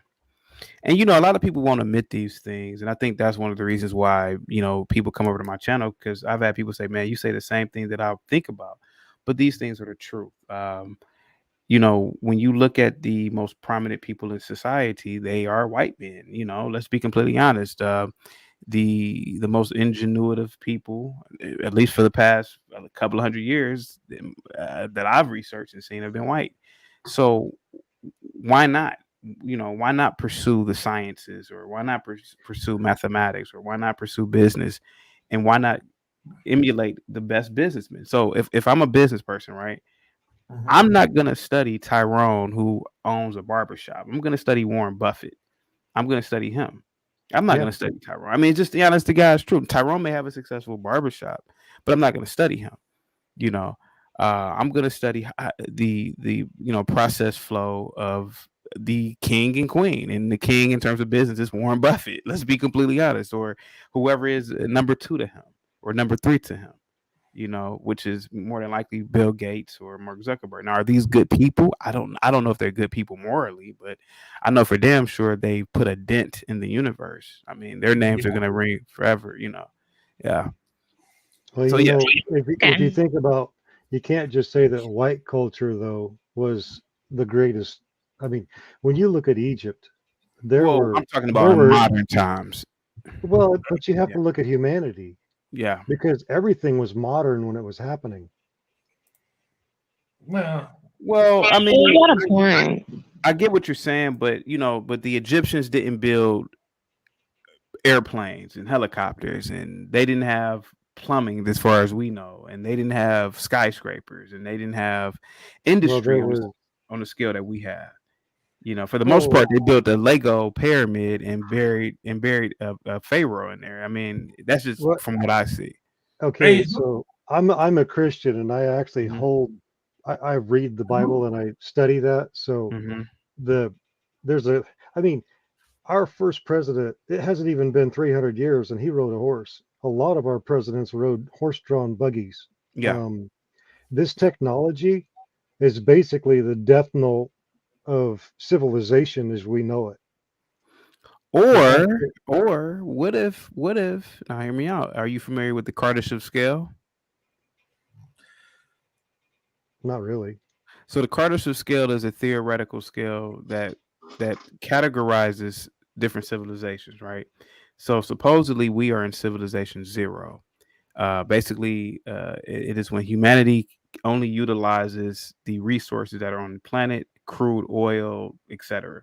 Civilization 1 is the idea that mankind can utilize the entire energy output of the star. So like it's a theoretical device called a Dyson sphere. So basically we're able to traverse through the solar system. We're able to set up star bases. We can colonize the moon, et cetera, right? So what if the technology that we've created now is that stepping stone to get to that next civilization, and so on and so forth? You know, it's all theory and conjecture. You know, it's not true right now. But what if everything we're doing right now is to that next level of civilization? Well, what I was actually quoting was what was written in the Bible, and also there's the Aztec calendar or the Mayan calendar that actually backs it up. Nostradamus has talked about it. It's not really theory; they've actually proved themselves. I mean, you look at South America, the Olmecs, they found toys down there that were made out of silver that looked exactly like an airplane, wheels and all. Oh, But they had the face of an Olmec, them big Olmec faces down there. They got a whole museum full of them.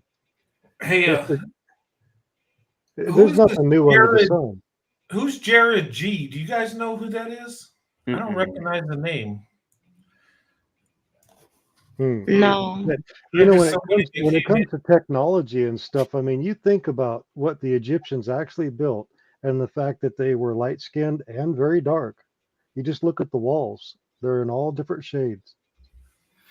Yeah, it wasn't. I mean, Rome could not defeat the Kushite. Yeah, Rome itself the white culture could not defeat the Kushite. Yep, I've done videos on my other channel about the ancient Egyptians and being black, and people have emailed me recently like, oh, they weren't black, and I'm like, yeah, they were. I've shown people hundreds of photos of black men in Egypt. You can go to any museum and they have literally they have waves on their head. The only people I know who have waves are black men when you wear a do-rag. The fucking pharaohs are wearing do-rags if you just sit back and look at it. Yeah, jealousy of the hair. It's yeah. Well, I mean, Egypt's in Africa, right? So it's in Africa, correct? Yeah. So my ancestors definitely enslaved other blacks to build the pyramids. So yeah. But you know what? There was interracial marriage back in them days too. I would assume so. Wasn't chaotic? Wasn't Cleopatra married to Mark Antony? Yeah. Yeah, I think Cleopatra was I think she was half Greek, if I'm not mistaken. She was from the Ptolemy. I think she was from the Ptolemy family, so they were Greeks. Yeah. So she was biracial then. I think she was biracial. Yeah, if I'm not mistaken. Okay. And she Greek is in a race. Mark Anthony. Huh? She had a son by Caesar, and she was, getting it in with Mark Anthony. Oh yeah, well, her and Mark Anthony wanted power. Yeah, yeah, and they felt their alliance would be able to, I guess, take Egypt and Rome. I mean, if they could have pulled it off, yeah, I mean, gosh, they would have been the most powerful people in the world. It seems okay, I really need to go sleep. I'm kind of tired. I'm about to fall asleep. Thank you for having me on. Thank you for everyone in the comments and in the panel. Till next time, I'll be trolling still, but yeah, thank you for having me. And good night. Well, Sweet good dreams. morning here. We Bye. Yeah, enjoyed your thanks for bishop. coming on. Sleep good. Wow, We I said I wasn't going to do a 5-hour show again. You're already 4 hours. This gets so addicting. I mean, last 2 shows were 5 hours.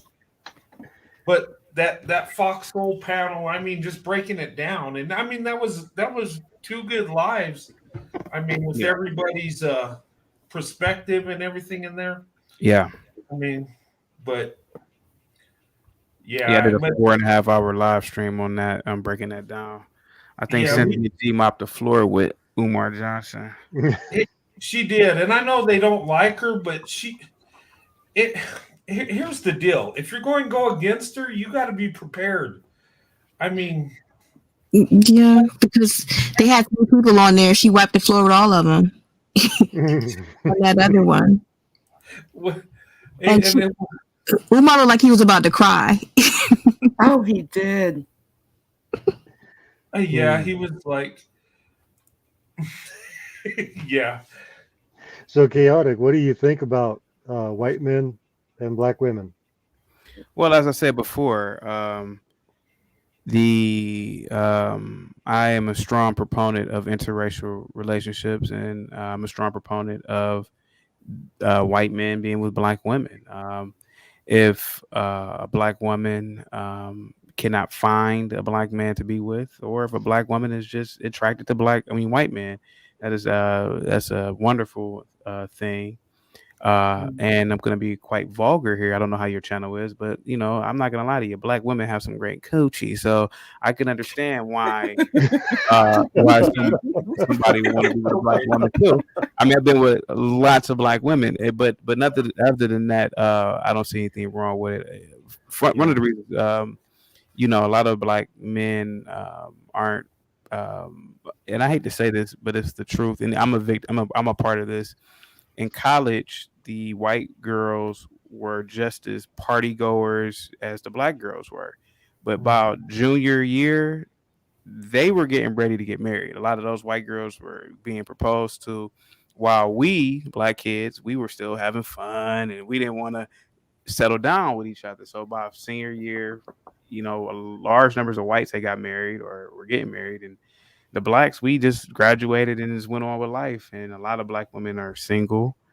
I would say because of that reason right there, So if a white guy is willing to date a black female and within a couple of months say, hey, let's get married, then a black woman would definitely, I guess, do it. Whereas black men would date a black woman for 10 years. Am I lying, black people on the panel? Like you've seen couples like that. They'd be dating for 10 years and won't even get married. It's the weirdest thing. It's true. But whereas how could you engage somebody for 10 years? I mean, it's not even engaging; it's just dating, CJ. And the thing of the matter is that, I've seen whites. They'll meet each other, and then you talk about 6 months later, they'll be married, or getting married, or Well, yeah, most people, men that are on a purpose, they're going to propose in 90 days or less. Yeah. So I feel like that's what white men. The thing about it is that most women don't know their value, and so they put up with foolishness. If you set a goal in mind and that you're not meeting that goal, then you just need to cut it off and cut your losses before you in too deep. Yeah. Yeah. Well, I would say this. You're right on this, and and here's my thing. Why do people have so much of an issue with black women, white men? I think I know why, but it just seems silly because if you look at it in the black community, you look at it and there's approximately 2 million more black women than black men. Yep. And then black men, they marry out twice as much as black women. Yeah. What are black women to do? If they're going to be race loyal, they're going to have to heavily compete.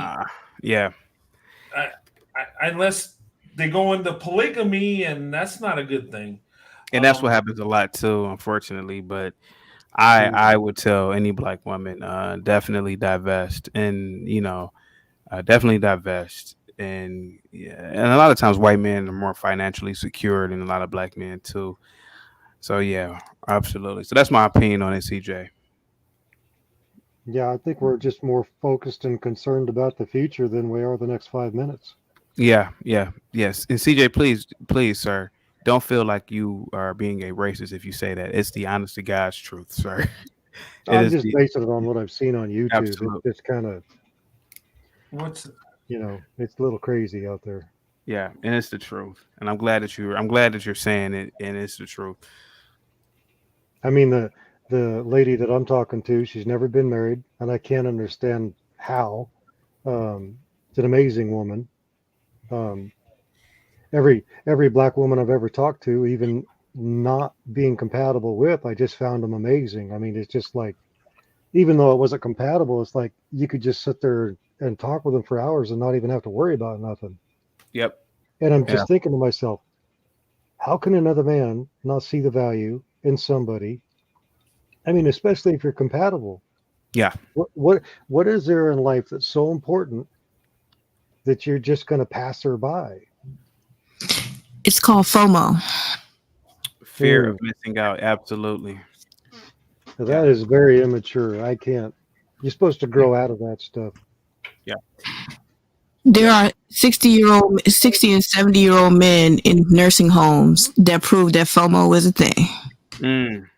Because they in there hitting on the nurses and anybody that comes to visit other people, because they still want to know what that young thing is. They want to do everything but commit to anybody.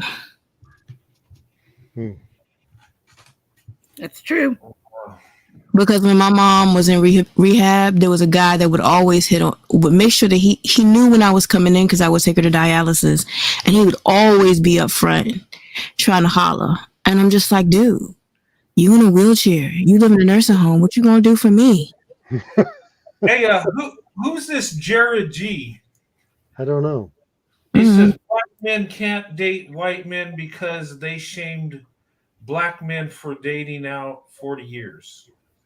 40 years ago, Jared G probably wasn't even alive back then. Yeah. What's this guy talking about? And Jared G, we're gonna have to start using capital letters and proper punctuation moving forward, sir. No offense. It's hard to read Ebonics. Is he a fan of yours? Because I don't recognize him. I think I've seen this person before. Jared, please cam up, sir. He said that you know who he is. I don't know. He just caught my eye because I didn't recognize. Usually most people that come in, I recognize them. Well, I'm trying to figure out how come one man thinks he can speak for all women. First of all, that don't make sense at all. I mean, you want to get in trouble? Just marry a white woman and tell her who to vote for. You're going to find out you made a mistake. You're going to find out real quick you made a mistake. I mean, even white guys don't. No, we don't speak for white women. We don't do that. No, you done made a mistake. I just don't understand why people don't it's right now. It's like, it's not even about the color, it's about the character, because if you don't have the character to pull off the relationship, it doesn't even matter what color you are. Yeah. Because you can be fine in any color you want to be fine in, but if you don't have the brains to carry a conversation, if you don't have the foresight and the knowledge to take care of your family, then what good are you? I gotta ask the ladies a question. What's worse, a short white man or a short black man? Both. They're equally bad because they're short.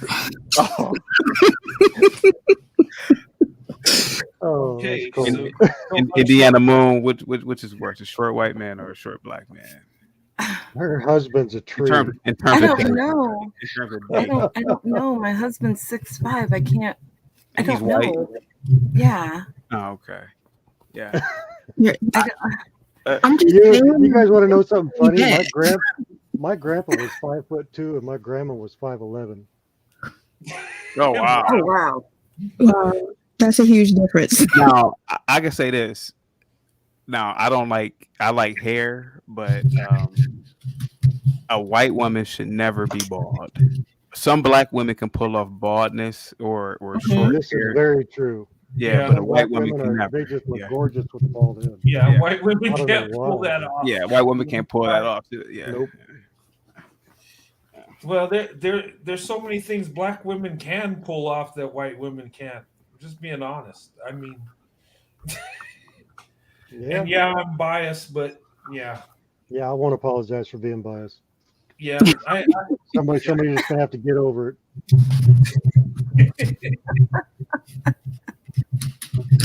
Well, you know, because when you give a crap breaks, it just like it doesn't matter. I mean, you get to a certain age, it's like, oh, you said something, whatever.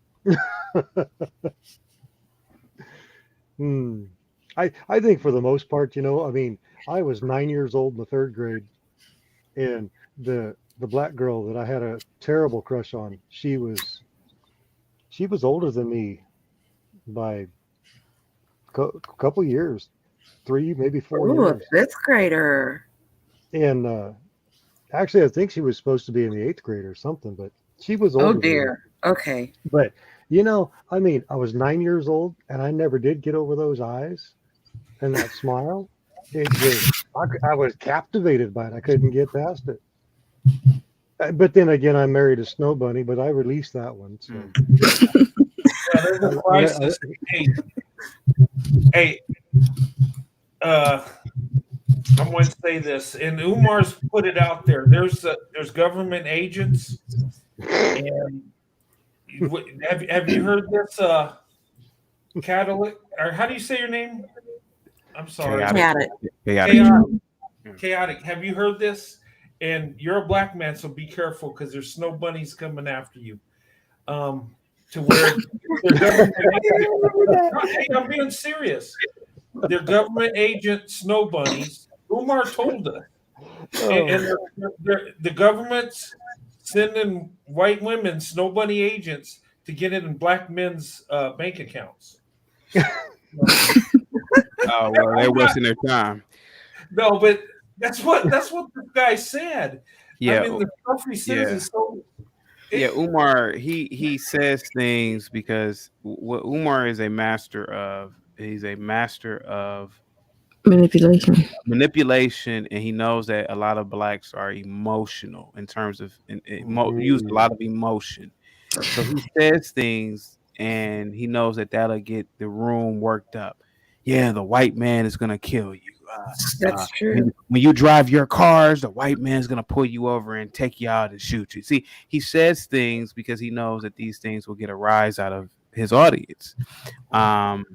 And unfortunately, I hate to say this, but a lot of my people are very emotional instead of logical. Yes. Just look at statistics: 99.99999% of police interactions in terms of police pulling you over in with you just getting a traffic ticket. You know, but he will have you believe that if you get pulled over by the cops, they're going to shoot and kill you for no reason. That just doesn't happen. And truth be told, it's never, ever happened. People are just not, I know, but human beings are very unpredictable, but no, I don't believe human beings are that evil. Could it be? Could a random good man just be driving his car and the police pull him over and shoot him for no reason? It's possible, but I highly doubt those things have ever happened. But leave it up to Umar. He'll have you believing that everybody white is bad, and so I wouldn't listen to anything that Umar has to say. Yeah, it's just that too often people try to make the exception the rule, and the exception is not the rule.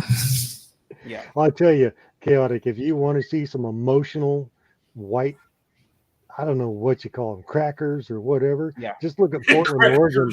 Well, you know, when Antifa's up there burning and destroying their own city. I mean, they're mostly white, and they're emotional, they are. and they are nuts. Hey, you know what's funny? I remember when all the riots were going on and stuff, and the George Floyd thing. I remember watching TV. Me and my wife were watching it, and it was bizarre. There were a bunch of white people with Black Lives Matter T-shirts on, and black police officers. This was in Portland. It didn't make sense. It was like, and they were yelling at the police, and they were all black police officers and white Black Yeah. Lives Matter members. I'm like, what's going on? Roadrunner, I say this and I keep on saying this. I saw this stupid shit when I went to a very liberal arts college. And this was 20 years ago, sir. I graduated high school in 2003. My freshman year was in 03 as well. You had white kids living in damn near on the equivalent of a Ritz-Carlton dorm. And I would be there and we would be talking. And these white kids' parents were very well to do, just like my parents. They'll be on their $2,000 laptop in their luxury dorm. And on their laptop would say, fuck capitalism, socialism, bro. And this is how idiotic we were as kids. And so the same thing with these white kids here. A lot of these white kids came from the suburbs. They are, rebelling against their parents, and they're going to stick it to the man. But all the while, they're going to go back home to their parents' 7-bedroom house in the suburbs, and benefit off of what their parents have built for them.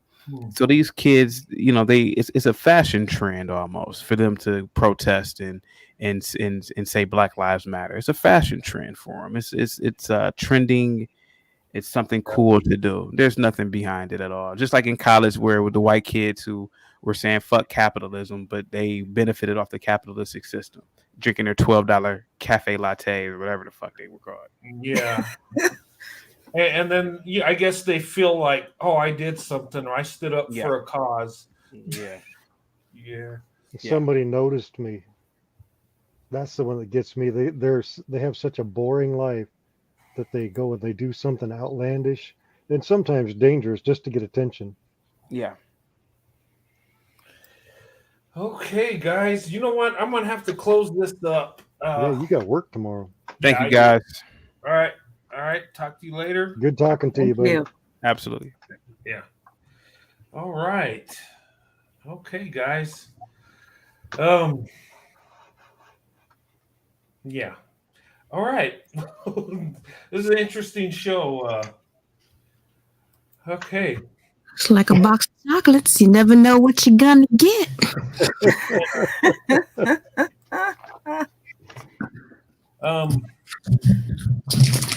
But anyway, guys, thank you for coming on tonight. And like I said, I let them on because you guys are okay with it. Well, some people were not, but the thing about it is that it's always good to have an opposing opinion just to put things in perspective. Yeah, I see some people didn't want. Okay. Well, I've spoken to Chaotic and I've listened to him talk before, and I think that the only thing that we don't see eye to eye on is he's still 35 years old and I'm 52. So I've seen more than he has. Right. That doesn't make me a better person or anything. It No. I've just got the experience that he doesn't have yet. In order to have a complete opinion, you have to have both sides of a story. Yeah, you don't necessarily have to agree with what he's saying, but you still need to in order to be a better debater, a better person, you have to understand both sides of the coin. Otherwise, you come off as being someone that is only myopic and interested in this one thing and not trying to see a full picture. Well, and you know what? I want to get other people's opinions. Yeah. One thing I enjoy about Chaotic is that when he comes over here, he's very respectful. Yeah. I mean, he didn't attack. Yeah, he don't cut people off or nothing. No. So, I've seen him go in on other people though, and it, in a lot of ways, it is kind of entertaining, because he really stirs it up. Yeah. All right. Well, I'm going to drop off here so you can go to sleep. Or Hey, hold on, Jared. Who are you? Oh, Chaotic knows him. Yeah, he knows him. I don't know. He's an ish starter. Is it Ish? ish. I'm not going to say the word, so. Yeah. Okay. That's his opinion. He's entitled to have it. And just be respectful. Be respectful. No. Okay, guys, All right. I'm gonna have to shut it down. Hey, I had fun tonight. This is. I'm out of here before you turn into a pumpkin. Yes, Yeah. ma'am. I'll be up here all night if I don't. Yeah, I need to Good get night, out. brother. Am I Good night, going live everybody. tomorrow? Thank you. Good night, everybody. Josh, I'm not going live tomorrow. Guys, I'm not going live tomorrow. I'm doing it tonight because I had some stuff I got to do tomorrow. So I'm not going to be able to go live tomorrow. I will be going live Saturday. Okay. So I'll be going live Saturday, not tomorrow. Tomorrow I'm taking a day off, you might say, because I got stuff I got to do. I was going to go live tomorrow, but I'm going to wait till Saturday so I get some stuff done. Because if I go live tomorrow, I'll be super late. And we're already at midnight tonight, and I started early. So I'll be live Saturday. I'll put it in the community page. So join me Saturday night. And, if you guys, have anything you want me to talk about, send me an email.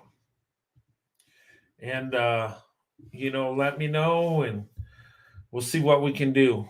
And for those of you I just responded to on email, I'm sorry it took so long. Sometimes I get busy, so I will respond within a week. Okay. So if you send me an email and I haven't got to you, it's not that I'm ignoring you. I'm not. I'm very busy. I got a full-time job I have to do, and then I do this. So I don't get a chance to look at my emails a whole bunch. And I wish I could go on different channels more often, but I just don't have the time when, with work and stuff. And, but anyway, great panel tonight. Had a good time. Thank you guys for coming in. And I'll see you guys not tomorrow. I'll see you guys Saturday night. Okay. It'll be about the same time, about 9:30 Eastern time. Okay. So I'll see you then. And also I'll be going live Sunday also. Okay. It'll be probably Sunday night because I got to work Sunday this week. So, but have a good night. God bless you and your families. And, what we talked about before, and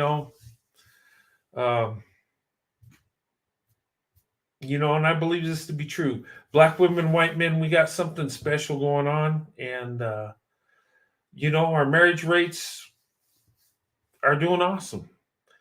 And, I'm all for marriage. I'm for people coming together and living that traditional family life. And, but I'll see you guys Saturday. Have a good night. God bless you and your families, and I'll see you soon. Have a good night.